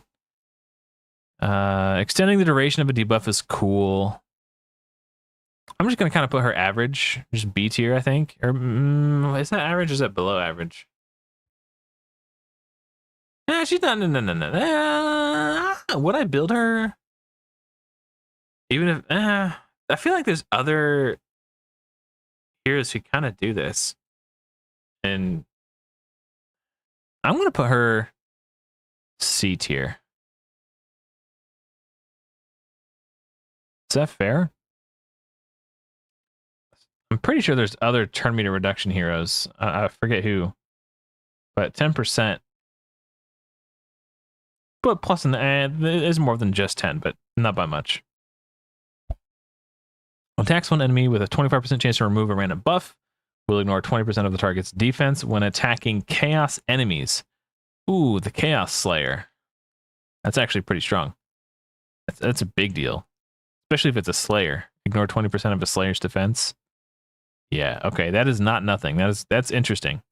There's resistance up and radiance 2 on this hero for 2 turns. That's really strong. So he's going to be super tanky. And has a 50% chance to place stun on all enemies for 1 turn. I'm assuming that books up to 75. If so, that's pretty good. I like that. It's tanky, crowd control. Remove all debuffs and disables from this hero. Then attack 1 enemy. That's a very high damage multiplier for a brawler. It's usually like 100% attack and like 15% HP, but that's 200% attack and 20% HP. That's a hard brawler hit. If no debuffs are removed, places retaliate and ward on this hero for 2 turns. Wow! So he's super tanky. He's going to be counterattacking. Has a chance to crowd control on his core. Increases hero's resistance by 10% for each buff they are under. Interesting. I think he's probably A tier. So biased towards AoE Aetherburn, I have trouble to put them low ranking. AoE Aetherburn is interesting. It's this bummer that Aetherburn doesn't work on bosses. We're going to go A tier because I really like crowd control. I'm very biased towards crowd control. I'm assuming this book's up to 75% chance to stun on a core. He's super tanky. It's going to be reflecting damage back at the enemies. This has a chance to hit very hard. It's a single target, but still. And I think bosses actually have alignment like chaos and order. Yeah, Zame is chaos. So he's going to do 20%. He's going to ignore 20% of Zame's defense. And Svarog's Horde. Yeah, he seems pretty good. I think A tier is fine. He's not an S tier by any means, because especially when we're talking about crowd control, because we have our S tier disruptor right here. So attacks 2 enemies at random. Each hit has a 60% chance to steal a random buff. That's really cool basic attack. 2 enemies at random is cool. Equalize the divinity of the enemy with the highest divinity to the enemy with the lowest divinity. That's really neat. Then attack 4 random enemies. Each hit has a 50% chance to place Faith down 2 on the target for 2 turns. It'll be very good in Svarog's Horde. Yeah, that's really good. It doesn't specify that it does anything if there's only 1 enemy to the divinity. Like with Odin's, it's like if there's only 1 enemy, reduce their divinity by 30%. There's no clause like that in here. So single target encounters, this might not be as good, but you're still getting the faith down too, so it's not bad. Here's the haymaker. Attack all enemies has a 75, assuming this book's up to 100, chance to place a random disable for 2 turns. 2 turns. Stun, freeze, despair, sleep, like 2 turns. Refunds 5% of this year's divinity for each disable placed on a target. So if you're in a dungeon and you do this on 5 enemies, it's 25% of the divinity being refunded And this is already a fairly cheap ultimate. So you're going to get back to this really quick. And considering that you're disabling them from 2 turns, this might be like a permanent lockdown skill. Like, you can build her with enough faith to get this quick. Like, once you get it the first time, it's over. You're just going to have them locked down. She is very good. Yeah. S tier. When attacking enemies, transfer 1 debuff from this hero to the target. Can only occur once a turn. That's irrelevant because she's just going to be locking them down with crowd control the entire time. But still, it's nice to have. S tier. Does Shaolin Monk finally get... Yeah, I think it's finally time to bump him down to A tier. Sorry, Uncommon. You'll have to settle for A tier and a sea of epics and rares. All right. Osiris.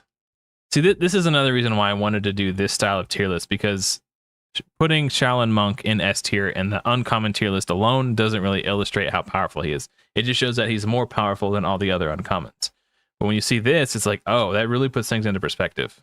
So, oh yeah, she got a huge buff for sure. Attacks one enemy. They 50 brawler, by the way, with a 50% chance to place Drain 2 on the target for 1 turn. So if you have Guan Yu on your team, he's quite good. So that's a very good basic attack. Attacks one enemy with a 50% chance to place Curse 2 on the target for 2 turns. Wait, which one? I get Curse. Okay, Curse reduces the healing, right? Yeah, okay. And shields. Then heal this hero for 20% of the damage inflicted. Just kind of like an average brawler attack. Okay. Underworld Judgment. Attacks one enemy. The target is aligned with order. Place barrier on this hero for 50% of the damage dealt. Otherwise, destroy 10% max HP equal to 10% of... Wait. Destroy their max HP equal to 10% of the damage dealt. I think he's... They're all single target attacks. Don't seem to do that much damage. The Drain 2 is nice. I'm sure there are some encounters where Curse 2 will be important. Just still, like, even... I'm not impressed.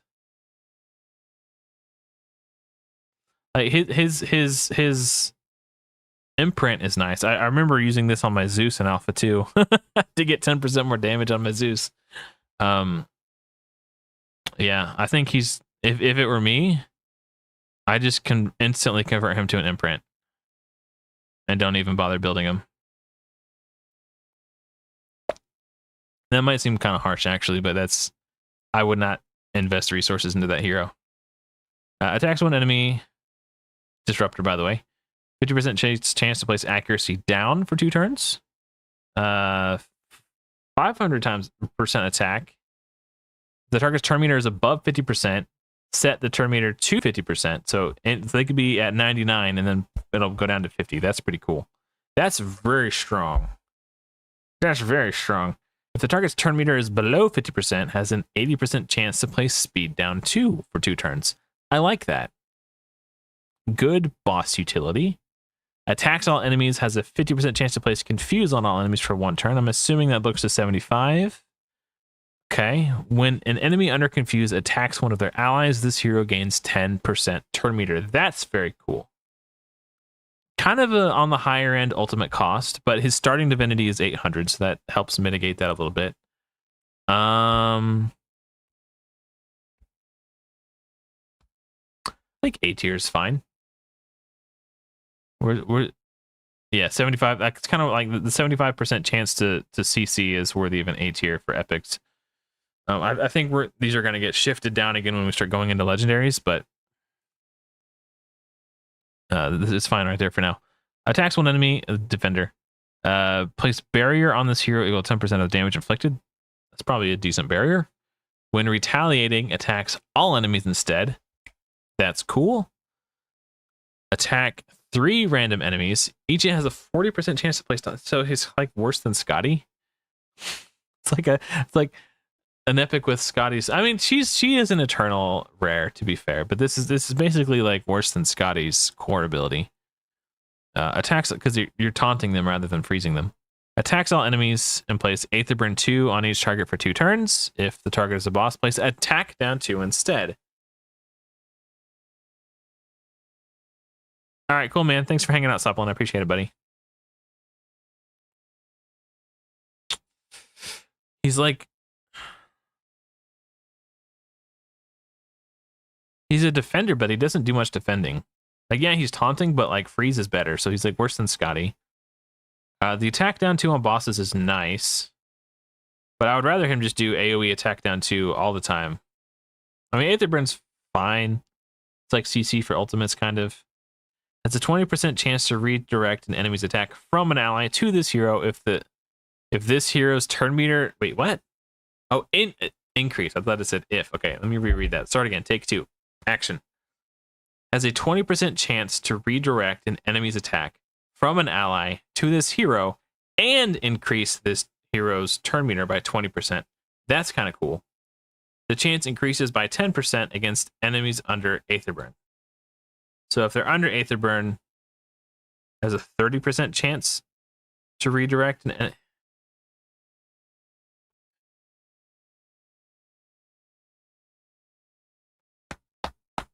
Huh. I do like the crowd control, but it's like on par with a rare. One of the best rares, to be fair, but still, like, I feel like he's B tier. Like, this could be clutch. And this will help. Yeah. He just doesn't protect that much. Like, he's a defender. I think I have to put him in C tier. No, he's better than all these heroes. Yeah, low end of B tier. Most of the order on these heroes doesn't matter, by the way. Unless I specifically say low end or high end, it doesn't. It's kind of all the same.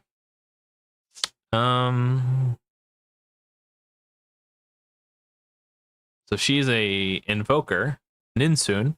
Attacks one enemy, heal all allies equal 10% of the max HP. I like it. That's a cool basic. Remove 1 random debuff from all allies, then place Mend on all allies for 2 turns. I like that. Cool core. Gilgamesh is on the same team. Remove 2 debuffs and place 2 Mend instead. That's really cool. So you really want to play with, like, even without Gilgamesh, like her core is fine, but it's just like giga good with Gilgamesh. Revives 1 out. Oh, that's a really weak revive. Look at Muse. Hold on. Muse is a 40%. Oh, they don't get Divinity, but still, like, the difference between 30 HP and 40 HP is kind of a big deal. 30% HP and 30% turn meter. You don't get the turn meter with Muse, to be fair. But still, if I'm gonna revive someone, like, if they're gonna die in 1 hit, like, why, whatever. Okay, moving on. You get the point I'm trying to make. Place block debuffs on all allies for 2 turns and restore 20% of all allies destroyed max HP. We'll place block debuffs even if there are no dead allies, which means she's going to use this on auto if there's no one to revive. So let's pretend like the revive isn't there. Let's just pretend that her ultimate says, place block debuffs on all allies for 2 turns and restore 20% of all allies destroyed HP. We'll place block debuffs if there are no dead allies. Wait, what? It's already placing block debuffs on all allies. So wait, if you don't revive anyone, do you not get the restored max HP? So confused. Hold on. This is Eker, yeah. Let's look this one up real quick. Something seems off with that. Ninsun, right? All right. Revive 1 ally with 30% and place block debuffs for 2 turns and restore 20% max HP. We'll place block debuffs even if it's the exact same as Vampires. Okay, I suspect that that's not intended to be worded that way, and there's something fishy about that. That's kind of a red flag, but oh well. Okay, so where do we put her? I like the core. It's fine. It feels like slightly better than a typical rare core ability. She's got a very good basic for an invoker. This is like fine. Allies will receive 30% more healing from. Okay, I didn't see the passive. Okay, passive makes her about 30% better than I initially anticipated. She does do a lot of healing, so the fact that it's increased by 30% is quite good. I'd say she's above average, or maybe, yeah, B tier. B, maybe, is she A tier? Certainly not S. I think a good argument could be made for A tier, actually. That'll probably change once we start ranking the legendaries, but again, that's kind of to be expected. This guy looks awesome. He just looks super fun, and I can't wait to play with him. I hope I pull him in the alpha. But he attacks one. He's a brawler, by the way. He attacks one enemy 3 times. Each hit has a 35% chance to place Aether Burn 2 on the target for 2 turns. Kind of cool. Core ability. Place attack up 2 on this hero for 3 turns, which is already awesome. Then attacks all enemies. If this hero's current HP is below 50%, place Phoenix on this hero for 1 turn. And he gets an awakening bonus where damage. What is? Well, I gotta hold on. I don't have it memorized. It's something cool. Is it Awaken 3 or Awaken 5? Yeah, at Awaken 5, Phoenix duration will not reduce per turn, so it stays there until the Phoenix activates. That's pretty sick at Awaken 5. But, you know, so I don't know how difficult it's going to be to awaken our heroes to level 5 awakening. Attack 4 times at random. Each hit increases the turn meter of this hero by 5%. If the enemy is under Aether Burn, ignore 5% of the target's defense, which we see in place Aether Burn on the basic. So that's pretty cool. But this is a really cool part, his passive here. At the start of this hero's turn, sacrifice 50% of this hero's HP and increase the damage of their next attack by 30%. Cannot reduce HP if below 1%. So you're getting a 30% damage boost. Yeah. That's crazy. That's kind of insane. But the downside is his damage multipliers are reflective of that. Not so much on his core, but his basic definitely. Oh no, it's a 3-hitter. Never mind. Oh no. This is gonna hit really hard. Oh yeah. He's a cool damage dealer. Okay, he is definitely A tier. Maybe A plus. I don't know. I'd have to sit down and like with a calculator and do the math but yeah, that I don't know. Giving himself a 30% damage boost at the start of each of his turns is really cool. And if you have someone with Drain on your team, then it just like it doesn't matter that he's sacrificing his own HP. So yeah, super cool hero. I would love to play with him. Let's see. Nanaya.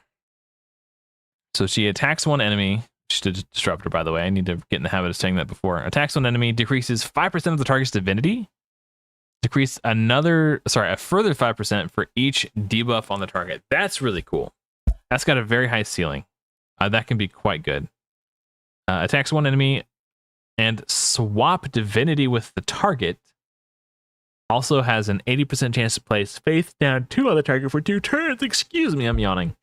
If this hero's ultimate ability is available after attacking, gain an extra turn. So if they're at very high divinity, you core them, swap them, steal their divinity, and then if you have full divinity after the turn, you gain an extra turn, which means you're going to be able to use your ultimate right away and your basic on top of that.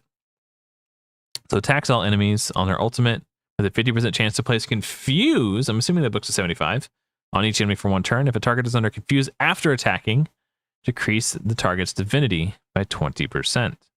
When an enemy casts an ultimate ability, decrease the divinity of all other enemies by 15%. That is crazy. That's like Aether Burn on steroids. Is that? I think she's easy at. That's a high cost, 4,500. But she's stealing No, she's reducing. Decrease. It doesn't steal. But she does swap. I don't know. She has the chance to cheat this by swapping divinity with enemies. I'm gonna say A tier.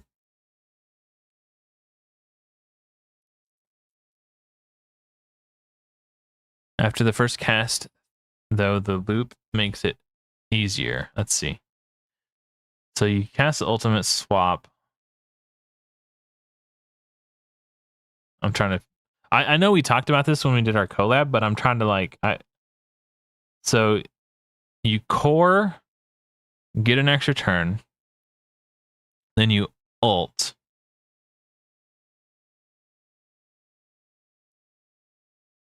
I think they changed it. So you, or wait, you're saying ult core ult. So you ult, and then you core, and you ult again. Oh, so it's not infinite, but you do get to do like a triple whammy. I see what you're saying. Okay. In my head, I was thinking there was some sort of infinite loop where you could just go forever. Okay. No, I see what you're saying though. Okay. This passive is super cool. I think she's easy A tier. Yeah, no, I get what you're saying. Yeah. Seems like easy A tier to me. She's very cool. Her passive alone just makes her super badass. Because like if everyone's has their ultimates ready and they're getting ready to unleash the gauntlet on you, after that first one, everyone else just goes down. And if by chance the second enemy gets theirs back again, when they use it, everyone else's goes down again. It's super cool. Hey, what's up, Rabbit? Oh yeah, no, I'm still going. I fully anticipated this to take at least 8 hours. So, oh my gosh, still got all the legendaries to do. Okay, Musashi, he got huge buffs since the alpha, baby. Let's first of all, before not even a cold could escape me. Oh, I'm sorry, bud. Oh, you catched it. Yeah. Okay, I got it. Let's read his passive first. Inflict 50% increased damage to enemies whose attack is lower than this hero's attack. If this hero receives 20% reduced damage from enemies whose attack is lower than this hero's attack. Okay, I talked about this at the start of the stream, but many people who are here now were not here then, so I'll say it again. I initially underrated ultimates who self-buff the hero who cast them for one turn because I had Raid Brain. And my Raid Brain initially evaluates this as taking a turn when the ability is used. So in my mind, incorrectly, I assumed that you would place the precision, use the ultimate, and then precision will fall off. But that is not true, because an ultimate does not use your turn. So what happens is you use the ultimate, you place precision on yourself. Sorry, you place precision on yourself, then you use the ultimate, and that precision buff is still on you until you actually do your next attack.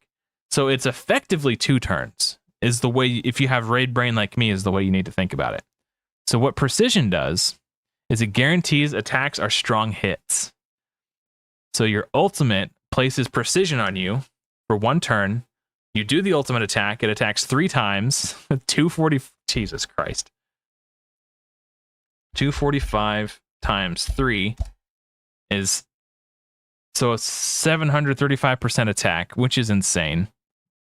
Okay, so we know that the damage multipliers are off. So let's look up his exact. See, he's in Izumo. Okay. Times 1079. Okay. So 7. This is actually okay. 7.35 times 1079. That's huge, but then it's a guaranteed strong hit. So we go times 1.3 for the extra 30% damage of a strong hit, and we have a 10,000. That is huge. That is a massive attack on his ultimate. Single, like that will kill. And hold on. If his attack is higher, it does another 50% more damage. So times 1.5 equals... Musashi's insane, bro. He is savage. That is a huge single target hit. Actually insane. Musashi is S freaking tier slayer, dude. Okay. And then this precision buff is going to be on him for his next attack. So if he manages to go into his core, he's going to attack one enemy with 440% attack with a 50% chance to place defense down 2 on the target for 2 turns. But if the target's attack is lower than his, repeat the attack against a random enemy. So he's going to be able to place defense down 2 on 2 targets, potentially, if he's got a higher attack. And then if he does have higher attack, guess what? 50% more damage. I love the Musashi buffs, dude. He's going to be so sick. He's going to be so sick. Oh my gosh. Again, look at this. Attacks one enemy. If the attack is a strong hit, place retaliate on this here for 1 turn. Guess what? Boom, baby. If you use the basic after the ult, you're going to strong hit. Musashi is flipping insane.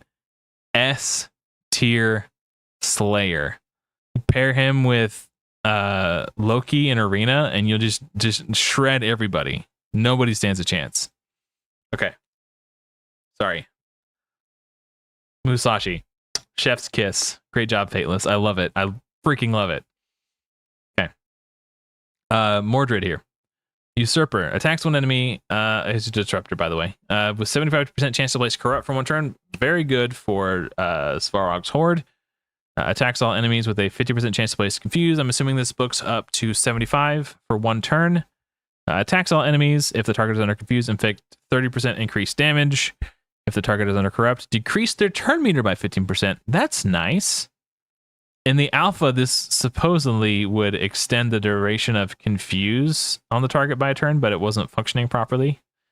But it no longer does that. And in alpha, he was placing it for 2 turns instead of 1. So he's been nerfed since alpha, unfortunately. Still very good though. Like, he went from S tier to A tier. Like, it's, yeah. Enemies have a 30% chance to reflect 100% of damage when attacked by an ally. Ooh. I kind of want to look at his awakenings real quick and see if maybe there's some juiciness in here. If the target is under confuse and corrupt, remove their shield and barrier before attacking. But he's not even a. I guess okay. He's not a slayer, but he's setting up the slayer. I guess. I mean, okay. And then also increases his hero divinity by 5% when an enemy is attacked by their ally. So okay. Not as insane as he was in the alpha, but he's still good. He's still a solid A tier hero. Like he's still got, like, if you pull him, you should build him. Like, period. He's a good carry.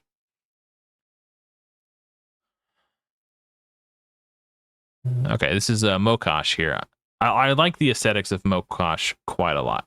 She just looks, she's pretty to look at. I don't mean just like because she's an attractive female. I just mean like her character design is nice. That's what I'm trying to say. Excuse me. Attacks one enemy. Increase the turn meter and divinity of the ally with the highest attack. That's really cool. So whoever your slayer is on your team, they're gonna get turn meter faster, and they're gonna get their turn faster, and they're gonna get their ultimate faster. Low key, very good. I would prefer team wide, but the fact that it's targeted and it's turn meter and divinity is cool. The person who you want to take the most turns and do the most ults is the one who's getting more turn meter and more ults. So that's nice. Cool A1. Cool basic. Core ability. Radiance and Stalwart on target ally for 2 turns. If the target is aligned with order, also play defense up. If the target is aligned with chaos, place attack up. So if you were picked Sizzin from your minigame, you get attack up 2 on your Sizzin for 2 turns.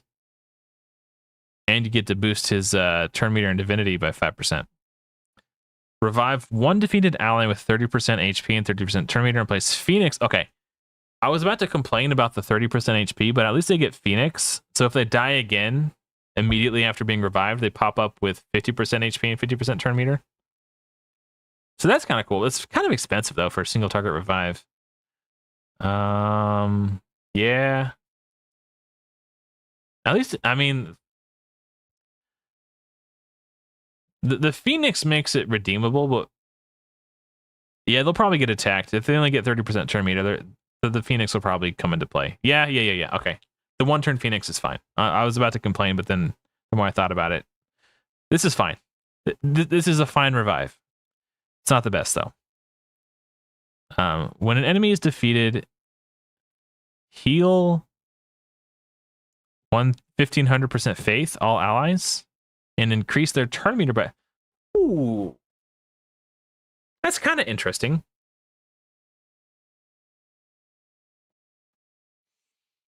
When an enemy is defeated. So you're boosting the turn meter and divinity of your Slayer by 5. It's not really enough to like, but if you do get a kill, then the whole team gets healed into 20%. Huh. You pair her with Musashi. I think I think this is better than Muse Revive, but Muse is on her core. Radiance 2 is really strong. 20% damage reduction and reflect. This defense up and attack up is interesting. I think we could put her in A tier. That seems fair. I think A tier is fair. Does Muse get bumped out? No, I mean the buffs aren't as good, but she does do really. I think Muse stays in A tier. Yeah, she stays in A tier for now. Mezu attacks all enemies. The 50% chance to place Curse 2 on the target for 2 turns. This is the reduced healing. Yeah, and shields and barriers. Okay. Defender, by the way. Oh, it's AoE basic. Okay, that's interesting. Attacks one enemy 3 times before attacking. Has a 50% chance to place Drain 2 on the target for 2 turns. Okay, so it's going to do 20% more damage if it places. If Gozu is an ally, he joins the attack with his core ability. That's pretty cool. Attack 4 times at random. Each hit has an 80% chance to place Taunt on the target for 2 turns. Decrease the target's attack by 3% up to 10 times. If against the boss, it's going to hit the boss 4 times. So you're immediately getting a 12% attack reduction. That's pretty cool. If Gozu is an ally, each hit also increases their accuracy. I'm assuming it's talking about Gozu and not the target. Why would you want to increase the target's accuracy? Huh. I'm assuming it's they should say his accuracy, so it's not ambiguous. Because if it is indeed referring to Gozu. Because the way it's worded makes it seem like they're talking about the target. If they said his accuracy, it would be less ambiguous. Anyway, sorry. That's just the way I sorry. I'm assuming it's Gozu gets his accuracy increased. But this is very cool. So you can reduce a boss's attack by 30%. This is a really cool ability. So it's like AoE crowd control and dungeons to be a dungeon carry, but then like on a Pantheon boss or once you get to the boss fight, it's attack reduction. That is cool. And he does drain, so he's going to give healing to the whole team. This is a good defender. It's a little bit on the expensive side actually, but it's still a very good defender. Maybe that's why, because it's such a powerful effect. I think the pair of them together are hella strong. Yeah, for sure. When an enemy under drain is defeated, increase the defense of all allies by 8%. This stat gain carries over waves. If you, oh my gosh, imagine starting with Guan Yu and then pulling this guy, and then just AoE drain and then just smash everybody down, bro. 24% more. Wait, 8 times 3. Yeah, 24% more defense for your whole team. Yeah, dude. Oh my gosh. This guy looks sick. Okay, definitely A tier at least. Maybe even S tier because of this. This might make him S tier for like his crowd control isn't as strong as some of the disruptors, but this is really good. He's got an AoE basic too, so like you can put, you can consider putting him in a stun set. Oh, in this, oh my gosh, guys. Gear set index. Is it tremor? No, it's tremor. Okay. 6-piece tremor set increases the chance to place disables by 10%. So it would go from 80 to 90. So you could, this probably books to 100, but if you put him in 6-piece tremor, you can save some books. Yeah, he's not a disruptor. But if you put him in a tremor set, he kind of becomes a disruptor. Like a super tanky. He's at least A tier, man. I can't decide between A and S. I'm gonna do A tier. He's very strong. I would love to pull him. He's like an auto build for me if I pull him. 20% speed in dungeons. That's really good. Lucian is an invoker. Attacks one enemy and plays Vanish on this hero for 1 turn. Interesting. Place Speed Up 2 and Stalwart on all allies for 2 turns. If Hao Yi is an ally, increase the duration to 3. And these buffs cannot be removed. Oh, right. This chick. Okay. I think she goes in S tier. Okay, but I'll go into why in a minute. That's a very expensive ultimate. Increase the duration of all buffs on all allies by 1 turn, and decrease the duration of all debuffs on all allies by 1 turn. Increase each ally's turn meter by 3% for each buff and debuff duration that is changed. Yeah. At the end of this hero's turn, increase the turn meter of the ally with the lowest turn meter by 10%. This passive makes things a little trickier. This part of this effect makes things trickier. But she does Speed Up 2 and increases the duration of all buffs on all allies. If 2-1 speed tunes are a thing, she is a one-stop solution. She does Speed Up and a buff extension. And if Hao Yi is on the team, it becomes even easier because the buffs go on for 3 turns. And you're getting Stalwart for 3 turns. And then you extend it. Yeah, she basically enables a 2-1 speed team on her own. Yeah. You're going to have to take this into consideration.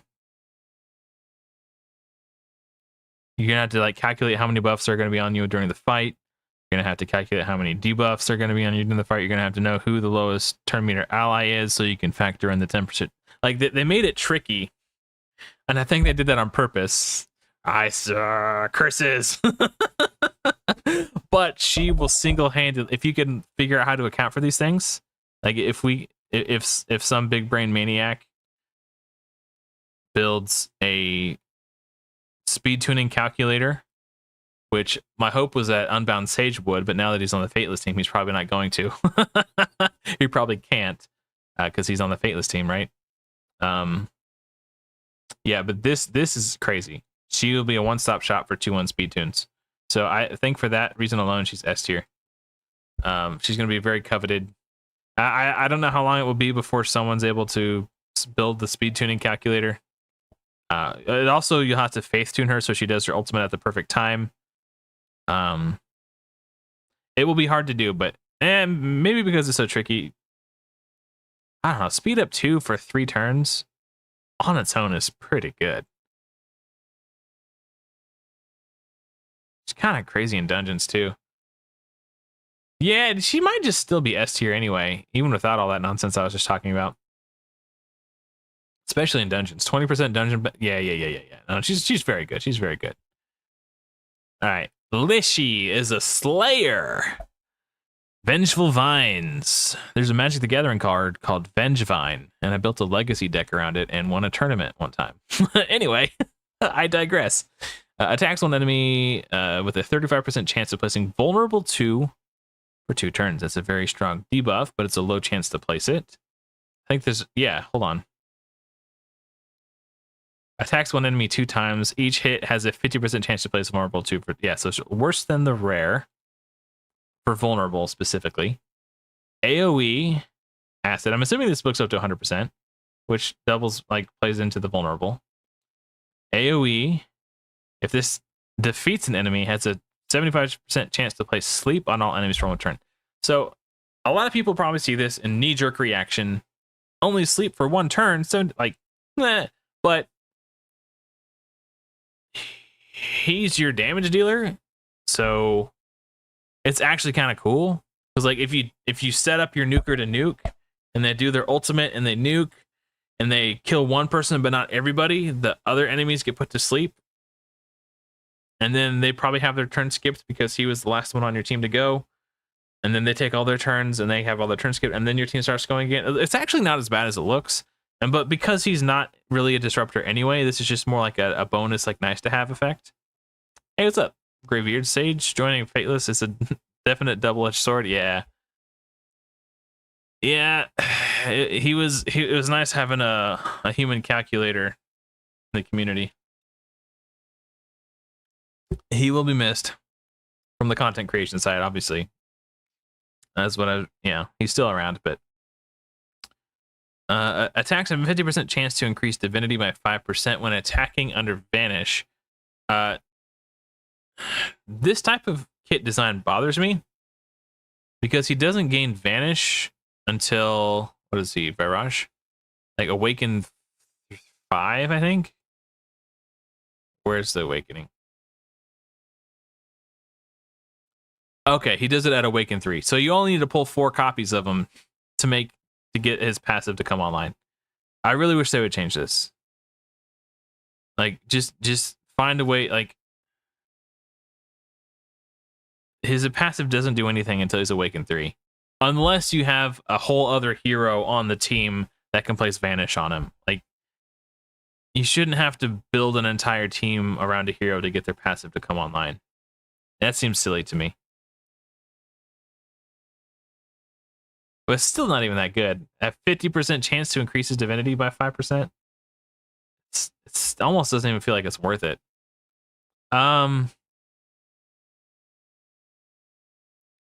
Yeah, congrats to Sage, big time.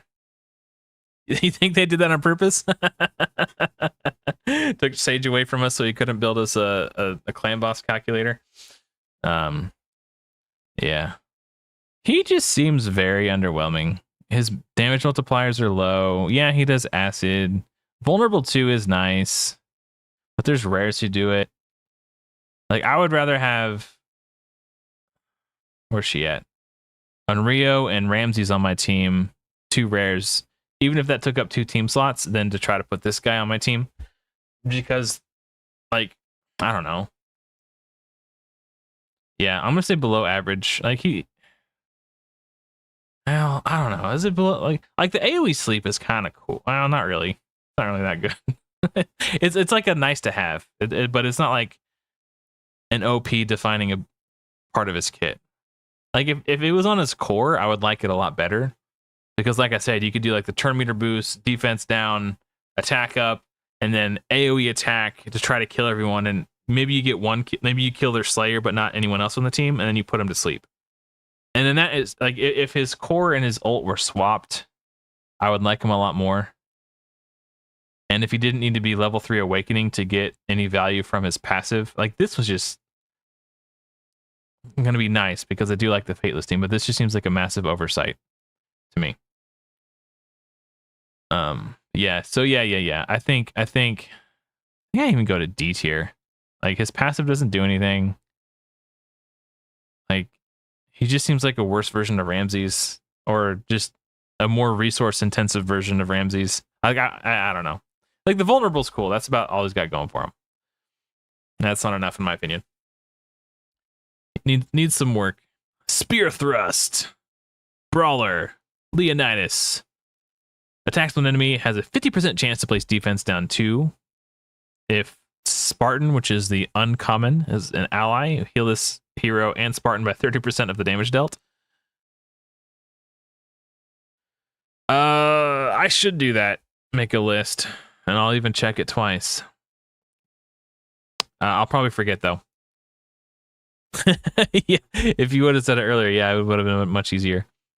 There's only been like 1 or 2 that I've been like, this seems like there was an oversight here. Hey, thanks for hanging out, Morthology. I appreciate it, buddy. Have a good night, man. Let's see. Oh, defense down. When he's awakened, he does attack down as well. I forget what level of awakening you need. Once he's awakened, he's good. But until you awaken him, I feel like there's just better heroes to bring. So it's awakened 3. So you have to get 3 levels of awakening into him. Once you do, then he's really good for boss fights. He's doing defense down 2 and attack down 2. Both of those very important debuffs are covered by 1 hero, which is nice. So, and he's a brawler, so he's super tanky. So in long, like marathon style fights, like a Pantheon boss, he's going to be quite good. That's his niche, in my opinion. Outside of that, I don't think he has a lot of uses, but we'll keep going through his kit. Attacks on enemy with a 50% chance to place stun for 2 turns. The second hit will instantly defeat the target if they're below 10% HP. It's pretty cool. I'm assuming that doesn't work on bosses, but who knows? If it does, that's kind of crazy. Sharpen 2 on this hero for 2 turns, then attack all enemies. And again, that's on his ultimate, so it's effectively like you're getting Sharpen 2 for 3 turns. Because it's going to go up, and then it's there until he takes 2 more turns, because, yeah, the ultimate isn't necessarily a turn. So that's very cool. So self-buffs on ultimates, in my opinion, are just way better than I initially evaluated. I had this epiphany while I was driving to... It's either driving home from work or driving to work. I don't remember. But I was thinking about it. I was like, oh, wait a minute.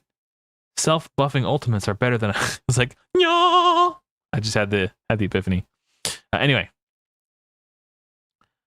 Single target stun for 2 turns. Oh, 2 turns. Oh, I like that. The second hit will... Oh, yeah, we just read... I think I glazed over the 2-turn part. If that books up to 75, and it's a 2-turn stun, that is decent. Place Sharpen 2 on this hero for 2 turns, then attack all enemies. Leonidas has barrier, will consume 100% of the barrier.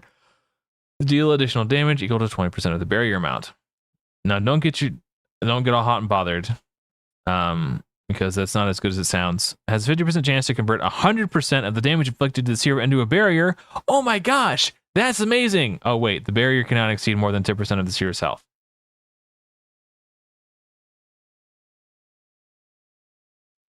I think they need to get rid of this clause.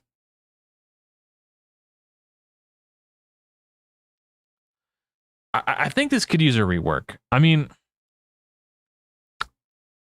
a 50% chance.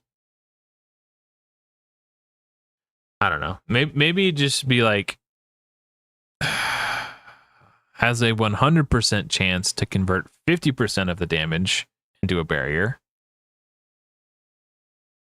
And then get rid of this secondary clause. Because, like, the fact that they limit this makes it so this is basically not a...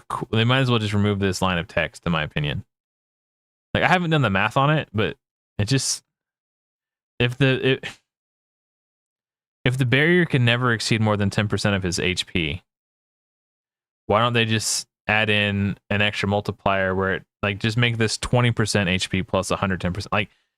Like this makes it sound like it has such a high ceiling, and then you read where he gets his barrier and that it's limit, like, and you're like, oh, I don't know. I think they had a chance to make this hero very exciting, and they decided to make him slightly weaker to err on the side of caution. And now he's just kind of like a super niche, not a boss killer, but you want him on your team for boss fights because he's bringing 2 really powerful debuffs. So because he is so niche, I'm going to put him in C tier. Like below average, he's fine. you won't be sad to use him. Like, he's a 30-day login hero. You'll get him, and he'll be on your Pantheon boss team. And that's where he'll live until you pull a better hero. So it's fine. I just wish that they didn't confine his ultimate and his passive so much. Okay. Attacks one enemy, has a 75% chance to steal 10% of the target's divinity. Nice. Attacks all enemies with a 50% chance to place resistance down 2 and faith down 2 on each target for 2 turns. That's cool. Attacks one enemy. I like when disruptors place resistance down 2, because you always want to build your disruptors with high accuracy. And then this makes it so you don't need to build your Slayer with as much accuracy if you have a Slayer who has debuffs to place. So this is nice. I love it when disruptors have resistance down. This is cool. And faith down on the target for 2 turns. Attacks one enemy. Equalize the HP of all allies to the HP of the enemy before attacking. Again, like if you're fighting a boss and the boss is down to like 10% HP and you use this, does it put your entire team to 10% HP? If that's the case, you're never going to bring this guy to a dungeon. If the target HP falls below 50%, also reduce their divinity by 30%. This part is cool though. Enemies under resistance down or faith down inflict 20% less damage when attacking this hero or allies. Equalize never negatively affects you, so you wouldn't just drop to 10%. Oh, do we know that for a fact? If we know that to be true, that changes my evaluation. I need a thing on him so that it's more clear how it interacts. Okay. I will trust you, Ragewood. Okay, so this changes my evaluation. So let's pretend I rated someone else pretty negatively earlier in the stream, but I forgot who it was, so we're not going to mess with it. But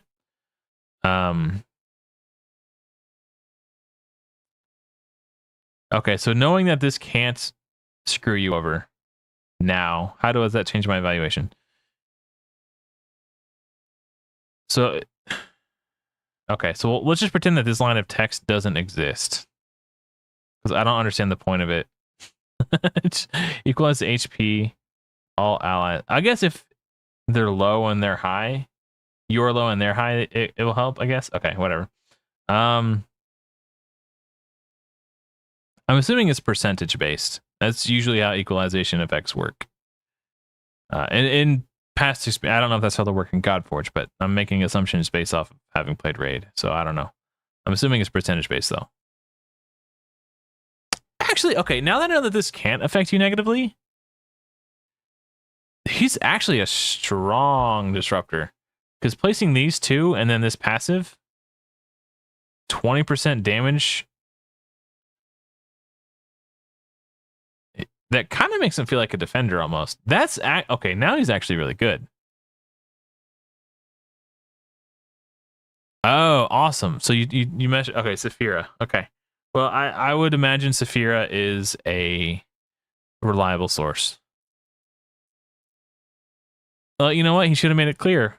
It's not his fault that we interpret things exactly the way that they're worded. I mean, I'm assuming Saphira has played Magic the Gathering before, and if he has, like, the number one rule of Magic is, like, the card is always right, and you're supposed to interpret things as literally as possible. So when it says, like, it's just a habit to interpret something as literally as possible. I think it was bad form for him to just assume that we would assume, but yeah, I don't know.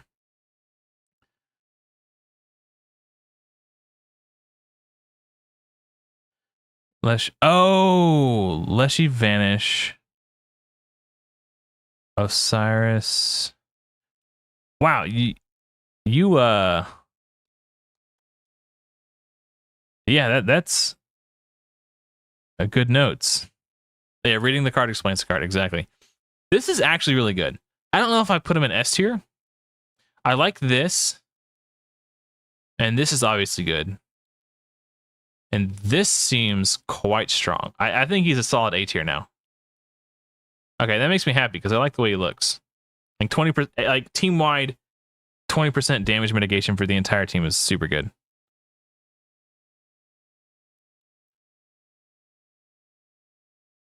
Oh yeah, Rage ASAG. He only places Blaze for 1 turn. Where's ASAG at? Attacks all enemies with a chance to place Blaze on each target for 1 turn. For 1 turn. Okay, now read the passive. At the end of the enemy turn, if they are under Blaze, which they will never be because Blaze triggers and then falls off at the start of their turn. So unless you have another hero on your team who places Blaze, ASAG's passive doesn't do anything. Because the Blaze triggers, falls off, and then at the end of their turn, they won't be under Blaze. Yeah, that really cheesed me when I was reading that. Anyway, we're moving on. JE opened old wounds. Because I was a really big fan of ASAG, and then when I realized that, I just kind of deflated a little bit. So Kenshin is a brawler with a 50% chance to place defense down 2 on the target for 2 turns. Okay. Nice. Basic. Reads I'm kind of bad. Yeah, which is sad because I think he had potential to be. I think that's an oversight. They should either change it to when an enemy takes their turn under Blaze, like at the start of their turn, they get petrified, or allow him to place Blaze for 2 turns. So his passive can actually do something. Anyway, back to Kenshin. Attacks all enemies, then decrease each target's turn meter by 10%. Pretty standard turn meter reduction. If the target is under defense down, will also decrease their divinity by 10%. Okay. Unfortunately, most heroes go core then basic. So this won't really come into play until like the second use, which is kind of a bummer. Attacks all enemies, ignores intercept and protect. That's cool. If the target's under shield, will remove 50% of the shield before attacking. That's very strong. If the target is under barrier, will steal 25% before attacking. Yeah, on an AoE, that seems pretty good, actually. Increases here turn meter by 10% when joining an attack or retaliating. Does he have join attacks and retaliates in his... Kenshin is from Izumo.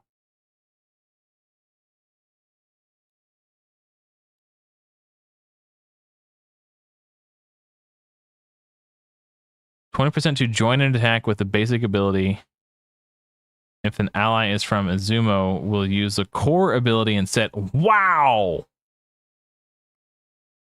Wow! He gets really good at Awaken 3, especially if you have Izumo allies on your team. That's nuts. Wow. Okay.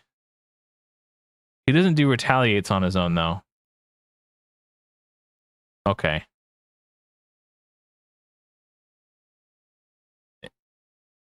It's always a bit... I mean, there are plenty of heroes who do join attacks. So this isn't... It isn't as bad as Leshy. Not having any... I don't know. He'd be pretty good with a Sun Wukong imprint, though. That is pretty cool. Yeah, he's... I'd say for... Let's see. The bar is rising. As we evaluate more and more heroes, the bar keeps going up. I think he seems... how do I... He seems pretty average. He's not bad. So we'll put him in B tier. I'm evaluating all these. Yeah, it is single target. So yeah, it's not like he does AoE defense down. So that is...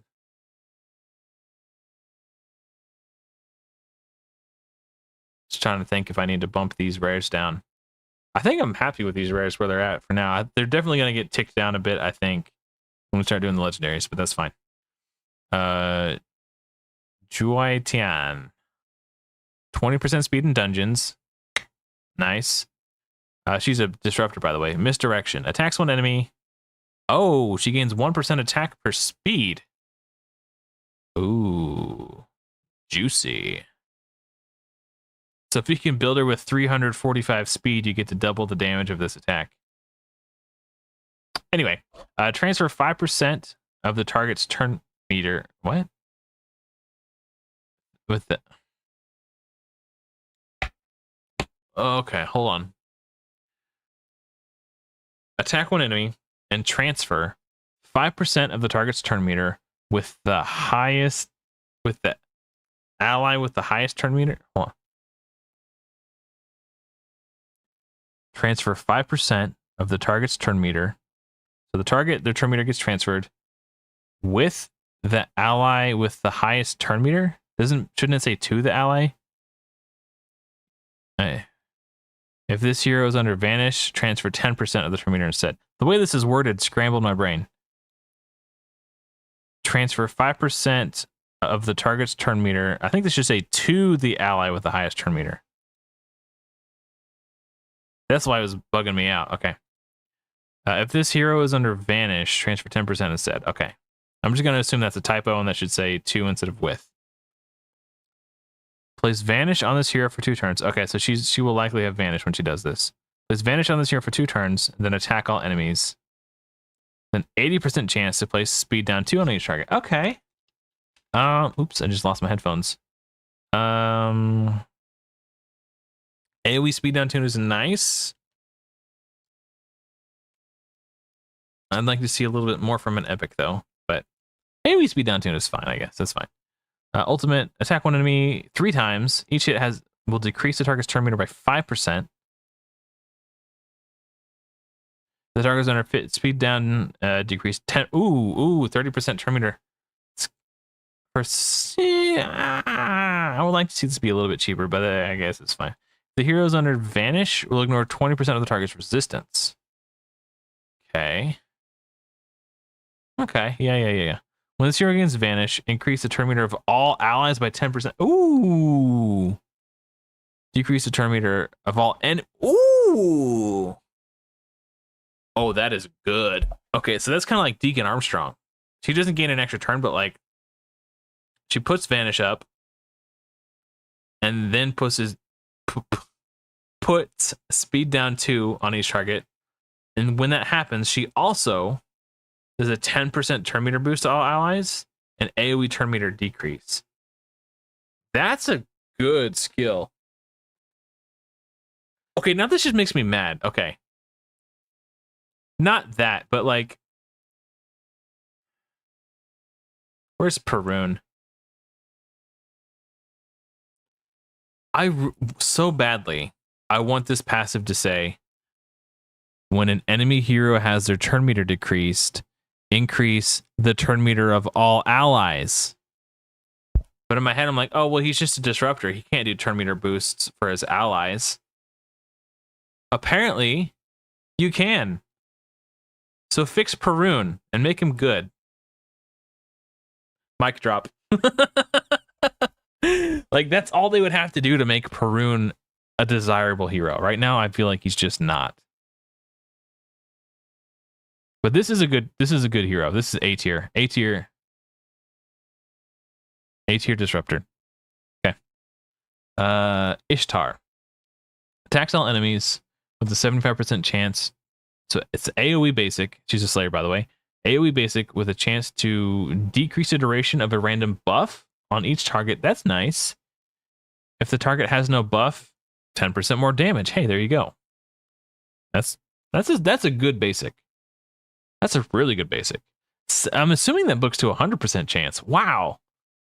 AoE decrease the duration of a random buff on each target. Damn, that's a good basic. Jeez. The core ability, AoE, 80% chance to decrease the duration of a random debuff. Oh, increase the duration of a random debuff. Oh, AoE buff duration increase. That's the first one we've seen who does this. If Anu is an ally, increase the duration of those debuffs on each target by... Oh, decrease the duration of all debuffs instead of just one random one. Okay. This is very good with Anu on the team. If the target has no debuffs, then decrease their resistance by 5%, stacking up to 4 times. How interesting. Okay. Like, yeah. Okay, that's fine. I was about to complain about if you had enough accuracy, then do you need the resistance? But then I keep forgetting that resistance also reduces crit damage taken. So that will increase the damage of your allies to some capacity. So okay, yeah, that's fine. And then her ultimate, which is a little on the expensive side, place Retaliate on this hero for 3 turns. For 3 turns.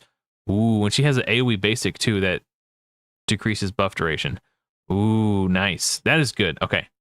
So Retaliate for 3 turns, then attack 1 enemy with a respectable damage multiplier.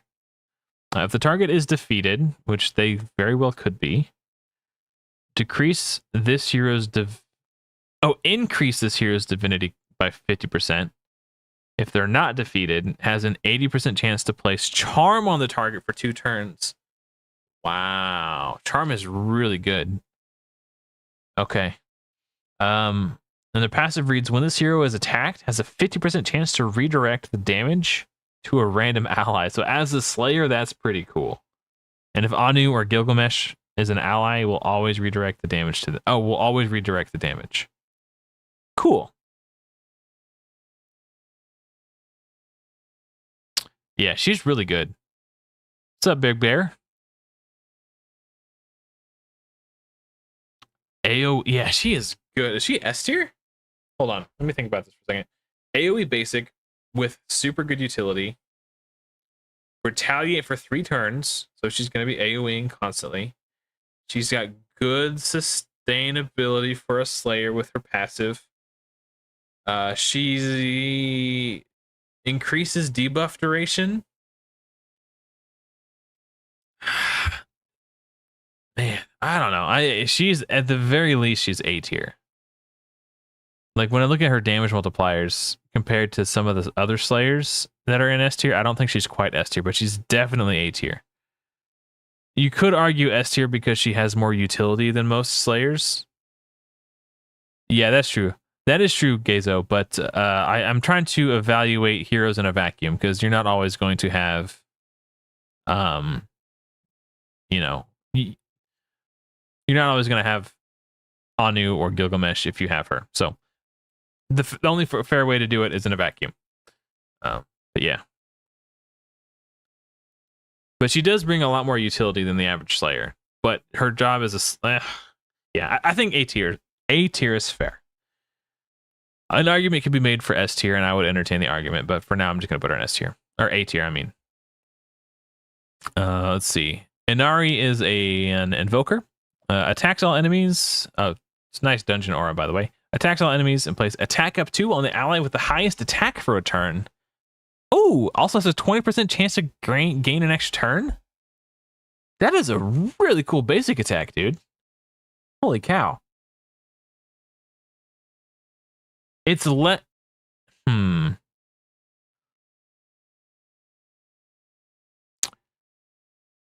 okay. I guess if it gets her back to her core, that's fine. In my head, I was thinking like if she does her basic 2 turns in a row, she's just gonna place attack up 2 on the same target twice. But then I was like, oh wait, no, she's getting turns, so she's gonna reduce the cooldown of her core.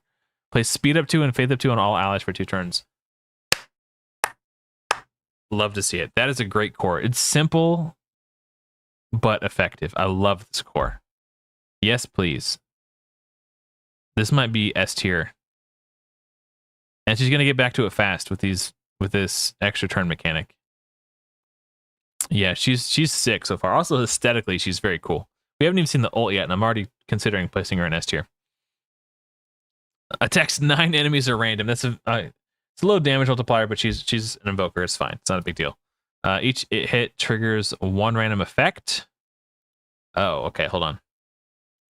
Heal the lowest HP ally for 3% of their max HP. Okay. Increase the divinity of the ally with the lowest divinity by 3%. Okay. Increase the turn meter of the ally.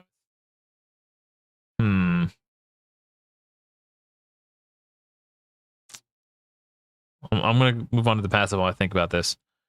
Each time this hero uses their ultimate, 2 random allies will join this hero's attack. Okay.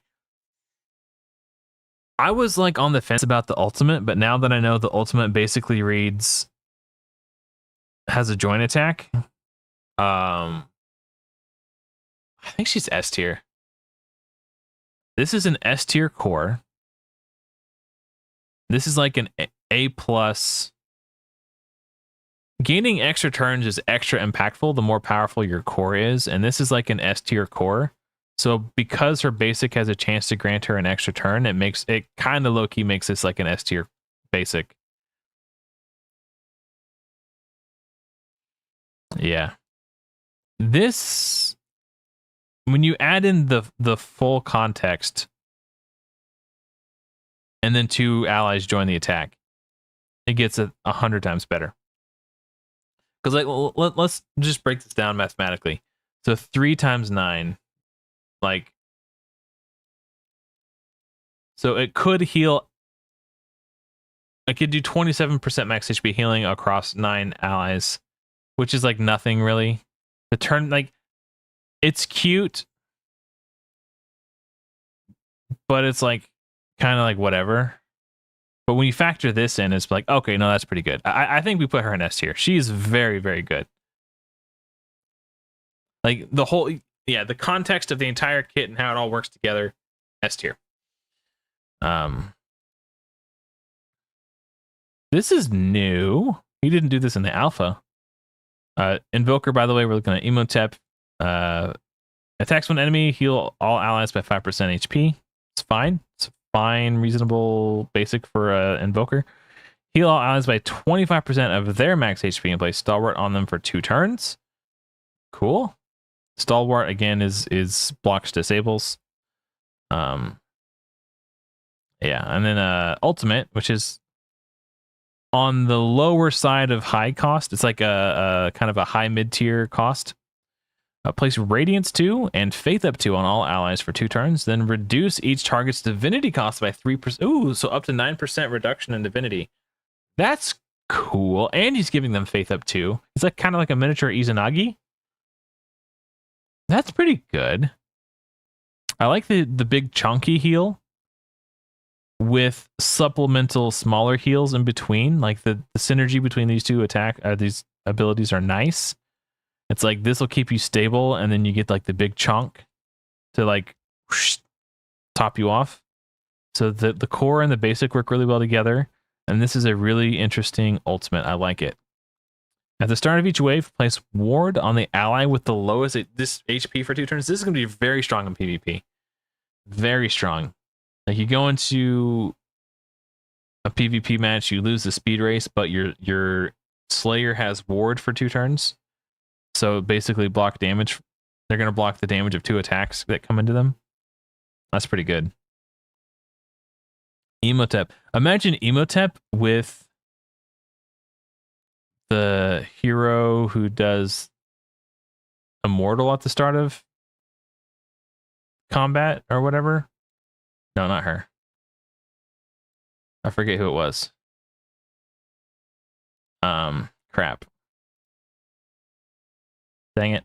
There's a hero who does Immortal at the start of the wave. Did I put them in S tier? I don't think I did.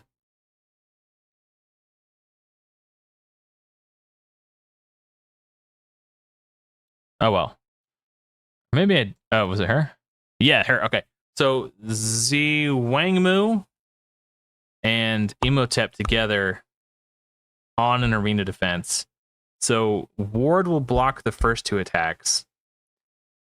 And then you get hit, Immortal saves your life, and you get hit again, Immortal saves your life. Now Immortal's gone, but you survive. Now you get to clap back. That's what I was trying to get at. So the 2 of them together will make sure that your Slayer lives to fight. There's easier ways to do all that. Like you can just put a Forge Fire on your Slayer if you're worried about it. I think A tier is fine. Seems solid. I don't know if he's like a cut like this high. Yeah, A tier. A tier. I feel good about A tier. Oh, I can see orange. We're getting close to Legendaries, guys. And we're only 5 hours in. Sun Javelin attacks one enemy with 50% chance to attack down 2 on the target for 1 turn. If Zablanc is on an ally, he joins the attack. Very cool. Again, all these Ameacon epics are just one big happy family. Core ability, attack one enemy with a 50% chance to decrease the target's turn meter by 20%. If Zablanc is an ally, increase his turn meter by the same amount. That's pretty cool. So far, the best part is the attack down 2. And the 20% turn meter isn't nothing, but it's single target, so it's kind of like, whatever. And it's a core. Core 20%, like, I'd rather take the Shaolin Monk if I was concerned about turn meter reduction. Attacks all enemies if the target has higher HP than this hero, and he's a brawler, so he is going to have high HP, so it probably only pertains to bosses. If the target has higher HP than this hero, has a 50% chance to sleep. Otherwise, increases hero's turn meter by 20%. That's kind of lame. When this hero receives a critical attack, increases hero's turn meter by 5%. That's kind of cool. It's a neat little passive. He just seems kind of like mid-range. Like, unless you have the whole package, I just kind of like whatever. I think he's fine. Maybe even C tier. Hound of Duat has an insanely OP imprint for Slayers. Other than that, let's dive in and look at what he's doing here. Attacks one enemy 2 times. Each hit has a 25% chance to steal 10% divinity. It's not bad. It's actually pretty nice. If Jackal or Anubis are allies, they each have a 50% chance to join the attack. That's pretty cool, especially if you have Anubis. Anubis has a very strong basic attack. Attacks one enemy and place shield on all allies for 25% of the damage inflicted, which that's probably a decent smack. Oh, it's attack one enemy. Situationally good, I guess. If Jackal or Anubis are allies, has a 25% chance to refresh the cooldown of this ability when either of them are attacked. That's kind of cool. Yeah, okay. Place Retaliate on this hero for 1 turn and Protect 2 on all allies except this hero for 2 turns. Okay. If Jackal or Anubis are allies, also place a ward on them for 1 turn. Interesting. Feeding Frenzy is his passive. When attacking enemies, place Barrier on this hero for 10% of the damage inflicted. And the imprint is when the attacking enemies place Barrier on this hero for 5% of the damage inflicted. So in the alpha, if you put this on a Beowulf who was doing insane enemy max HP damage, your Beowulf would just be like invincible. So it's very good for Slayers, especially if you're concerned with keeping them alive. I think his imprint is the reason why they made him eternal. Yeah, if this was an AoE skill, I think he could. I would feel good about placing him in A tier. But it's a single target attack. It seems like the damage multiplier, like a lot of the defenders had their damage multipliers reduced, so that Slayers would feel actually relevant and important and impactful. So I suspect this isn't going to do much damage. I'm looking at his I forget that these numbers are off.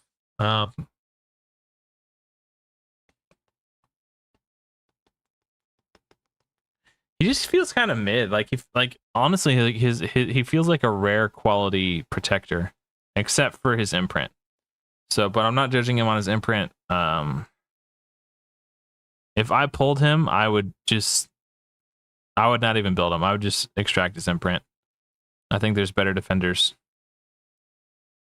So put him in D tier. It's straight to the extract. All right, so this is. Oh, so I think we've seen 1 or 2 heroes who have synergy with Hao Yi, and this is Hao Yi. So attacks 1 enemy. Oh, he's a defender, by the way. Then place intercept on the ally with the lowest HP for 1 turn. If Chang'e is an ally, she was the one who synergizes with him. If Chang'e is an ally, she will join the attack. Yeah, hopefully. It's nice. It would be nice to see all heroes have a good use case. I said it wrong. Okay, well, I guess I'll just go learn Mandarin real quick. The core abilities is attack all enemies with a 40% chance to place taunt for 1 turn. I am assuming this might book to like 60%. AoE 40%. 40% chance to taunt seems low for an epic.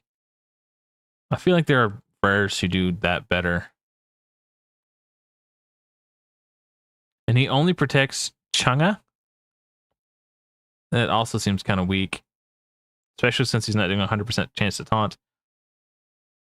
The ultimate, which is very expensive, removes Blaze from all allies except this hero, and then attacks one enemy. Has a 75% chance to place attack down 2 on all enemies except the target. What? So if you're fighting a boss and the boss is the only target, you don't put attack down on him?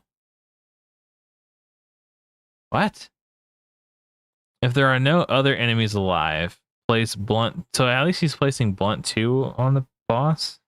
That's a very expensive ult just to place blunt 2. I don't like it. Let's see. When an ally receives Blaze, there's a 50% chance this hero receives it instead. But who cares, because he's removing it on his ult anyway? He seems really bad. Like, this might be the worst hero I've looked at. Like, this is okay. This is like his best skill, and it's just like super mid. I think. Sorry, buddy. D tier for you. D for dumpster. Okay. Let's see. So she is a disruptor. This is Himiko. Attacks one enemy with a 50% chance to place corrupt. Oh, Himiko, right. Oh, I love Himiko. 50% chance to place corrupt on the target for 2 turns. Chef's kiss. Great ability. Core ability. Attacks 4 times at random. Each hit has a 50% chance to place Faith down 2 for 2 turns. Quite good.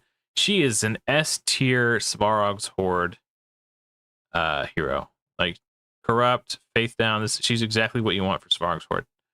S tier Svarog's Horde hero. Each hit has a 50% chance to place Faith down. If the same target is hit, it has a 50% chance to increase the duration of a random debuff on the target.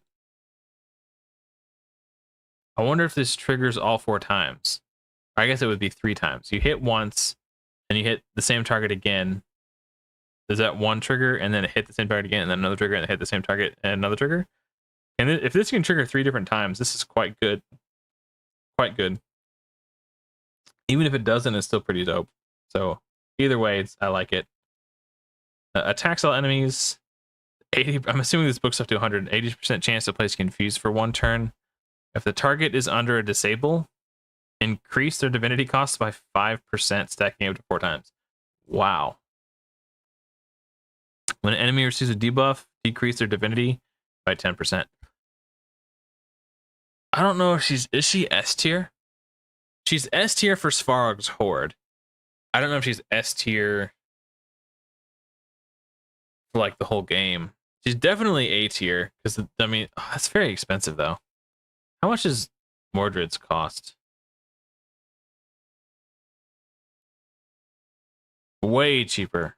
Oh no, this is his core. Oh, Mordred does confuse on his core. Ooh, I like that better. Okay. She's got a higher percentage to place the things.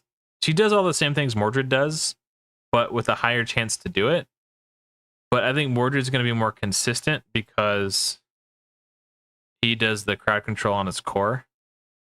And her ult is very expensive. So I feel comfortable having them in the same tier. That seems fair. Hattori Hanzo might have the most meta-defining imprint in the entire game. Oh, you got him on the list? Good, good, good. When this hero gains Vanish, their next attack will ignore 10% of the target's defense and will be a guaranteed strong hit.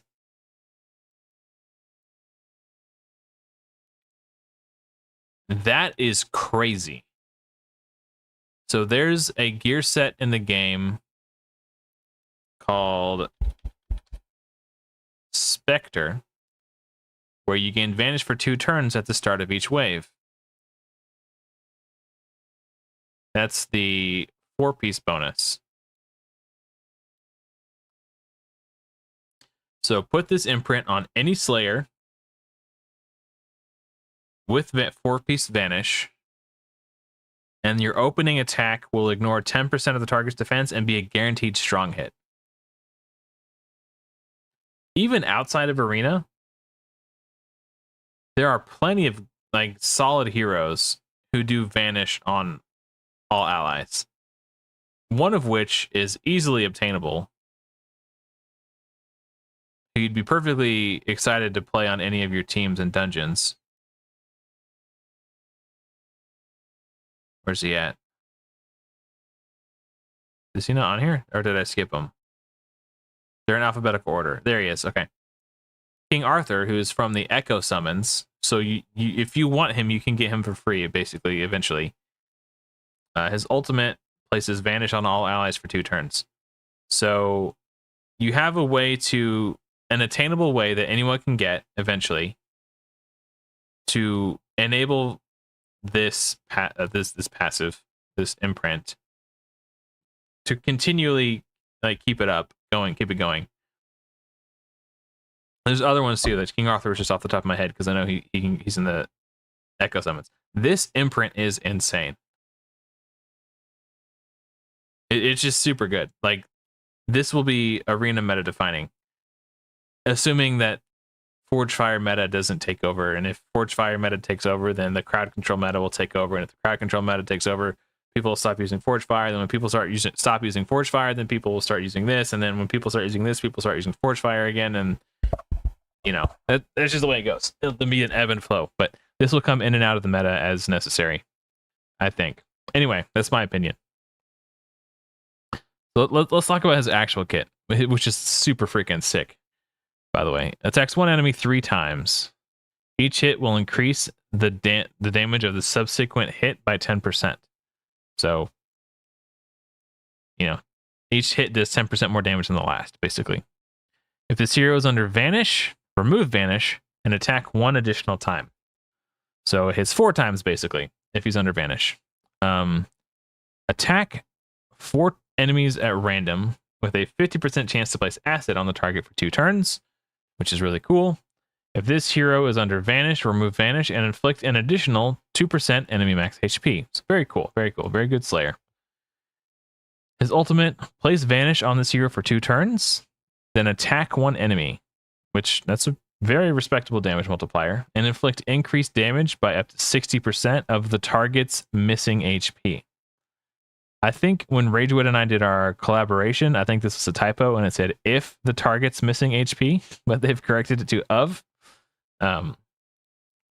If the attack is a strong hit, refends 20% of this hero's divinity. But guess what? It's going to strong hit because you place Vanish on him.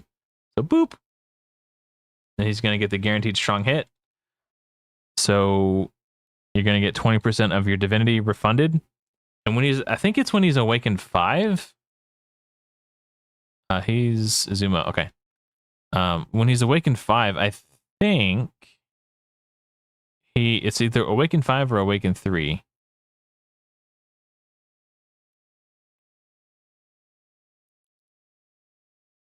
This hero's Awakened 3. He starts with maximum divinity at the start of the battle. So opening attack, bam, you just delete someone with your ultimate before anyone takes a turn. Well, someone on your turn would have to get a turn first. But then when he's level 5 awakening, at the end of this hero's turn, plays Vanish on this hero. So he at the end of every turn, he gets Vanish, and then all these like bonuses he gets from Vanish just come into play every turn. Super, super good. Super good. I don't know if he's S tier, but he's super badass. Easily A tier. S tier imprint, A tier hero. I would love to pull like 37 copies of him. So I could just have a fully awakened one and then also just harvest some imprints. Let's see. Green Knight. Attacks 1 enemy 3 times. He's a brawler, by the way. Attacks 1 enemy 3 times. Before attacking, has a 75% chance of placing Drain 1 on the target for 3 turns. This was very good in the alpha to pair with Guan Yu, because then you could just not use Guan Yu's core and just use Guan Yu's basic to do the enemy max HP to the boss over and over again if you were willing to play on manual. So this was a very nice quality of life having Green Knight on your team. And then his core ability steals all buffs from an enemy, has a 75% chance to place taunt on the target for 3 turns, which cannot be blocked or removed. Also places retaliate on this hero for 3 turns. This is really powerful crowd control. To taunt someone for 3 turns, you're basically saying you don't exist in the fight. And I'm pretty sure it's on a 3-turn cooldown. So that's absolutely nutty. This is insane crowd control. When they're attacking him, he's attacking back because he's got retaliate. And he's also placing drain on them when he's counterattacking. So just super strong crowd control. Yeah, this guy's a brawler in every sense of the word. This, in my mind, this is what. Obviously, don't copy and paste this kit, but this is exactly what a brawler should look like in Godforge. I love this character design. And his ultimate says, attack one enemy, inflicts 50% of the damage dealt to enemies under taunt. Attacks one enemy. Oh, so then the 50% of the damage dealt to the enemy you attacked will be dealt to enemies under taunt. So whoever you hit with this core. This attack is always a normal hit and ignores the target's defense. Reflects 30%, as passive reads, reflects 30% of the damage inflicted to this hero back to the enemy. So he's taunting them, they're attacking him, they're taking 30% damage back. He's got retaliate, so he's going to counterattack them. Like, he's got such a cool kit, man. Solid A tier brawler, in my opinion. That's a perfect example of a brawler. So Gozu, we looked at his buddy earlier. So this is Gozu. Attacks one enemy. Decrease each target's defense by 3%, stacking up to 10 times. That's very strong. Also heal for 30% of the damage inflicted. If Meizu is an ally, heal them for the same amount. That's pretty good. That's a really strong basic attack. 30% damage reduction over time. Yeah, you're gonna want him on your Pantheon boss team. And AoE before attacking has a 75% chance to place Hex 2 on each target for 2 turns, so it's going to increase his damage by a little bit. If Meizu is an ally, he joins the attack using his core ability. It's super cool. Attack all enemies on his ultimate and steal 20% of the enemy's current HP. If the target is a boss, steal 5% instead. That's pretty cool. If Meizu is an ally, increases their resistance by 20. Stacking up to 5 times. And his passive, when an enemy under Hex is defeated, remember he's doing AoE Hex on his core. When an enemy under Hex is defeated, increase the HP of all allies by 8% up to 3 times. Wow! And that's so if you have Meizu and Gozu, you're gonna have like 24% more HP and defense as you go through the waves. They're a very strong duo. They're perfectly powerful individually, but really strong together. And that, to me, that's good design. Good job, Fateless. I think I'm gonna put them in A tier. I'm pretty sure I put Meizu in A tier also. Yeah. I'll put them right next to each other. The furry boys. We're getting closer to legendaries. So this is Gogmagog. He is a defender. He attacks one enemy 2 times with a 50% chance to place attack down 2 on the target for 2 turns. Nice. That's a good, reliable attack down 2. His core attacks one enemy with a 75% chance to place blunt 2 on the target for 2 turns. Ultimate intercept on all allies except this hero for 2 turns. Also places Phoenix on this hero. That is good because intercept causes you to take a lot of damage. The fact that he phoenixes himself while intercepting is quite good. I like that a lot. When damage is inflicted to this hero, increase this hero's defense and resistance by up to 30%. That's good. Let's see. I like his basic. I like his ult. His core leaves a little bit to be desired. His passive is really strong though. So he seems fine. Average B tier seems perfectly fine. Gilgamesh Brawler. Attacks one enemy with additional 20% chance to strong hit if the target's divinity is above 50%. So high divinity increases your chance of strong hit. Very cool. Core ability, AoE, Increase damage inflicted by 1% for each 1% of HP missing on this hero. When Ragewood and I did our collaboration a while back, he pointed out the fact that this guy's imprint, Sacrificial Charge, would be quite good on Gilgamesh. Sacrifice 15% of this hero's HP, increase the damage of the next deck by 15%. So that would effectively reduce Gilgamesh's damage by 30%, because you get the native 15% damage boost, and then he's also missing 15% HP, so you get 30% damage boost if you use that imprint. So nice shout out, Ragewood. His ultimate attacks all enemies of the target's divinity is above 50%, then increase the damage inflicted by 50%. A 50% damage bonus is quite significant on targets who have high divinity. That's really cool. And then his passive, when an ally or enemy activates their ultimate, increase this hero's divinity by 10%. So not bad, pretty good. He seems like a perfectly reasonable damage dealer in most scenarios. So most of the time he's average, but he has the potential to be slightly above average. I'm hesitating putting him in 8. He's either A tier or B tier. I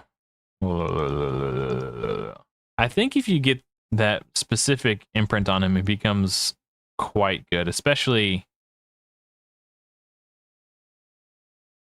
But I need to evaluate him in a vacuum, because that imprint is from a Void Epic, I think, or Eternal Epic. Yeah, it's gonna be hard to get.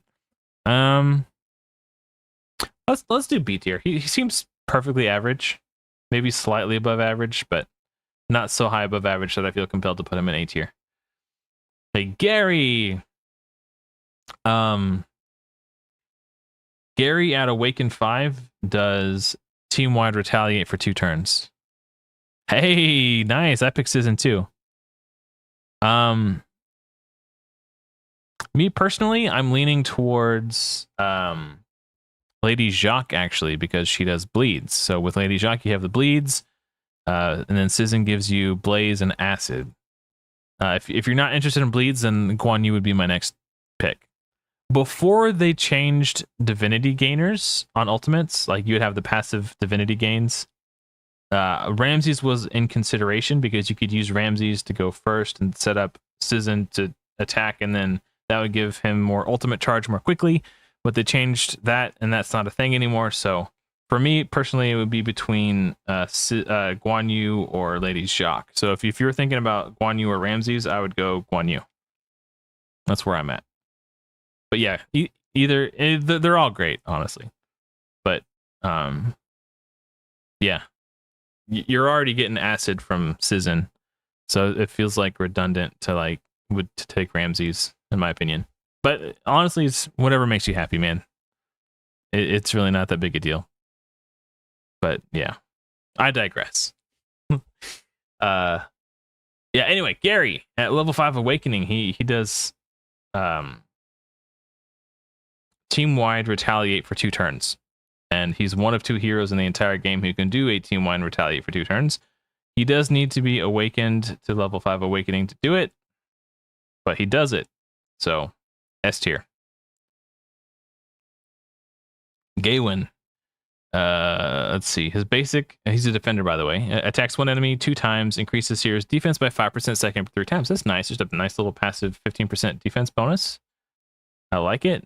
Place shield on this hero. Oh, then place protect 2 on all allies for 2 turns. I'd like to see a shield on all allies, but protect is also pretty nice. And then its ultimate has an AoE with a 50% chance to place attack down on each target. AoE attack down. We have not seen a lot of heroes who can do AoE attack down, so this is actually quite nice. Yeah. It does make a big difference, in my opinion. This passive, though, or the also transfers 1 disable from each ally to this hero. That's really cool. In addition, he has this really cool passive. When an ally receives a disable, there's a 50% chance this hero will receive it instead. Earlier, I was going on a little monologue talking about the ebb and flow of the metagame. And I was talking about how Hattori Hanzo's imprint has a chance to completely define a metagame. And there will be this sort of rock, paper, scissors where people use Forge Fire. And because people use Forge Fire, people will stop using this. Because this won't be good against Forge Fire teams. And once everyone starts using Forge Fire teams, people will start using crowd control teams. Because crowd control teams kind of counter the Forge Fire meta. Well, if everybody's using crowd control teams, guess who comes in and counters the crowd control teams? When an ally receives a disable, there's a 50% chance this hero will receive it instead. So now we have a counter to the crowd control teams. So once everyone's bringing Maven to counter the crowd control teams, and that becomes the meta, then people can start using the ignore defense and strong hit meta again. So in my opinion, that's going to be the ebb and flow of it, but we'll see. We'll see what happens. These are just my the ramblings of a madman. Bold predictions, if you will. Hey, good morning, Peter. Welcome. So yeah, I think he's going to be niche in and out of certain PvP metas. Beyond that, I do like AoE attack down. There's not many heroes who can do attack down 2 on an AoE. But his core... I really wish this was a team-wide shield, man. I'm going to put him... The AoE attack down 2 is good enough for A tier. And that combined with the fact that his passive can be used to counter the crowd control meta that will come after the Forge Fire meta. He's the counter to the counter. Okay. Frecky, Gary's pal. He's a brawler, attacks one enemy with a 50% chance to place 2 stacks of bleed. That's very good. If Gary's an ally, increase the chance to place bleed by 25%. I'm assuming this books to 50. So if you have Gary on the team, it probably goes to 100. That's really cool. If Odin on the team, Odin is an ally, activate bleed after attacking. That's very good. That is very good. Odin is an eternal legendary though, so pretty unlikely, but if you're lucky enough to have him, that's quite good. Feral Leap, attack one enemy with a 75% chance to place vulnerable 2 for 2 turns. That's really good because that's going to increase the damage of the bleeds by 40%. So that's very nice. The target is under 5 stacks or more of bleed. Also place Curse 2 on the target for 2 turns, which will reduce their incoming healing, shields, and barriers. That's really nice. So I'm really liking Frecky so far. The ultimate, which is about average cost. He attacks one enemy with a 75% chance to place... KHV Nivor says, please take a small break. Please take a small break. But I'm almost done. Yeah, I've been going for almost 6 hours now. My throat is getting a little sore. I might need to drink some water. His ultimate attacks one enemy with a 75% chance to place freeze on the target for 1 turn. It's kind of a bummer that it's a single target freeze, but he is a brawler, not a disruptor, so it makes sense. If Gary and Odin are on the same team, also increase their divinity and turn meter by 30%. Wow! That's really strong. When an ally is attacked, has a 50% chance to activate all stacks of... When an ally is attacked, has a 50% chance to activate all stacks of bleeds on the attacker. That is crazy good. Drink some water. Okay, I'll drink some water. Hey, what's up, Em? Welcome back.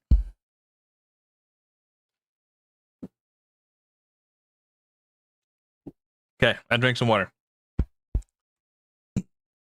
A spin class. That's cool. Oh, we're not even at the end.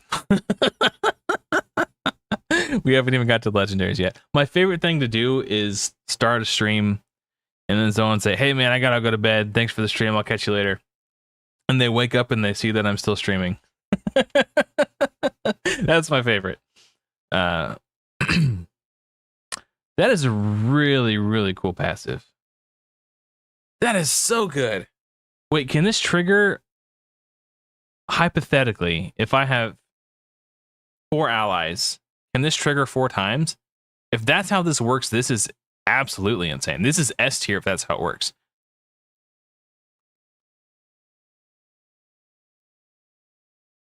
If that's how this works, this is S tier. Especially with vulnerable. That's 40% more damage. Oh man. I don't know if that's how this works. So I'll put him in A tier. But if we find out that this can trigger for as many times as there are allies on your team, that's easy S tier.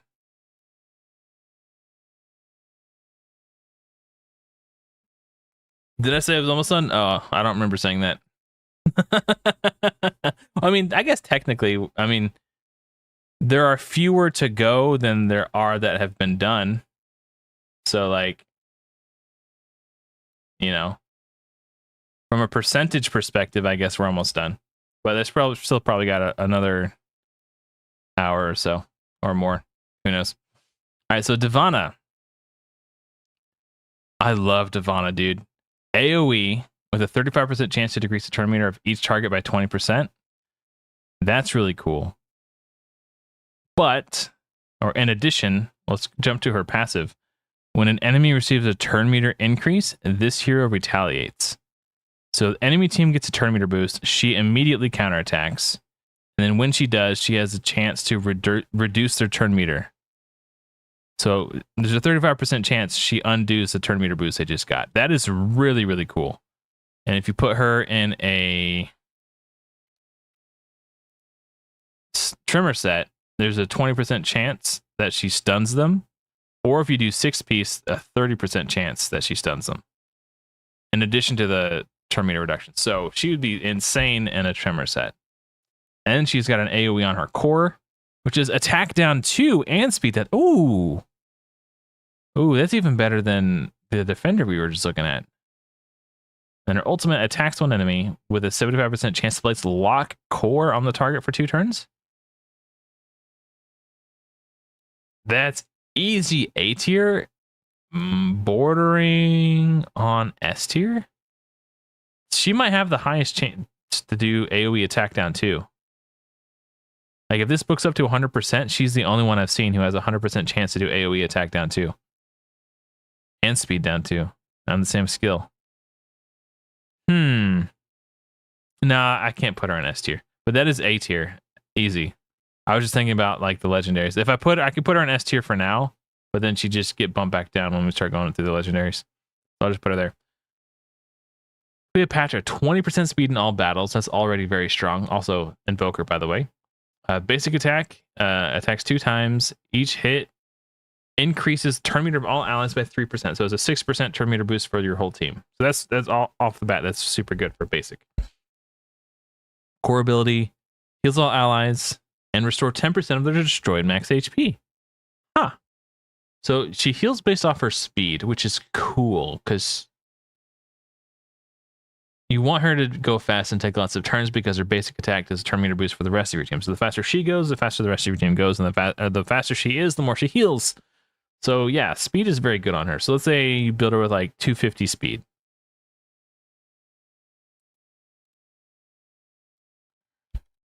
Oh, sorry. Say 250. It'd be like an average, like mid, your best speed gear in the mid game, like 250 speed, right? Seems reasonable. Times, what is that? 15 to do 1500%. Yeah, 1500. Okay. It's like a 3750 heal.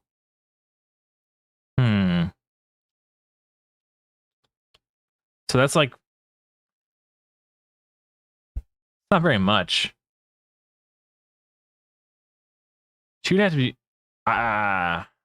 Is my math right on that? I think this needs to be adjusted. That seems very small. 3,000. It's like without gear, most rares have like 10,000 HP. So that's like a 3%, 3 or 4% max HP heal without gear. This is not a good heal. Like this utility is nice, but these numbers I think need to be adjusted in my opinion. But basic attack is cool. Revive one ally with 30% HP and turn meter, then attack all enemies.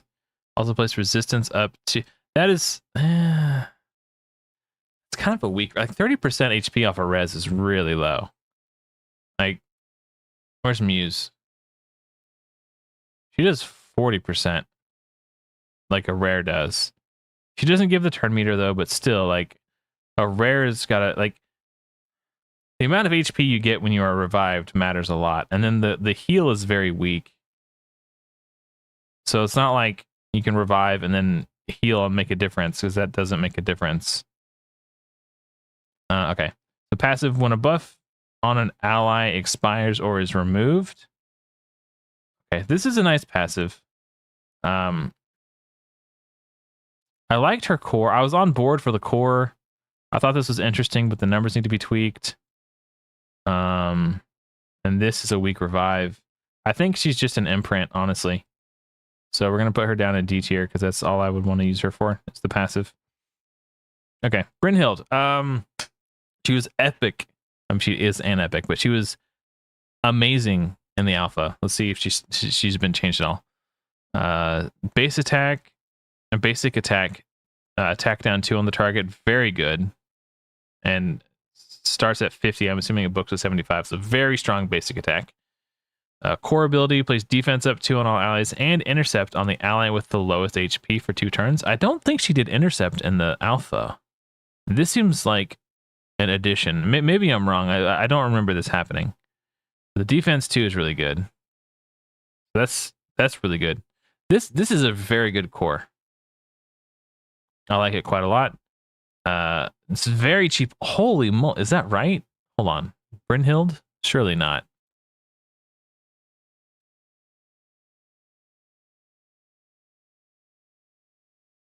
That's what it says on the website. Wow. That is a very cheap ultimate. Among the cheapest that we've seen. So it removes all disables from this hero, then places Radiance 2 on all allies for 2 turns. Can be used while under a disable. So she self-cleanses if she's crowd controlled, and then puts a 20% damage reduction and reflect on all allies for 2 turns. And she's going to be doing that a lot. When an ally's HP falls below 50%, place a shield on them for 20% of her HP. Wow.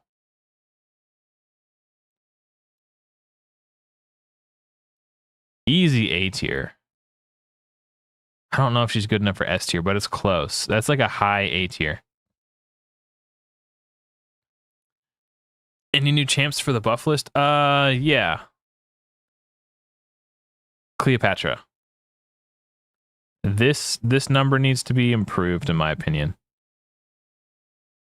By a lot. This is not a big heal at all. And because it's not a big heal, 30% HP revive is basically, they're just going to die again. If they could fix this heal, so it could actually have the chance to stabilize someone after she revives, I think she'd be okay. But right now, that's just not going to happen. In my opinion. I don't know. Maybe we'll find out differently when we start playing the game. I would love to be wrong. I love being wrong. Okay, so this is Bran. He's an epic defender. Attacks one enemy, place defense up 2 on this hero for 1 turn. Very nice. His core attacks one enemy, place protect 2 on all allies. That's very good. Especially since he's given defense up to himself, so he'll take less damage from the protect and stuff. Nice. And his ultimate is all allies shield above 50% HP. So if the allies are above 50% HP, they get... Okay, hold on. I was trying to break this down one piece at a time, but it's a long sentence. Okay. Place shield on all allies above 50% HP and heal 100% defense all allies below 50% HP. So if you have above 50% HP, you get a shield. If you're below, you get a heal, but no shield. That seems lame. But then you revive a dead ally with 40% HP and turn meter. Why does the defender have a better revive than the evoker that we just looked at? Also place intercept on any ally below 20% HP for 1 turn. So this ultimate is kind of weird. If you're above 50% HP, you get a shield equal to 200% of his defense. So if you're at high HP, you stay at high HP because you're getting a big shield.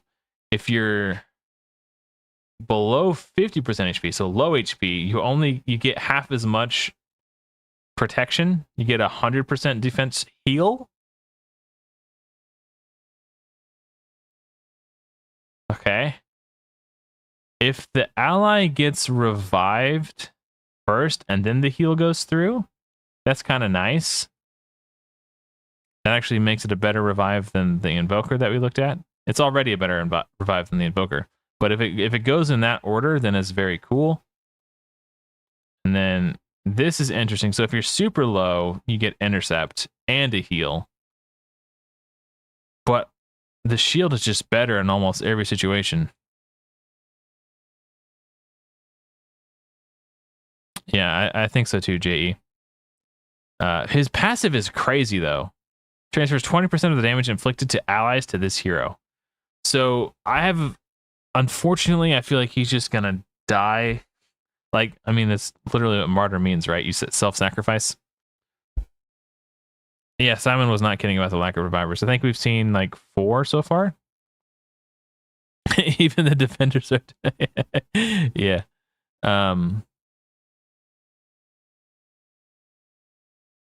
Yeah, this is crazy, but it probably gets him killed a lot. And this doesn't make a whole lot of sense to me. I feel like they kind of missed the mark with this. Like, they should swap these. Because, like, you get more protection if you're at high HP than you do if you're at low HP. That doesn't make any sense. I feel like that needs to be tweaked. Yeah. I think they just need, like, maybe flip-flop those. And then if the revive goes through before the shield and heal goes out, then it's really awesome. It's actually quite good. It's just the way that these work seem backwards to me. But other than that, Protect 2 and this passive, and he's gonna need this defense up on himself. I'm gonna put him in A tier because he seems like a really good protector, but my biggest concern is he's gonna need help. He's gonna need a good invoker to help heal him and keep him alive. Beowulf is the only hero in Godforge who has enemy max HP that scales with your crit damage. You see it here inside the parentheses. That means it's part of his damage multipliers, and it scales with his crit damage. Every other enemy or every other hero in the game who does enemy max HP damage, it's a flat value that does not scale off crit damage. Yeah, I think we got Brand figured out. It seems like a pretty easy fix, and he can be quite good. But yeah, Beowulf is crazy. He's a crazy boss killer, damage dealer. He attacks. Actually, let's look at him on this because it has all his awakening bonuses and stuff.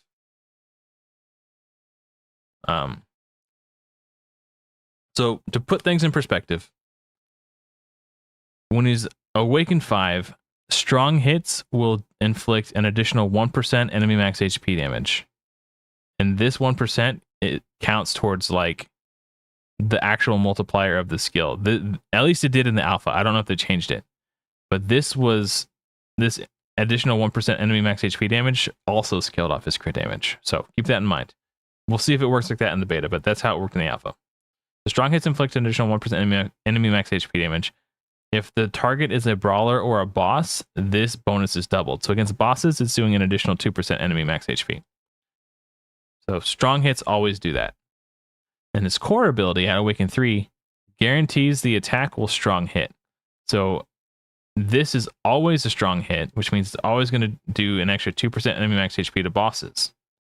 So you have this skill, which does 3% enemy max HP. You have this skill, which deals 2% enemy max HP. And if the basic attack strong hits, it will have the opportunity to deal enemy max HP. So, and that all scales with crit damage, or at least it did in the alpha.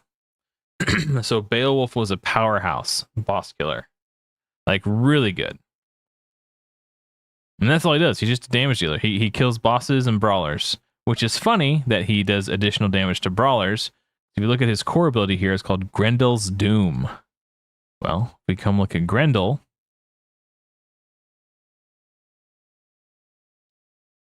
he happens to be a brawler. Coincidence? I think not. Anyway, I'm tempted to put him in S tier because he has a very, very, very high damage ceiling.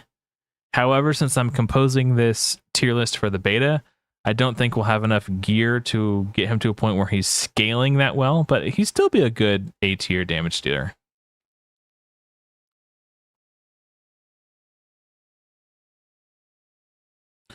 Yeah, man. There's some really cool weapons. Crescent Blade was one that I thought was really interesting. And it's one of those ones where like there are heroes and builds you can go for where it'll be really great. Let me drink some more water real quick and then we'll get into Bastet.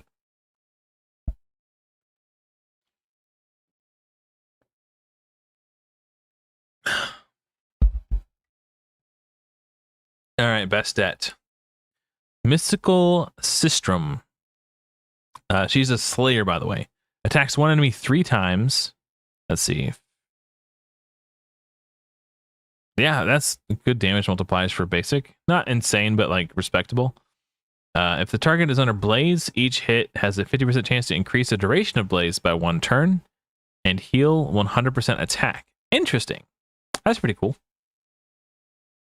Almost free at time. Hell yeah, brother. Attack all enemies with a 75% chance of placing resistance down 1 on each target for 2 turns. If Raw is an ally, increase damage by 25%. And make it resist down too. I really like resistance. I prefer resistance down when it's on a disruptor rather than your Slayer, because you have to build your Slayer with accuracy to land this, so the rest of your team doesn't need as much. I mean, resistance reduces the amount of crit damage you take, so it's like it's a damage buff kind of, but it just feels weird to put it on a Slayer. You should have somebody else put resistance down so your Slayer can nuke harder and land their debuffs more easily. Anyway, yeah, seems like a decent attack. Ultimate, attack all enemies with a 75% chance to place Blaze 2 on the target for 2 turns.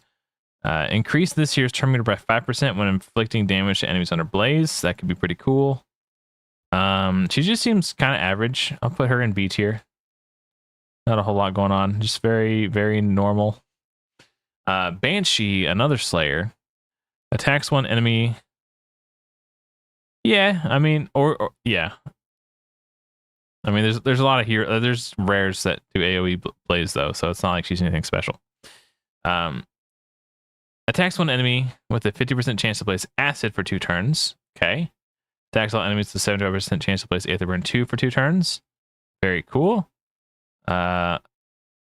Ultimate, attacks all enemies 2 times. First hit has a chance to place Blaze. Second hit has a chance to increase the duration of Blaze, Acid, or Aetherburn on the target for 2 turns. Sorry, for 1 turn. She's basically like a miniature Sizzin. She does Acid on the basic, AoE Blaze. I think Sizzin's better because he does AoE Blaze on the core and then activates on his ultimate, but she could set up Sizzin really well because she increases the duration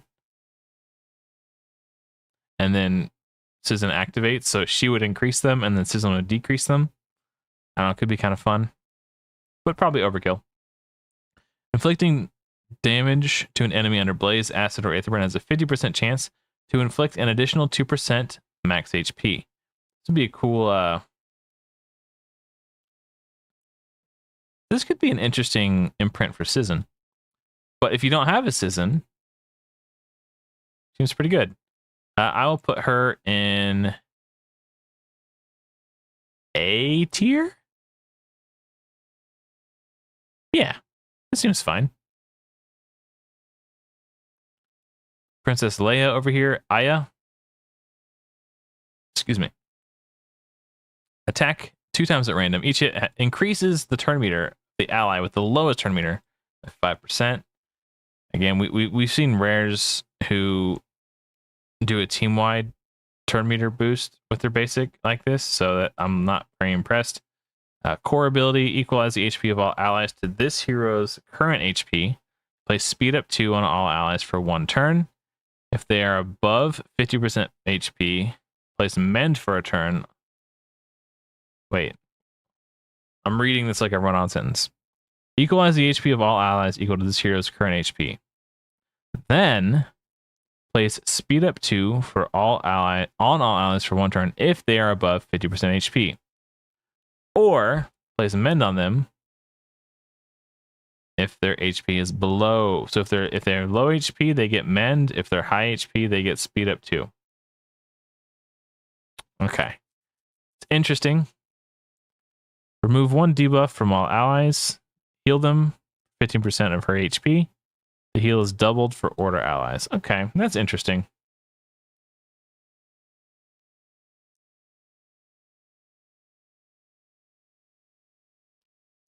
Oh, you're interesting. You made a no gods account. Of course you did. How many challenge accounts do you have now? Like 27? Oh yeah. Well, this is normally around the time I go to bed. I wanted to start streaming earlier, but I knew if I started streaming earlier, there would be less people tuning in at the start because most people are asleep. So I waited a couple hours and got kind of a late start for what I knew it was going to be a long stream. But we're managing it. We're almost done. We're almost to the legendaries. Oh, this is really cool. At the start of battle, increase all allies' faith by 20% of this hero's speed. That is really cool. Everything else in her kit is kind of mediocre. So I'm going to put her in B tier. Achilles is... Oh, we've seen way more bleed heroes be introduced since he's come around, and he removes the bleeds when he does his ultimate. So I don't like him. He has gone down. He was the king boss killer in alpha after Beowulf. I would say he's below average. I think there are rares who are better to build than him for bleeds, honestly. Like, where's Minotaur? Let's look at Minotaur and compare them side by side. Attacks one enemy with a 50% chance to place 2 stacks. This probably books up to 75. 2 stacks of bleed. Strong hits always place 2 stacks of bleed. Retaliate. Okay, that's pretty good. Attacks one enemy with probably books up to 75%. Up to 3 stacks of bleed. So technically like 50% better in terms of stacking it. And he does... I think he does a retaliate buff once he's awakened. So he needed to be awakened to get the retaliate buff. Unlike Minotaur, who just does it naturally. Look at this. Remove all stacks of bleeds on the target. I mean, maybe this is a huge nuke and it's worth it, but like... my instinct is like... Hold on. Let's do some quick math. So 235 times 3 equals... So it's 700 times attack damage multiplier. So that is a very big hit. Let's say hypothetically there's 10 stacks of bleed, which seems perfectly plausible given the retaliate he gets after awakening on his core. And this, so 10, so it's 150. Okay. Oh, what's this attack? The attack values on Raven Pyrus have not been updated yet. So let's look at Achilles. He's from Olympus, I think. Let's look at his damage multipliers. His base attack times 11. So 1123 times 7.05. So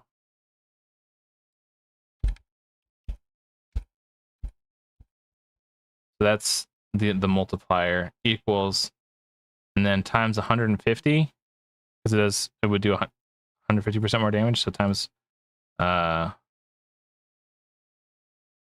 15. I think it's just... Okay, how do you do times... To do times 50%, you do 1.5. So 150% would be 2.5. I know it sounds weird, but I'm pretty sure that's right. That is a big chunk of damage. 19,000. Maybe he's not as bad as I thought. I was talking a lot of smack. That's actually a really big... If you remove 10 stacks of bleed, that's gonna slap. I don't think they've officially announced it, but there was talk that it got worse during the last podcast. But still, like, he does 3 on his basic and he retaliates. So he's going to keep the enemies at 10 stacks pretty easily. I think this is better than I'm giving it credit for. I think they buffed it since the alpha. That's a big hit. Okay, so he's not as bad as I thought. I'll put him in B tier for now, and I'd be happy to be proven that he's actually A tier. But I'll put him right here next to Minotaur. All right, we're finally at the legendaries, guys. It only took us 6 hours and 17 minutes to get here. And now we're probably going to start downshifting a little bit. Because the legendaries, I don't think he's D tier.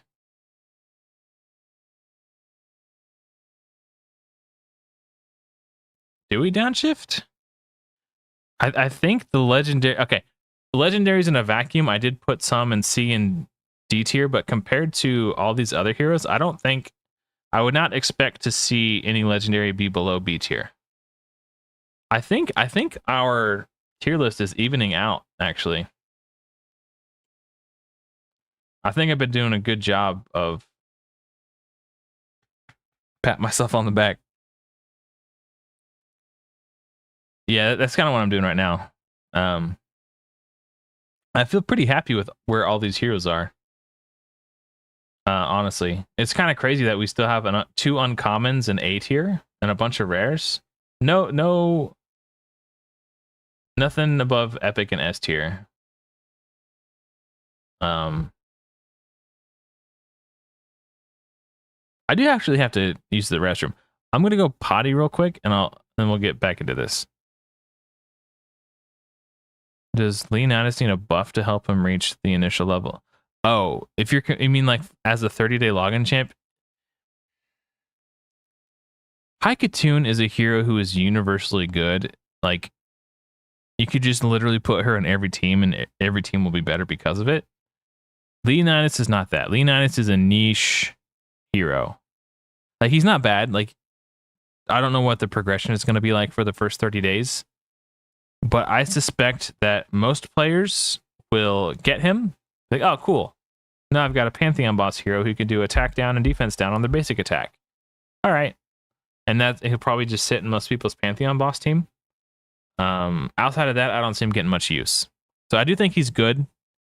And you might even bring him into some of your regular dungeons just because he does attack down and defense down too on his basic. It's really good for boss fights in general. If you can squeeze him into your team, if you don't have someone who does like the AoE versions of those skills, you might just bring him in anyway.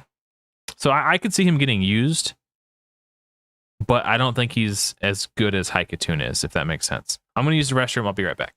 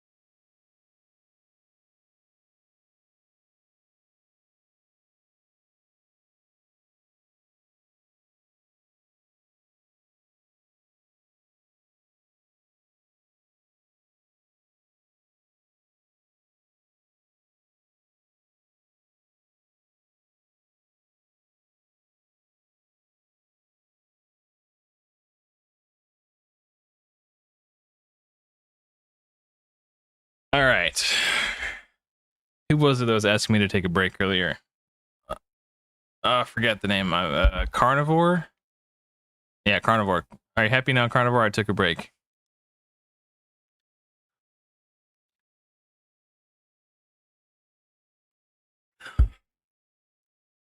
Also, it's kind of hard to see because of my beard. Do you guys like my shirt? It's a Evil Dead reference. Anyway, KHV Nivor says, thank you. Let's continue. All right, let's get into it. I wasn't even sure if you were still here. Thanks for sticking with me, guys. I know it's been a long one. Did I actually use the toilet and wash my hands? I did use the toilet. I didn't wash my hands, and I'll explain why I didn't. I have a good okay. Just hear me out. When I go pee at home, I pee sitting down. So I'm going to demonstrate. I pulled the pants down. I sat down. I peed. I stood up. And I pulled my pants up. I touched nothing. My hands are clean. It does sound like Sam Solstice, doesn't it? That's why I picked that voice. I was going through the voices that you could choose for the TTS, and I was like, I'm pretty sure that's the exact one that Sam Solstice uses. So I'm glad that you picked up on that too. Yeah, that's why I chose that voice. There were like 50 options, and I was like, oh, no, we got to do the Sam Solstice one. Real men pee sitting down. All right. It's also better for the environment, you know, because I didn't have to waste water washing my hands. Anyway, all right. And should we start at the top, or we should just keep going in the order that we're going in? Let's just keep going in this order. That's fine. I'll do Zeus. Zeus has the coolest basic attack in the entire game. Someone clip the demonstration. That's fine. As you know what, as what happens when you're a streamer. Okay. So distracted by that now. Oh, he's got 33% crit damage in all battles. That's kick-ass. So Ricochet, what it means is it attacks a random target, and then after it does, those hits ricochet to another target, and then those hits have a chance to ricochet, and then those hits have a chance to ricochet, and so on and so forth. Eventually, it'll peter out because each ricochet has a smaller chance to ricochet than the previous ricochet. But he attacks 2 times, so crack, crack. It's gonna be like a lightning strike. This is so freaking cool. So he has the potential to do defense down on all enemies with good RNG and do a ton of damage. This is such a cool basic attack. He is going to be so good on joint attack teams. Like, imagine him with a Vivian. And then his core ability is like fine. Like it's basically just I mean, that's a really high AoE damage multiplier. But yeah, it's just damage. It's fine. Not as cool as the basic, but it's fine. And then attack up 2 on himself, and then an all allied joint attack. It's really cool. When this hero defeats an ally, the next attack of each ally will inflict 30% increased damage. Wow. This is super cool. He's an S tier Slayer. Like, I'm pretty confident about leaving. The only one that might get bumped down is Ryujin. But right now, I'm feeling really good about my S tier. All right, let's do Ymir. Oops. So he's a brawler. Attacks one enemy with a 75% chance to place defense down 2 for 2 turns on the basic. If the target is under freeze, place barrier equal to 5% of the damage. That's a nice little survival built in. AoE, reduce each target's speed by 10, stacking up to 3 times. So 30% speed reduction. If this, I'm really interested to see if these types of effects work against bosses, because that's really cool.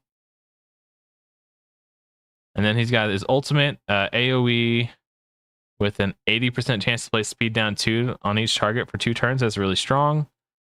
And attack all enemies with an 80% chance to place freeze on enemies under speed down 2.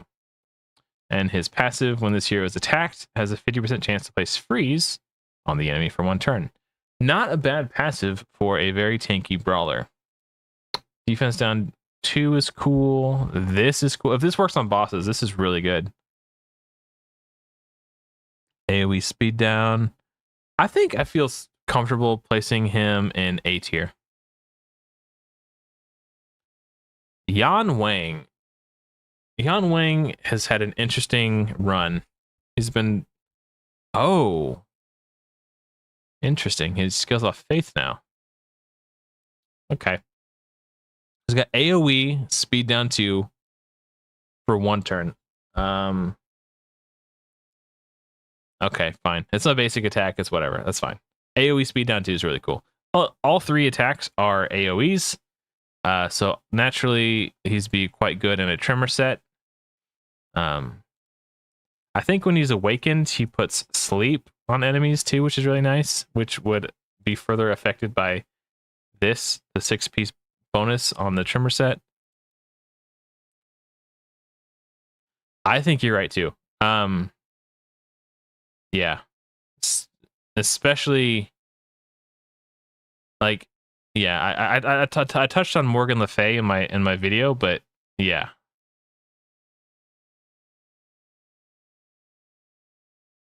Oh yeah, wow, that's a good point. I hadn't thought about that. But yeah, really good basic. I think he's great in a tremor set. Another AoE with a 75% chance to place a random debuff for 2 turns.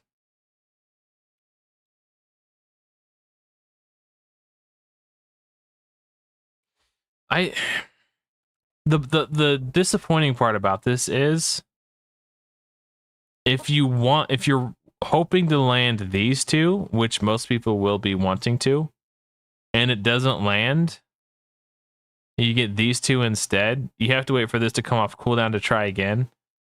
And because of that, I just don't think he's good.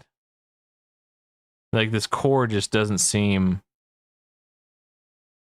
I was really pushing when they revealed his kit to swap these skills. Because at least if you miss on the basic, the next time he uses the basic, you get to go again. But this being on a cooldown means you can't rely on him doing the things that you want, which just makes him really not as good. If you're relying on these. If you're not relying on him, then like why bring him? Like, who cares? I don't know. Whatever. Okay. And his ultimate, the lock core and lock ultimate, is actually really strong. This is a really powerful crowd control effect.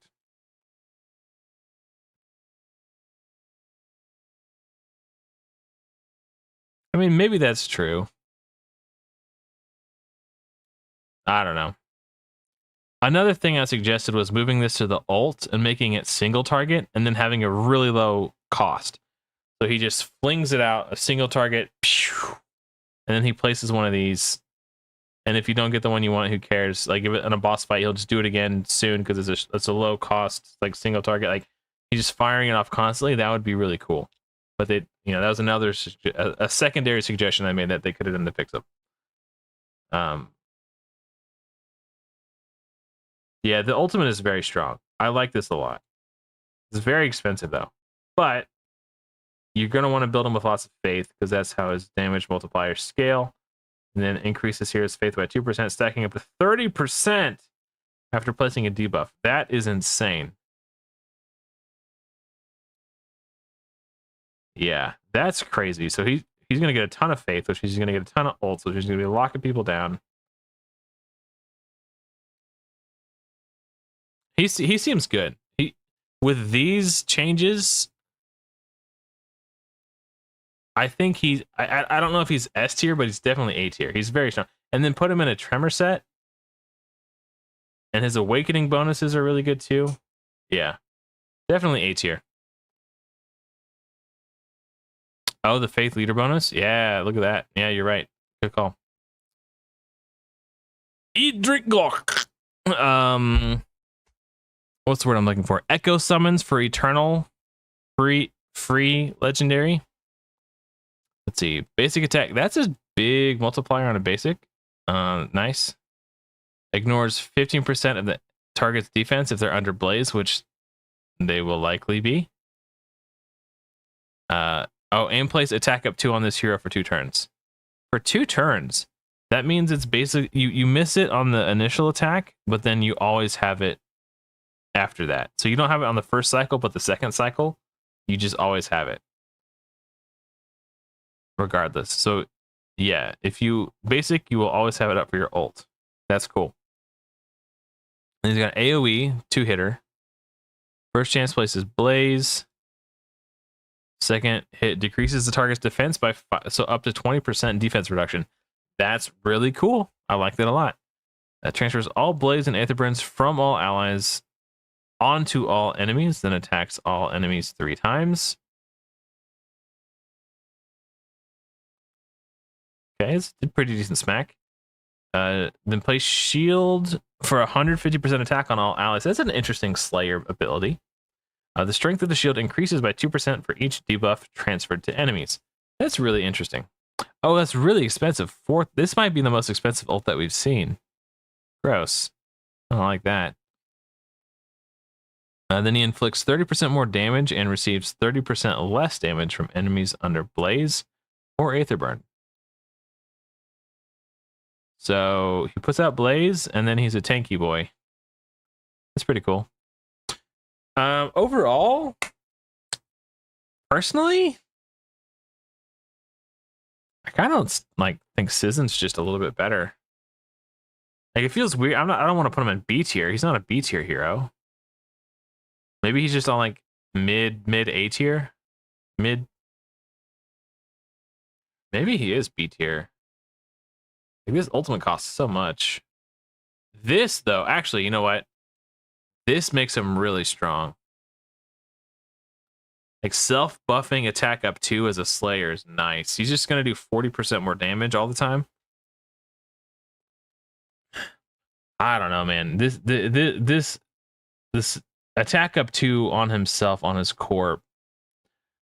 So he's 40% stronger than I was thinking. Actually, I was doing the damage multipliers in my head and like doing the math. I was like, oh yeah, he's okay. But then, oh wait, no, it's gonna do 40% more damage. Okay, that's a big deal. I've only seen, well, not everybody has Freya Rabbit. I think I've only seen one hero who does attack up 2 on all allies so far. And I don't even remember if they do it on all allies. There's like 2 or 3 legendaries that do it. Adam Koi emote. Yeah. If you were a channel member, you wouldn't have to, you could just use the emote, you know. Anyway. Yeah, okay. This attack up 2 makes a big difference. I forgot about this. Yeah, we'll put him in A tier. I don't think he's S tier. He could be S tier. It's one of those things where I'll have to see how hard he hits. If he hits super hard, he can go in S tier. The attack up 2 does make a big difference. Because I'm trying to evaluate the heroes in a vacuum. And as such, because he places attack 2 up on himself, he's better than the Slayers who don't, for the tier list sake. Big dungeon aura. Vivian's S tier. Period. Like, attack up 2, defense up 2, then extend the duration of all buffs, which means you're going to have 100% uptime on both of these massive buffs. Team-wide join attack. And then because you're doing a join attack, all your allies are going to do 20% more damage. And then it's doubled because there's a join attack. And then you're obviously going to kill the dude. And then you're going to do a 20% turn meter boost. Yeah, she's just S tier.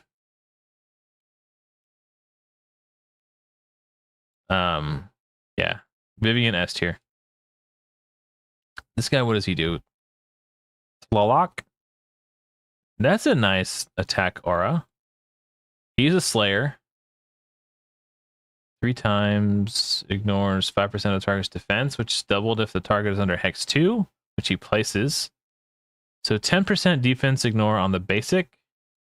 That's 175 times 3.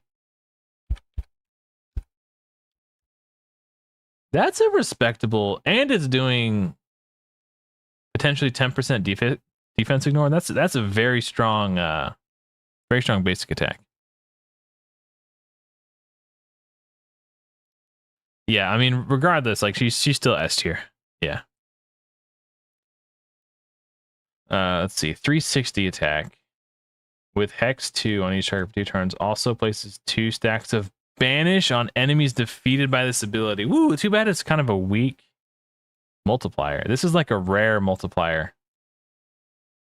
I mean, you're getting like 10% more damage. Oh no, 5% more damage. Yeah, no.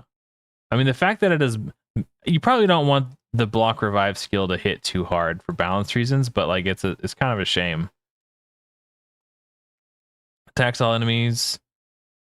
Each hit will ricochet. We talked about this with Zeus. The same effect. Attacks all enemies. Oh man, that's gonna be a super. Like if you hit 5 enemies, all 5 of those hits are gonna ricochet, and then those have a chance to ricochet, and then those have a chance to ricochet. And each hit, oh my god, increases the target's divinity cost by 3%. Yo!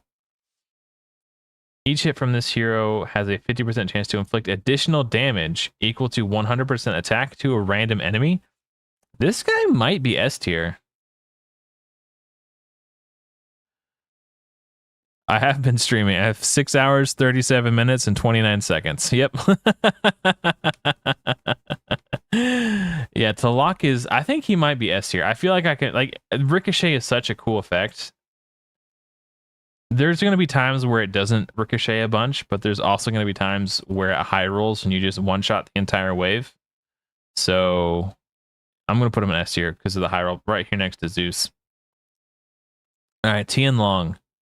Attacks one enemy with that. I'm assuming this book's to 100%, so he could be the best attack down one hero basic in the game for single target.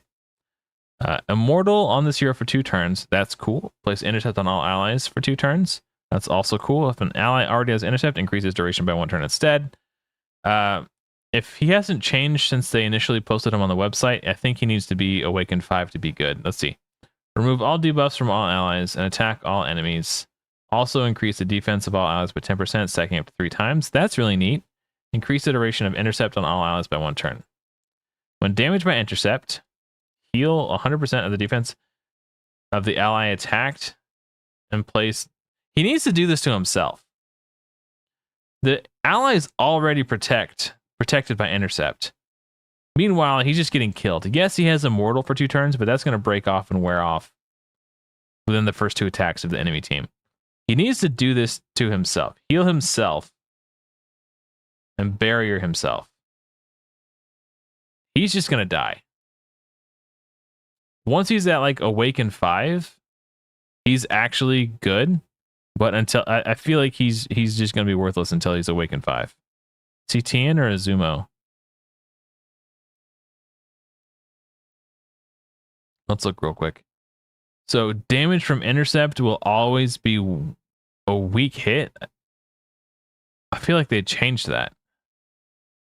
I used to say it wouldn't exceed 15% of his max HP. So this was, so they, I feel like they made it worse. An ally intercept expires, place intercept on them for 1 turn. He does a really good job protecting his allies, which is cool, but he's just going to die. Yeah, I think you pretty much, he just dies. He gets better at Awaken 5, but he still just dies.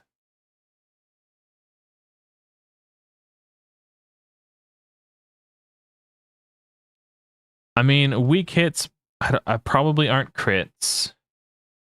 And they do what, like 30% less damage? I think making it so the attacks can't exceed 15% of his max HP is probably better. I don't know, man. Either way, he's just, I feel like he just dies.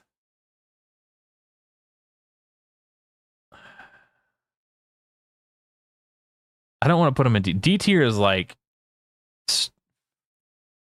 man, what does his imprint do? Yeah,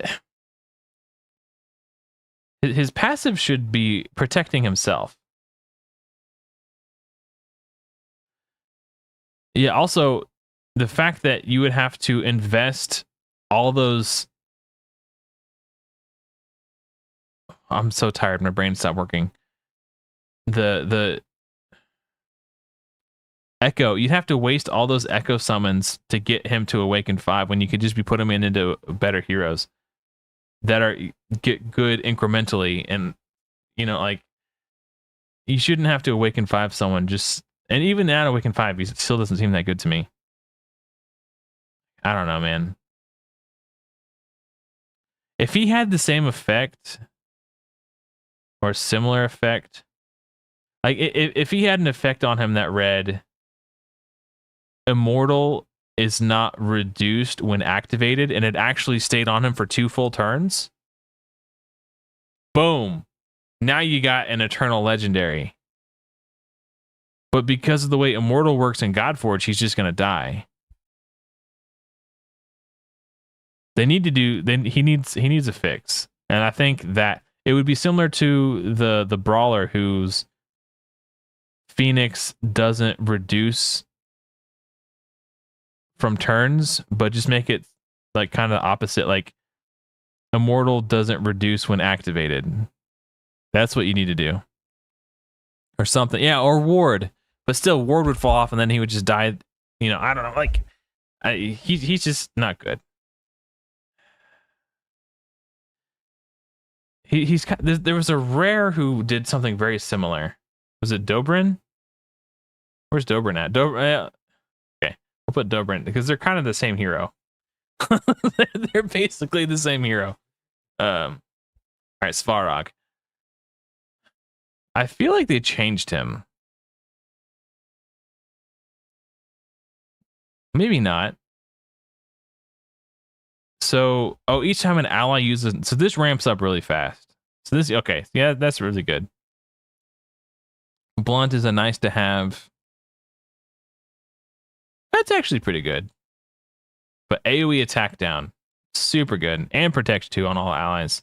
I think I put him in A tier on my last tier list. That might have been a mistake. I might need to put him back in S tier.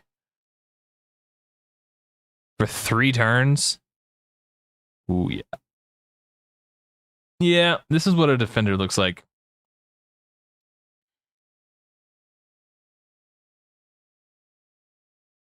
Yeah, I think he's S tier. I can't scroll up while I'm clicking and dragging.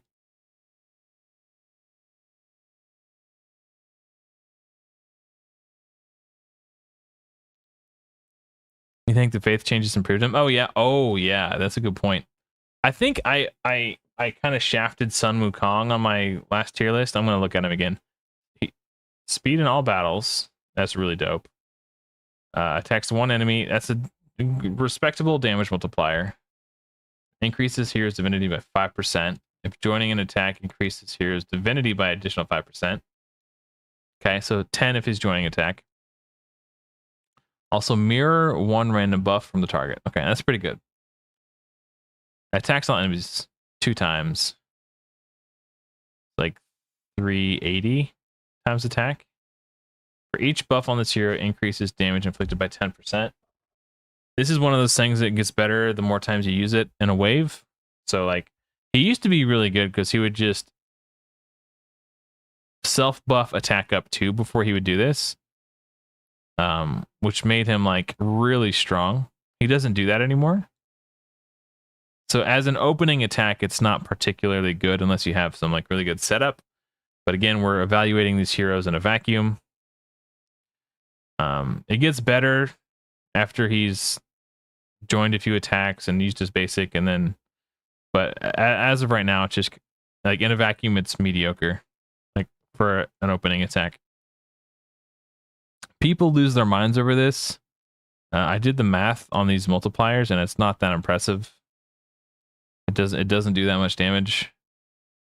The heal part is kind of nice. The Slayer gives him some sustain. And then decrease target's turn meter by 8%. If a target is hit more than 5 times, additional hits inflict 50% reduced damage. This is the important part. That's why this is not a hard-hitting skill. His passive is insane. His imprint is insane. But yeah, I think a lot of people overrate him. Or maybe I'm underrating him. I just don't think he's as good as everybody says he is. I mean, obviously, this passive is really, really quite good. That's the best part of his entire kit, in my opinion. Yeah, I don't know. I think he's just like a B tier Slayer, honestly. That's how I feel. Boop. I'll put him at the top of B tier at least.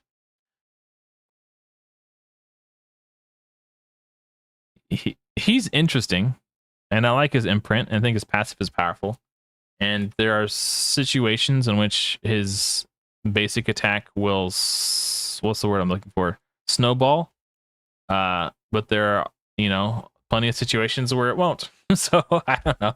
He just seems very middle of the road to me now after he lost the attack up 2 buff on his core.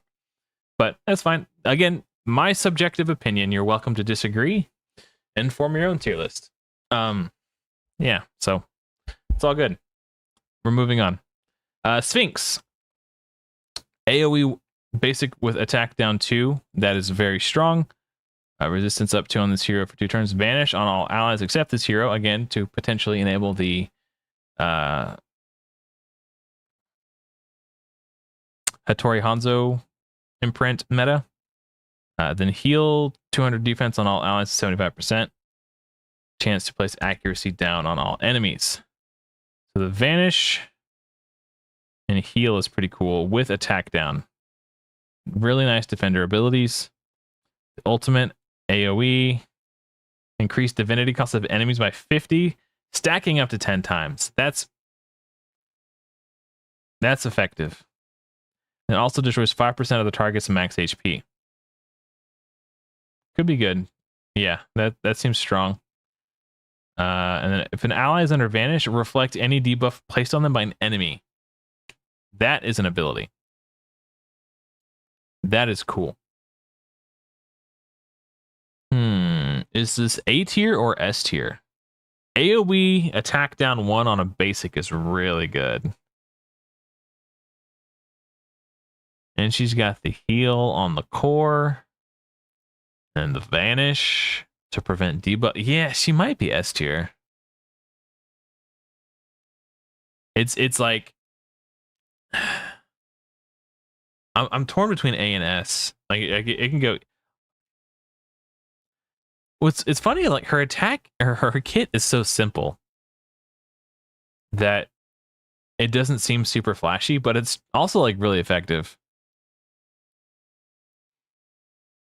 Yeah, aura is leaves a bit to be desired. But yeah, if the Hattori Hanzo meta is a thing, then she's definitely S tier. She kind of enables it. Yeah, I think we could safely put Sphinx in S tier. She's pretty strong. Shamash, he's S tier in my opinion. Maybe high A tier, but the ally with the lowest divinity joins him in attack on his basic. And if the enemy's under Aetherburn 2, which he places on his core, all allies get a 10% turn meter boost. This is nuts. This is a very strong basic attack. And then he does a joint attack on his core. So he says, hey, screw you, buddy. And then he just deletes him. And his ultimate revives a random ally. His radiance 2, attack up 2 on all allies. This is an all ally heal by 15%. Like, I think he's still S tier. Like, I think a lot of people underrate Shamash. I saw a lot of tier lists where he was in A tier, and I was like, man, put some respect on his name. But again, all tier lists are subjective. I'm sure there are plenty of people who would have put Sun Wukong higher than B tier. I think that was a Faith aura. 21 Faith in all battles.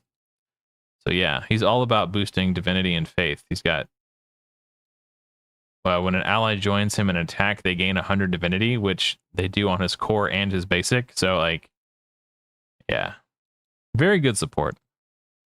Faith, yeah. Oh, FTH, yeah. Sorry, oh, that's true. Yeah, divinity Legendaries make a big difference. Yeah, I'm excited. Okay, on my last tier list, I put Raijin in S tier because he's the only hero in Godforge who does AoE defense down that likely books to 100% on his core ability. And because of that, he is very unique and he'll be very coveted, and anyone who pulls him should build him because he's the only one who does that. I'm getting a little lazy because I've been streaming for almost 7 hours now, and I want to finish this. But yeah, Raijin and S tier. That's how I feel. Okay. Ra. AoE Blaze for 3 turns is really good. If he defeats an enemy, it reduces the cooldown. That's really good. On his basic, he's oh wow, 340 or 325 plus accuracy, 1% attack for accuracy. This has the potential to hit very hard. It increases duration of Blaze, and if he crits, it activates it, which is really strong. He's got AoE that hits 3 times. He also can do AoE defense down, but it's on the ultimate, and it like 3075 divinity. Like you'd have to pump him way full of faith to get this as his opening skill for like PvP or PvE. So it's probably not going to happen. That's why I like Raijin so much, because he does it on his core. He just opening attack, defense down. But vulnerable 2 on a debuffer is really sick. So I really like I like Ra a lot. When Blaze on allies or enemies activates, expires, or is removed, increase the damage of the next ultimate by 5%. So that's really cool. I think he's easily an A tier Slayer, in my opinion. Ooh, nice, Mr. Simyonk. Yeah, the dual multiplier as well. Yeah, for sure. I like Ra quite a bit. I have Sizzin on my account, and I'm still thinking about getting Ra from the Echo Summons, just to kind of put that in perspective. Yeah, Morgan, I think Morgan might be the hardest hitting AoE damage dealer. I talked about that in my tier list video, but we'll cover it again when we get there. Quetzalcoatl. I love Quetz. Even after the nerf, after he was reduced in power, he's got a heal on the basic, 20% turn meter boost, and speed up 2 on the core. It's great. Faith up 2 and accuracy up 2 on all allies. I like this a lot. When he gets to 100 divinity, he gives a turn meter boost to the hero with the highest turn meter. And his passive is really strong. When he dies, he revives 2 random allies. I think at like Awaken 5, he revives all allies instead, which is really good. Just super good.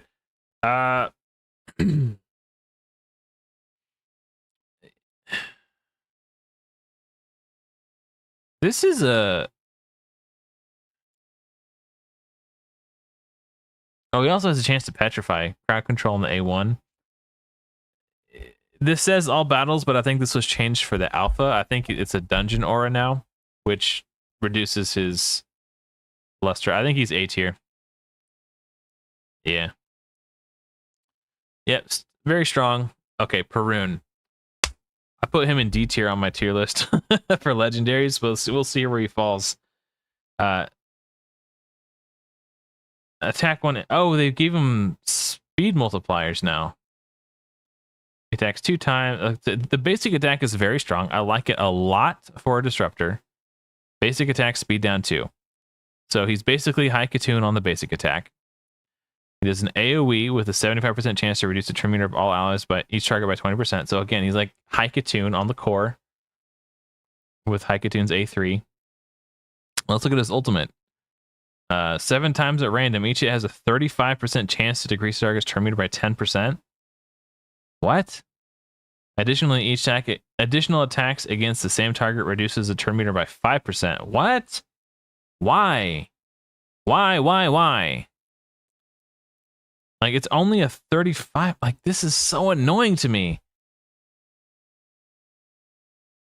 At Awaken 3, this is a 40% AoE turn meter reduction, which is very strong, to be fair. But I don't think he's worth awakening. Like, you'd have to build, like, you have to put 1, 2, 3 extra duplicates into him to get to him a point to where, like, he's good. And then his Awaken 5 isn't good. So, like, you just awaken him to 3 and then stop. I don't know, man.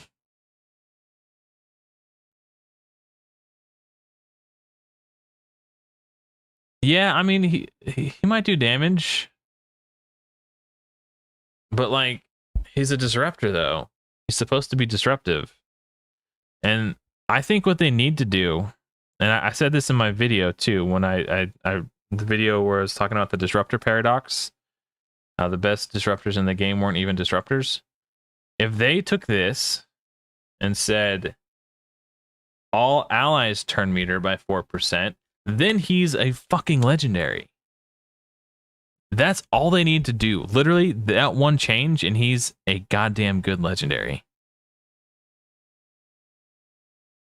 Just change this to all heroes or all allies, and then he's an elite legendary. Period. Yeah, okay, cool. Yeah, he'll do some more. He'll do extra damage now, and then that's fine. Like this attack portion is a lot lower than like the Slayers who have multi-scaling attacks. They start at like 330 or 400. So he's already at a big disadvantage. Like I don't think he's going to do quite as much damage. Maybe this one does. Okay, yeah, know what? The ultimate will slap really hard with this multiplier. Actually, this one is medium. This one is weak. This one will crack. I don't think they thought this through. Like the damage of this is nuts, actually. But this is what I'm concerned about. And this. Why? Why 35%? And why do additional attacks only reduce by 5%?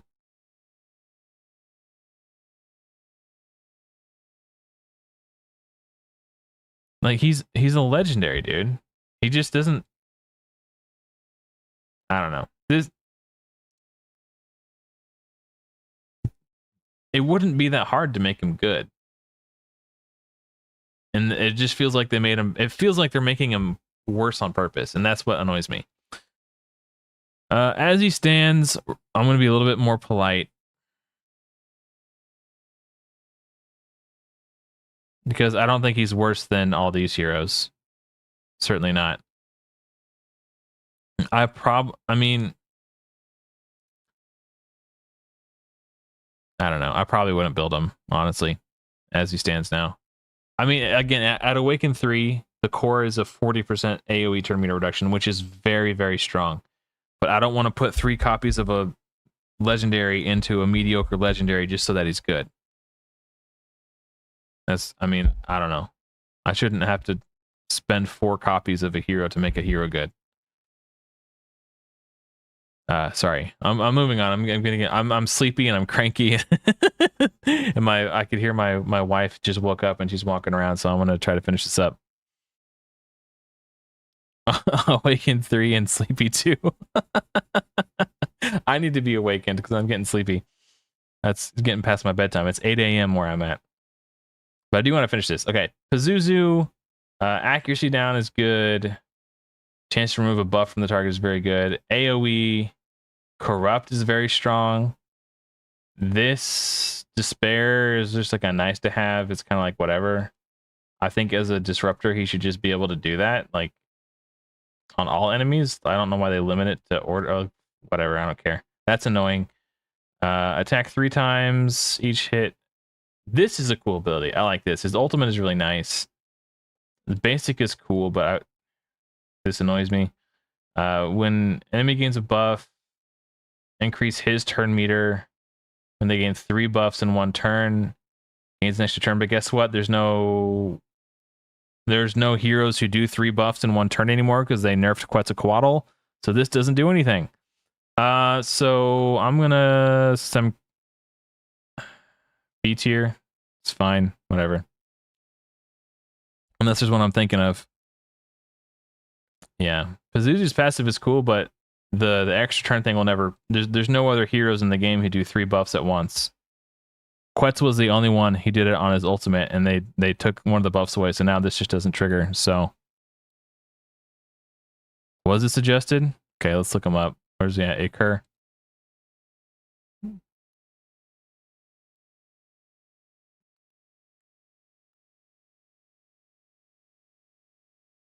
Three buffs in 1 turn this year. Nope, it wasn't adjusted.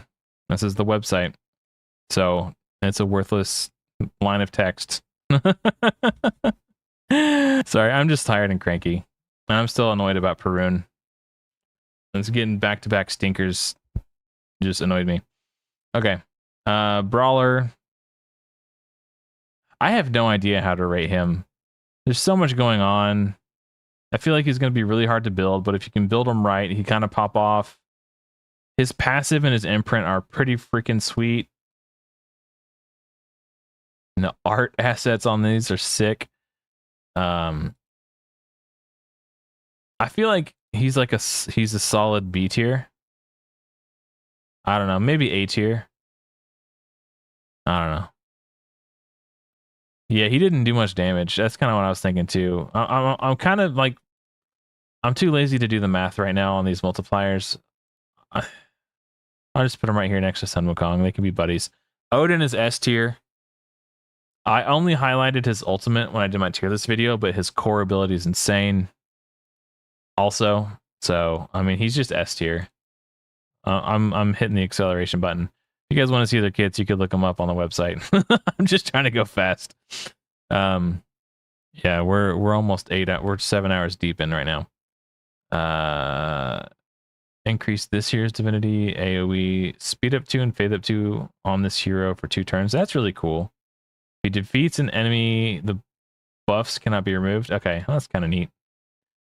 All allies join attack. That's really neat. Azumo allies deal 30% increased damage. That's extra neat. Wasn't there another hero we looked at earlier who... It was Kenshin. Where's Kenshin? I put him in like B tier, I think. Get off my screen. Get off my screen.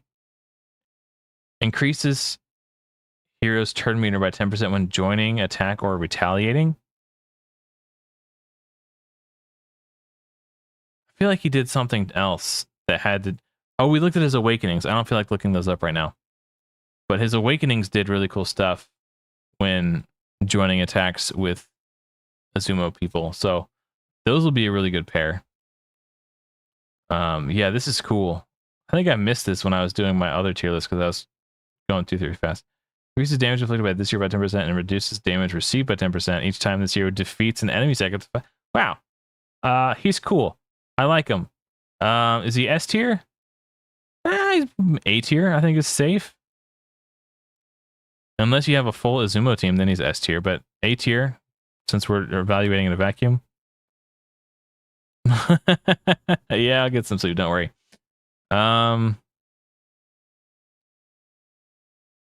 Critical attack to ignore 20% of target's defense. That's crazy good. And it's a two hitter, so it's 480 times attack that ignores 20% defense. That's a crazy basic attack. 620 times attack. With an arena, this will be an extra 40% damage. This is flipping insane. She will one-shot anybody. And then her ultimate attacks one enemy 3 times. 3 times 245. Hold on, I can't do math when I'm sleepy. I can't do math when I'm awake either. 735. That's a big hit. And then she places Drain, which is going to make it do 20% more damage. The target is defeated. Decrease this hero's divinity cost by 10%. That's pretty cool. Increase strong hit chance by 20% when inflicting damage under Vanish. It's pretty cool. I think when paired with a good crowd control hero like Loki, or maybe even Pandora, she can be S tier. Without a partner that can enable her to just pop off and not get one shot, I think she's just A tier. Well, that's not fair. She's kind of up here with Musashi. If Musashi's S tier, then she has to be S tier too. They're kind of like the same. Very similar. So it's either they come down to A tier. I think because they're single target, they have to be an A tier. But they'll be right next to each other. They can keep, they're good company.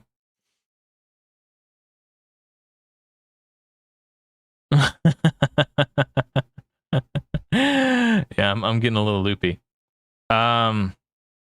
She's the only hero in the game who removes all buffs from all enemies. And she does a bunch of other crazy stuff too, like AoE defense down, AoE attack down. But unlike Raijin, it's the defense down is on her ultimate, not on her core, but still very powerful effect. and she's also got good crowd control. So good CC, full buff strip, really powerful passive. She's S tier.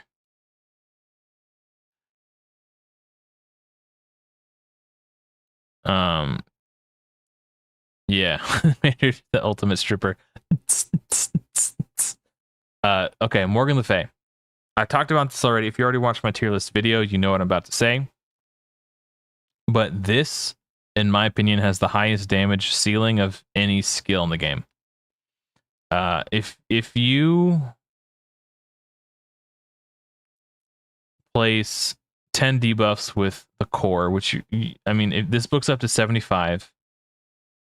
3 hits. If there's 4 enemies, like 1, 2, 3, 4, 5, 6, and 7, 8, 9. Maybe it's not likely to get 10 debuffs. In dungeons, you can probably get 10 pretty easy. Yeah, if you signed up on the website, you should get a email. If you didn't sign up on the website, you may not get an email, but I'm sure they'll post a link for the downloads on Discord somewhere. But yeah, if you need a download link for the beta, I can gift you one. It's my special link that makes me look good as a content creator. If you click it. So if you want to, if you have not signed up yet, sign up with that link. Anyway. Oh, yeah. Okay, so it like, because I'm too tired to explain it. I explained it really well in my video. Go watch my video. It's pinned in the chat. It's the pinned message in chat. I explained it very well in the video. This has a very, very, very, very high damage ceiling. Like, nuts. Especially if you can remove 10 debuffs, then it's ludicrous. So S tier AoE. She's probably the best AoE damage dealer in my opinion. Someone in the comments of that video compared her to Seer, and while it's not exactly the same because it's not doing enemy max HP damage, it's a similar effect where you're removing the debuffs, but you're doing a crap load of damage in return. This guy is S tier because he places ward on all allies for 2 turns.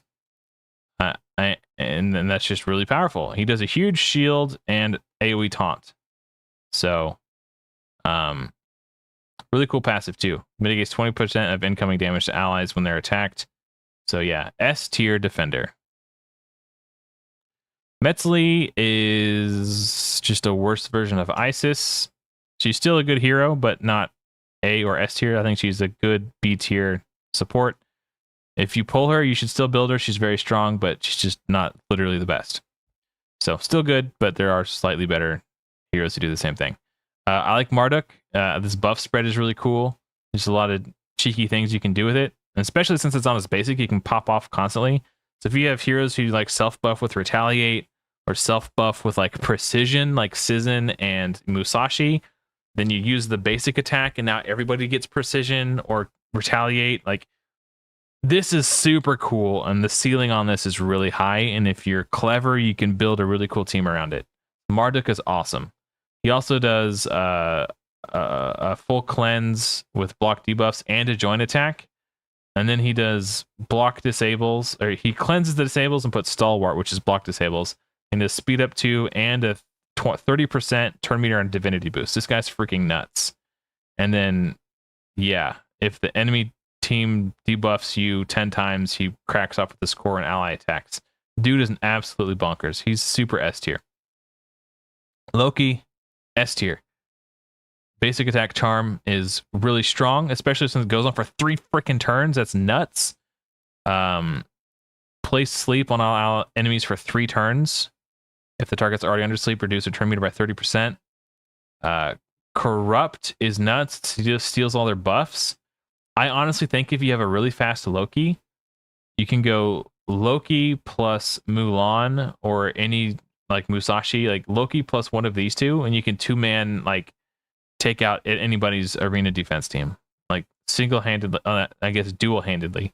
Loki plus single target damage dealer equals, if Loki goes first, you're just going to win. A very powerful disruptor. They did a great job rebalancing him. She is entirely predicated on getting a kill with her basic attack. If she doesn't, then the rest of her damage multipliers aren't good enough. So I think they should either change this so they don't have to nerf her AoE damage, or find a way to make sure that this hits harder so she can guarantee get a kill with it, so that these will. But if she gets a kill with the basic, then these do 50% more damage, and that's really, really, really quite good. She's got a really cool passive too. I love her passive. It like shoots out explodey corpses to do extra damage to enemies. But unless they do something about this or these to bring her kind of like, I feel like they pulled punches on her damage multipliers because of this. And that's kind of sad. I wish they either A, wouldn't do that, or make it so that because they nerfed these because of this, make it so this could actually pop off more. What's the word I'm looking for? Consistently. Just my opinion. That's how I feel. So I think she's B tier. She's a fine slayer. She would be a really cool farmer. That's true. Yeah. Let's see.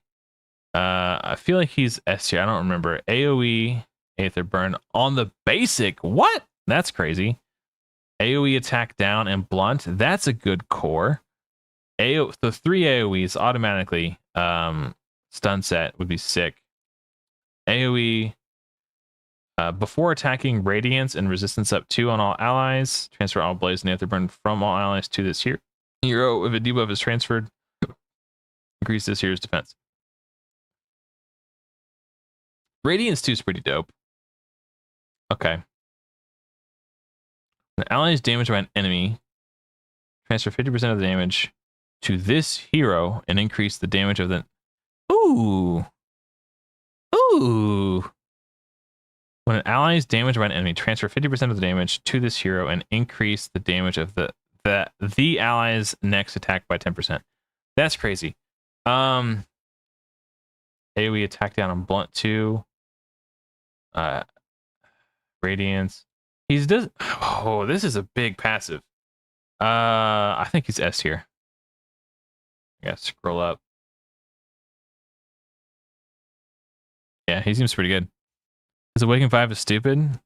Oh, I'm sure I've seen it before. I just don't feel like looking at it right now. King Arthur, I feel like, is a safe A or B tier. Intercept is cool. The fact that he puts Intercept on the ally with the highest faith is interesting. I wish they would have done like lowest HP or highest attack, because the highest attack is also likely the lowest HP. So, something like you're not necessarily wanting to protect the person who has high faith, but you're not either. So it's interesting. Less intuitive, I think, but I like that they're doing interesting things. But I think it would be better if it was easier to engineer a situation where this goes on your Slayer. Oh, yeah, that's crazy. That's crazy, Rage. Ward for 2 turns on himself. Vanish on all allies. This could enable the Hattori Hanzo imprint meta. Yeah, that's a good point, Rabbit. So yeah, so AoE attack down is cool.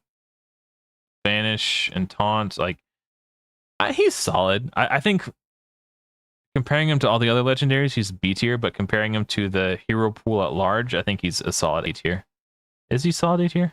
Yeah, AoE taunt probably books to 100% chance. Vanish, ward on himself, but he's taunting. Yeah. This makes sense. AoE attack down. Yeah. He's a really good protector. And when he intercepts an attack, reduce the damage taken by 50% and heal this hero. This is what Tian Long's passive should be. Or he just dies all the time. Or something.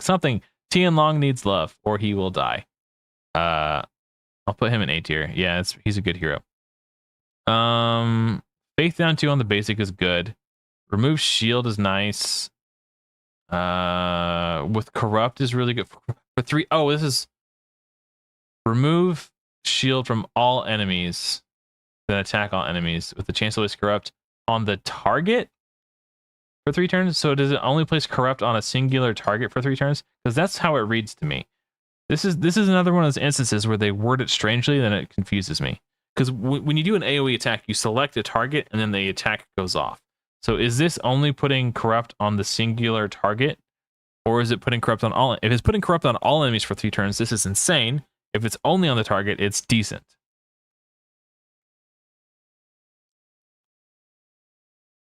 Oh yeah, are you talking about the Kraken gear set? Attacks all enemies, 70% chance to speed down 2 and curse 2 are fine. And the AoE and decrease on each target and decrease it. So if it's an AoE turn meter, that's pretty good with decreased speed. I like that.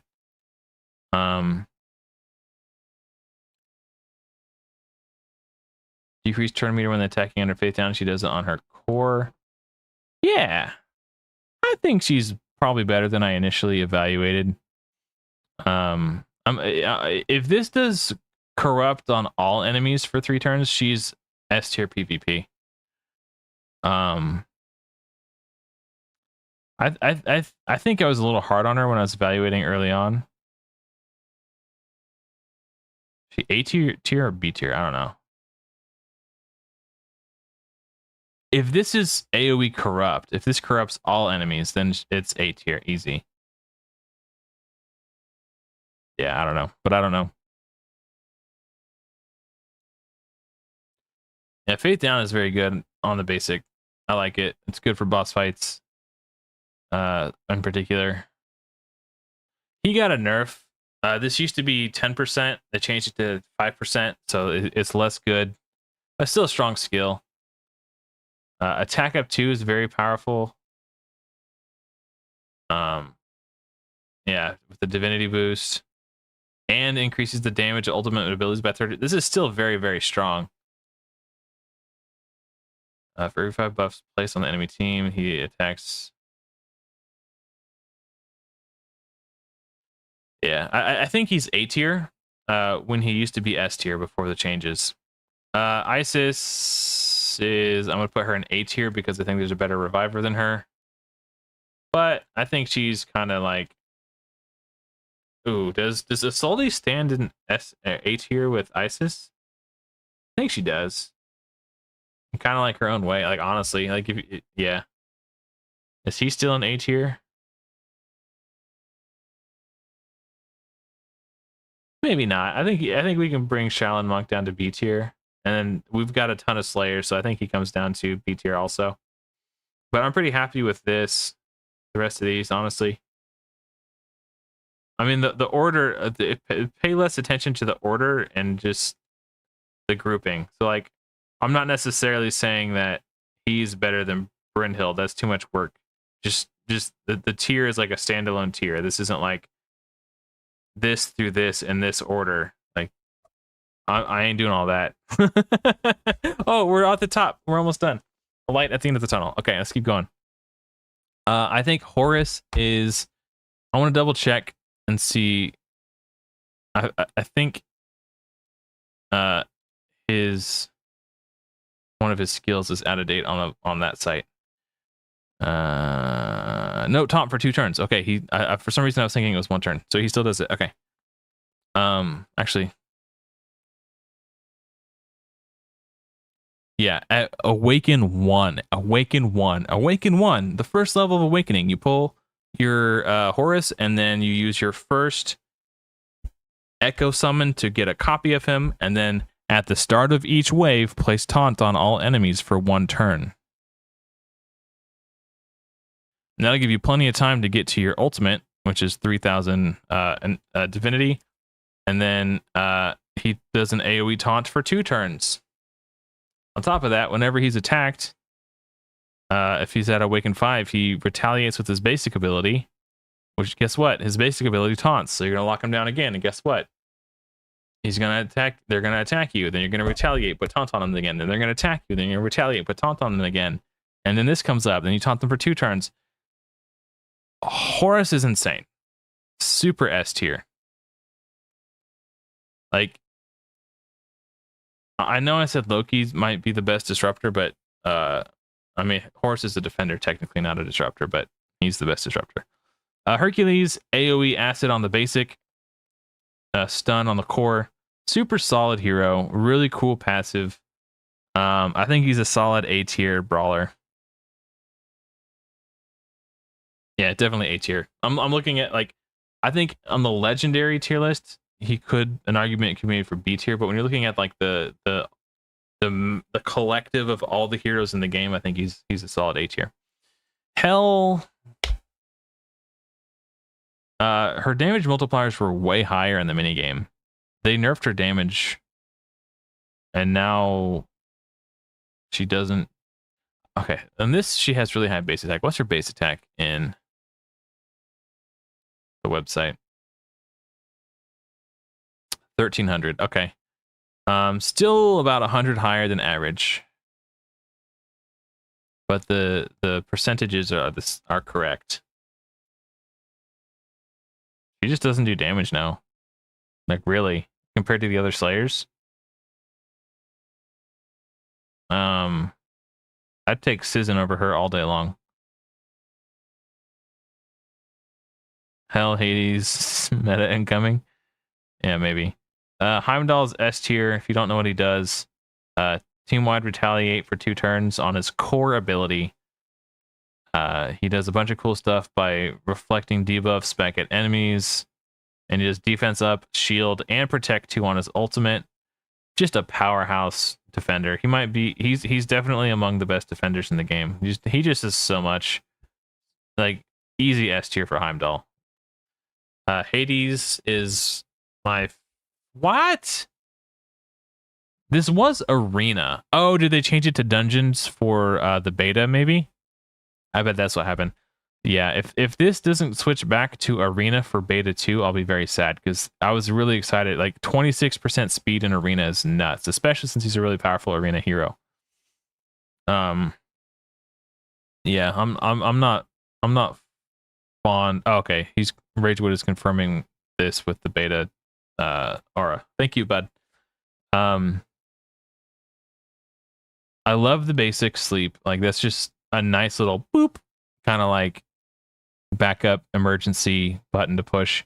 And even if one of your heroes attacks them while they're sleeping, guess what? It's 30% more damage, so it kicks ass. It's really good. Core ability, AoE Despair, and lock ultimate if they're under curse, which he does on his passive, which is nice. Yeah, really good core. One of the best disruptors, in my opinion. Attacks all enemies 2 times. The first attack will decrease the target's turn meter by 20%. Again, this is AoE 20% turn meter reduction. Very nice.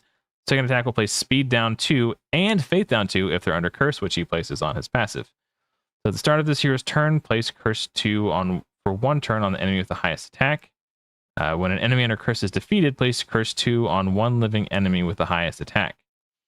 So there's a rare who's, I forget who it was. I talked about it when I was ranking the rares, who has an imprint that gives you a chance to place curse whenever you attack an enemy, because all his attacks are AoEs. Well, these 2 attacks are AoEs. That would be a really cool imprint for Hades.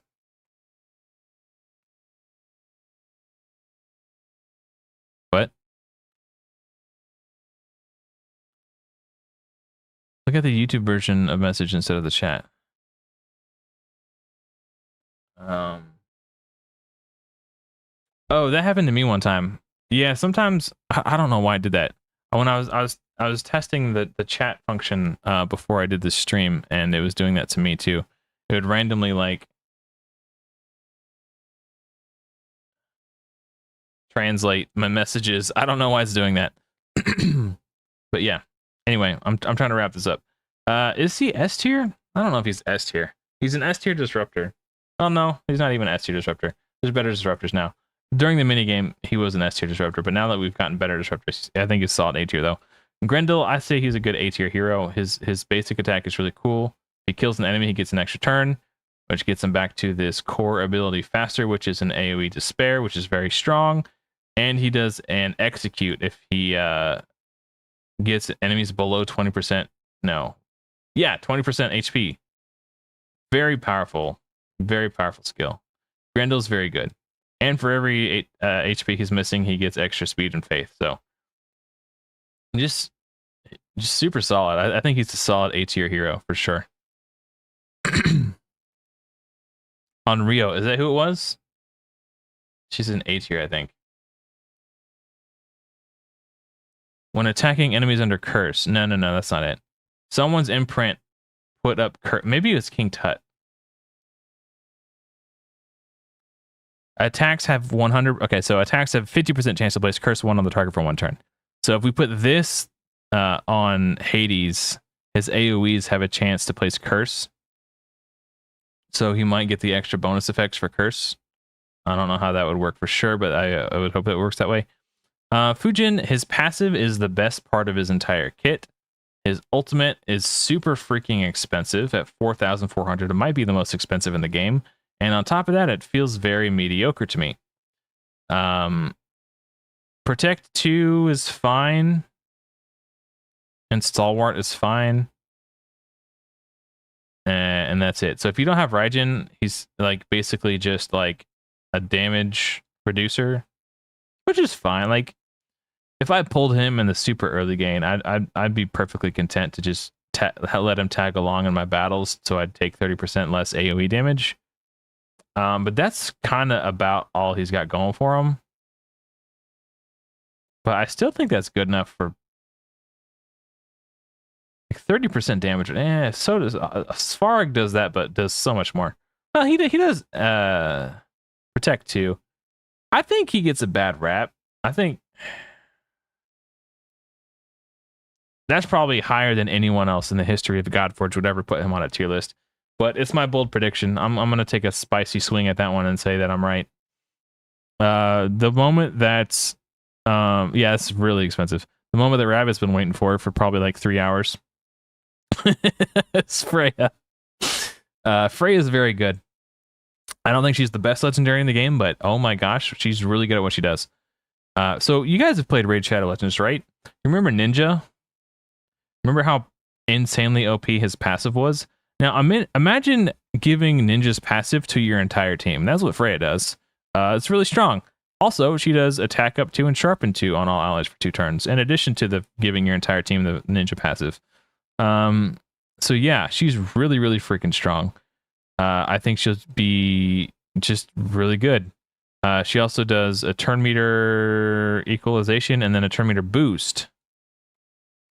So you can build your nuker with like 0 speed, and she'll equalize their turn meter equal to the enemy with the highest turn meter. So whatever their fastest hero is, your 0 speed nuker gets yoinked up to their turn meter, and then she does a 20% turn meter boost. So that's actually insane. And then she does this really cool, like, give your whole team ninjas passive. So Freya, she might actually be S tier, honestly. Like that.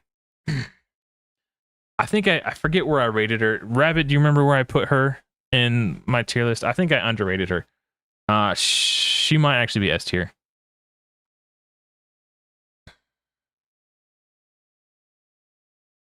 Like this is like, yeah, the fact that you can build a 0 speed nuker and they can still go next after Freya is nuts.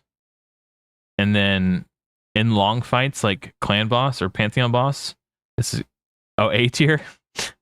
You know what? I think she's S tier. I talked myself into it. Fisher King, S tier. Team wide immortal for 2 turns. Very powerful.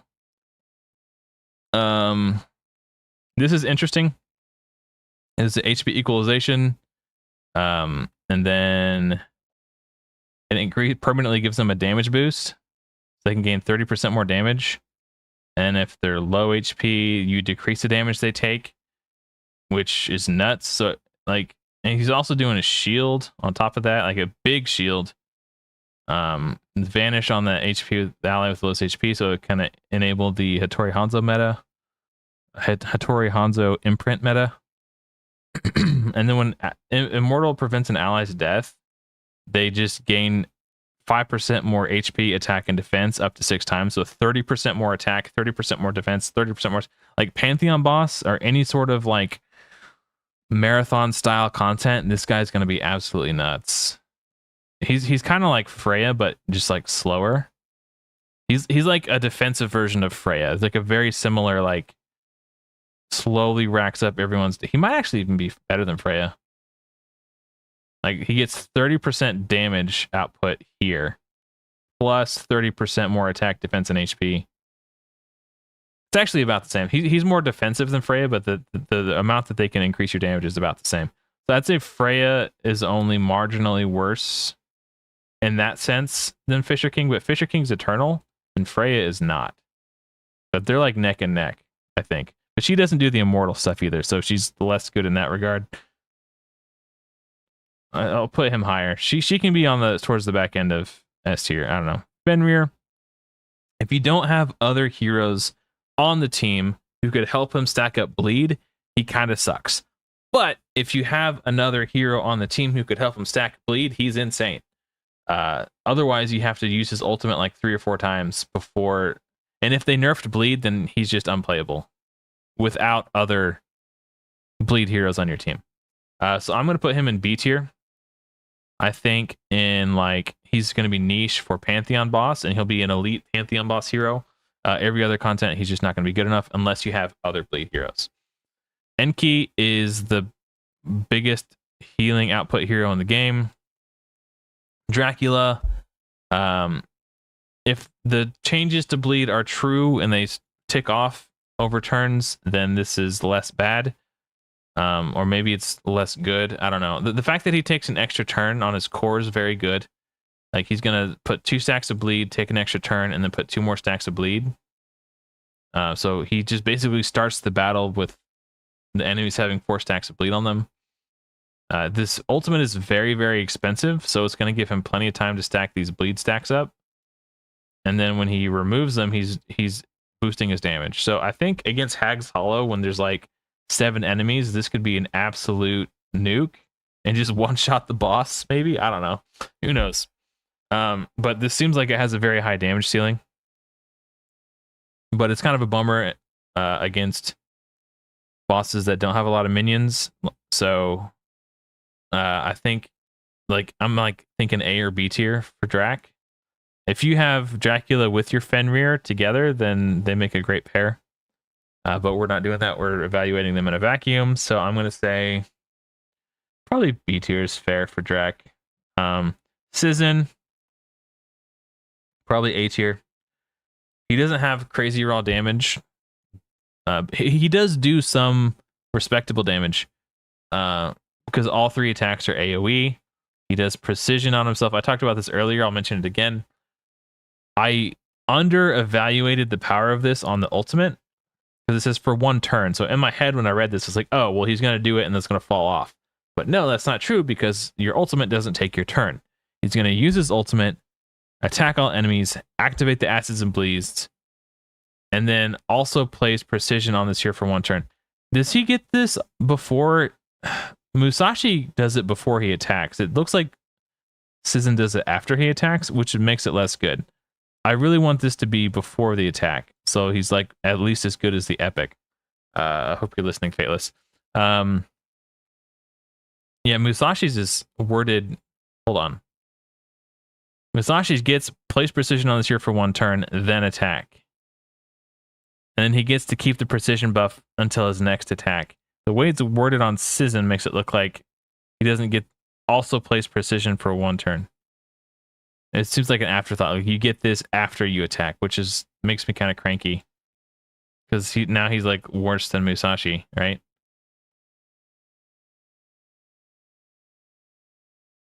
I think anyway. If he places it first, then it's really good, because then he gets a strong hit on the ult, and he gets a strong hit on his next attack too. If it's not that way, then he attacks and he gets a strong hit on his next attack. I don't know. Now I'm a little sad. Thanks for take care, Rabbit. We risen with Sizzin. Yeah, that's what's up. Yeah, A tier. I think it's perfectly fair for Sizzin to be an A tier. Chernobog does a triple hit. Where's it at? Right here. Attacks one enemy 3 times. If the target has higher max HP, each hit will inflict an additional 5%. So it's a 15% enemy max HP hit against bosses. Super good boss slayer. I think he's going to be a great tank slayer in arena PvP because of all this ignore stuff. Yeah,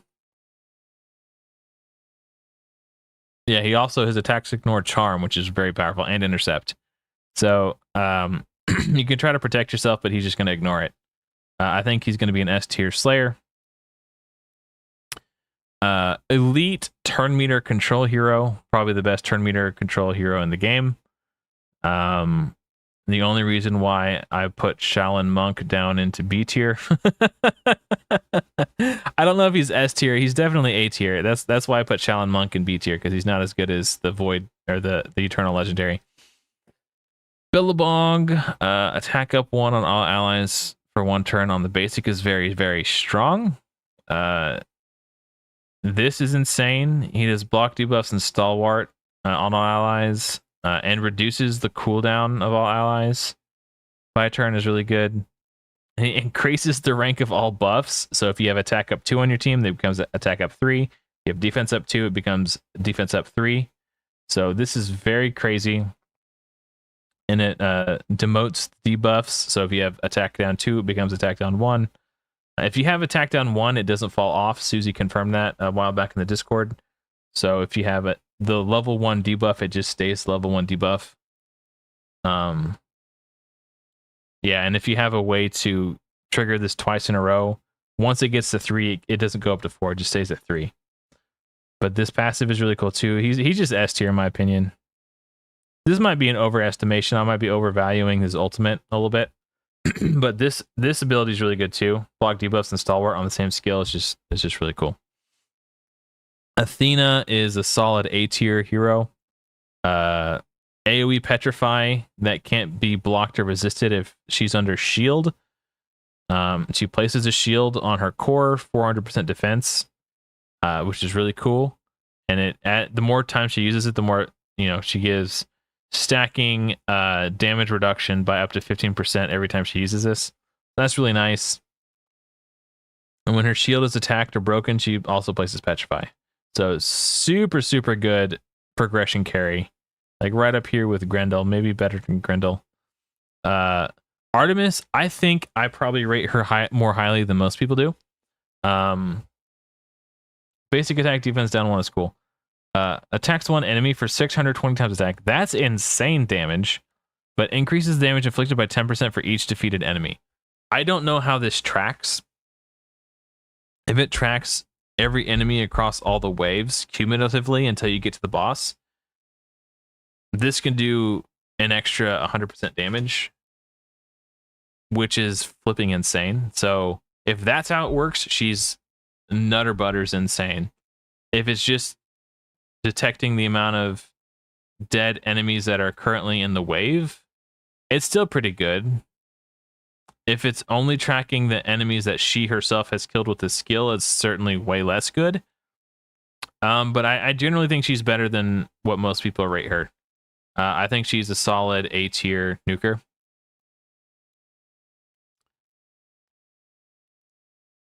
Oh, you got Artemis S+. Oh yeah, if you have an all Apollo account, yeah. If this works, like it has the it depends on how this skill works.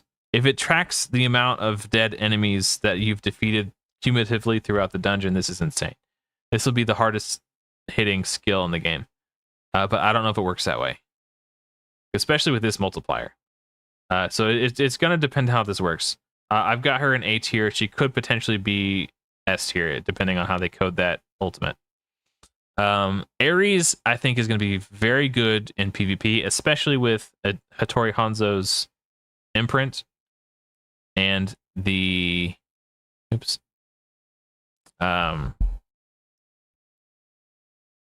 Spectre set to give him Vanish to enable the Hattori Hanzo imprint, so he guarantees strong hits and 10% defense ignore. Because everything he does, he's good enough without strong hitting, but when he strong hits, he gets even better. Actually, these damage multipliers kind of suck. What did they do to my boy? He ignores shield and barrier, which is cool, to counter the Heimdall meta that I'm sure will pop up. Yeah, this is not impressive. This is kind of cool, though. His basic attack's really neat. It attacks one enemy 3 times, decreases the target's defense by 2%, stacking up to 10 times. So cumulatively 20% defense reduction on bosses and stuff is kind of cool. And if you strong hit, reduces their faith by 5, stacking up to 5 or 10 times. So reduce their faith by 50, which means they're going to get their ultimate slower. It's kind of cool. But yeah, he ignores protect, intercept, immortal, and ward. And strong hits ignore 20% defense. But that's not a single target. I think he is a solid A tier nuker, to be honest. Apollo, he's S tier for me.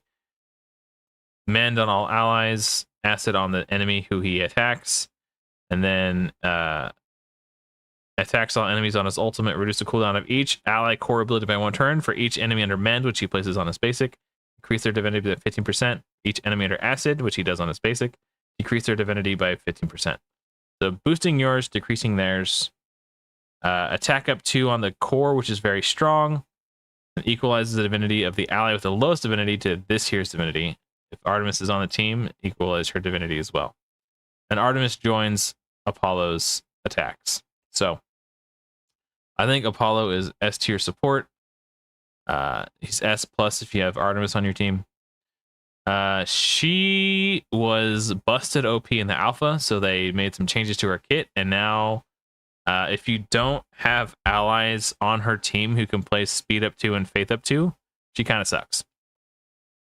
So without in a vacuum, she's decent.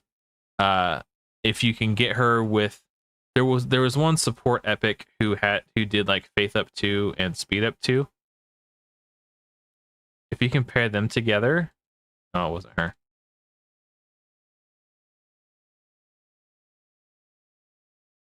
Is it her? Nope. Was it her? No. Was it her? Nope. It was definitely a lady. No? Maybe they're in B tier? No way did I bump them down to B tier. Did I put them in S tier?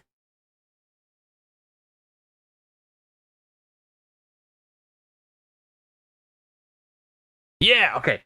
So if you pair Aphrodite with Inari, Aphrodite's insane. So she places speed up 2 and faith up 2 on all allies for 2 turns. And then Aphrodite, attack all enemies, extends the duration of speed up 2 and faith up 2 on all allies for 1 turn. So she places, she extends, but her basic attack is attack one enemy, allies under speed up 2 and initiative up 2. Well, okay. It needs to be changed. This is out of date. It needs to be changed to faith up 2. But will join the attack using their basic ability. After attacking, place speed up 2, blah, blah, blah. Okay, so if you compare her with, what was that, Inari? Is that what I said? Inari, yeah. They're an insane pairing. Because she places them, and then she extends them, and then does ally attacks on her basic. Like team-wide joint attacks on her basic, basically every time she does her basic attack. And her core grants an extra turn. So those two together are S plus tier together. Apart, she struggles to be that good. I think she's like B tier in a vacuum. But if you pair her with Inari, she's S tier. So, but we're rating all these heroes in a vacuum. Anubis, I think, is a solid A tier hero. He places Despair on all enemies if you get a kill with the basic is really good. Corrupt to steal the buffs, faith down 2. He's going to be S tier for Svarog's Horde. So if you pull him or you have him as your minigame hero, you're going to beat that dungeon up unfairly, because you're going to be very good. These are the 2 most important debuffs for that dungeon, and he does both of them on the same attack. And then he's got an AoE. He was a massive damage dealer in the alpha, but they've since pulled back the brawler's DPS, So I don't know if he's still going to be a massive damage dealer, but still like, this is a really strong skill and this is a really strong basic. I don't know how strong the ultimate is. I'm too lazy to calculate the damage multipliers right now, but it seems mid, like kind of average, middle of the road. And he gets 20% turn meter when a hero is defeated. Yeah, he's a solid A tier, maybe B tier. He's like high B, low A. I don't know. He's fine. He's worth building if you pull him. Anu is probably A tier. Attack one enemy, place Vanish on the ally with the lowest HP for one turn. That can enable the Hattori Hanzo imprint meta. Defense up 2 on all allies, protect up 2. That's a really good core. I love it. Place Phoenix on all allies for 2 turns, and all allies except this hero attack for one enemy. So joint attack, very strong, very similar to Farrakhan the Fat. If an ally is under Protect 2, they will heal for 30% of the damage they inflict, which obviously they're likely to be under Protect 2 because he does that on his core. So this is a very, very nice ability. It's very cool. It's very expensive, 3,725, but it's not the most expensive. It's doable. And then for every 10% divinity on this hero, reduce the damage of allies received by 3%. So this is going to fluctuate between 3 and 30% damage reduction. So, I mean, it's fine. I mean, obviously it would be cool if it could just stay at 30, but that, you know, whatever. You just don't use your ult, and it will. But something that Ragewood has always contended is that you save your ult until it's like the alpha strike to take out the last enemy. So you bogart his divinity, then use it as damage reduction, and then you're ready to finish off the enemy. You use the ult. So shout out to Ragewood. That's pretty smart. Yeah.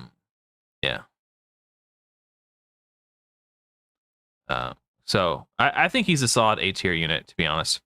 Then Amaterasu, easy S tier. Here's a basic attack heal. So if the enemy's under Aether Burn, she heals all allies by 20% of her max HP. So 20% max HP heal on her basic if they're under Aether Burn, which they probably will be because on her core she does it on AoE. Then she does block debuffs and Radiance 2. Radiance 2 is a great damage reduction. It reduces incoming damage by 20% and reflects 20% back at the enemies. Very, very, very strong buff. And then this is her, like, my brain is too sleepy to come up with a word. But she revives all dead allies with 50% turn meter and 50% divinity. Baseline, it's already the best revive in the game. And then to take it further, she resets the core ability of all cooldown. Resets the core. I'm just gonna read it instead of trying to say it with my brain. Then reset the ability cooldowns on all allies. Boom. Then also equalizes the HP of all allies to the ally or enemy with the highest current HP.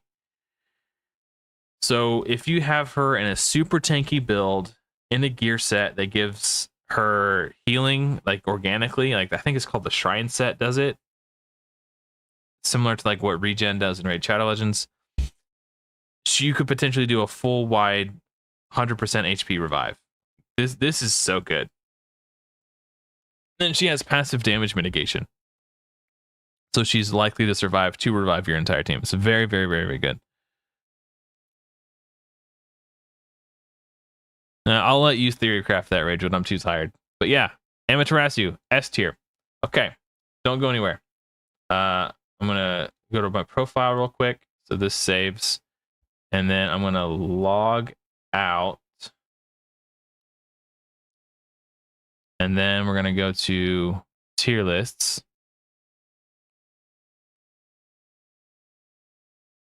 Well, how do you view community tier lists? Community tier lists. What? Hold on.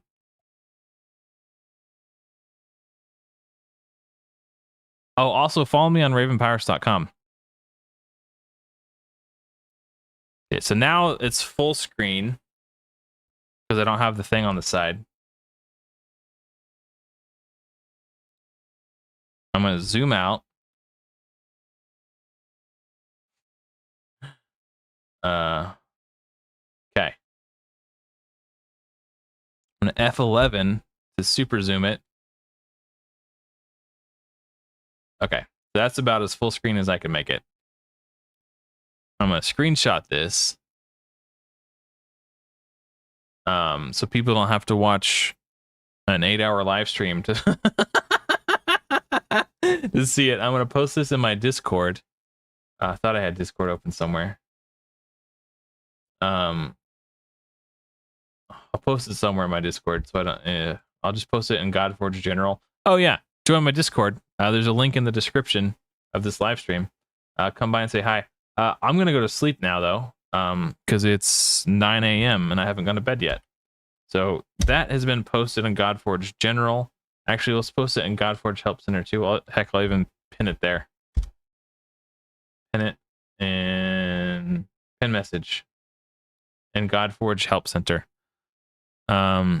Scroll down. That's as down as it scrolls. Can you do a review of this tomorrow for a double check? Nah, I nailed it perfect the first time. You're welcome, ML. Thank you guys for watching. Seriously, thanks for the support. It's time for me to go to bed though. It's 9 a.m. So where's my OBS? I totally rearranged everything. That's what I was trying to say. But anyway, that's gonna do it for me, guys. Thank you so much for watching. Hopefully, I will see you all in another video soon. But until next time, everyone, take care.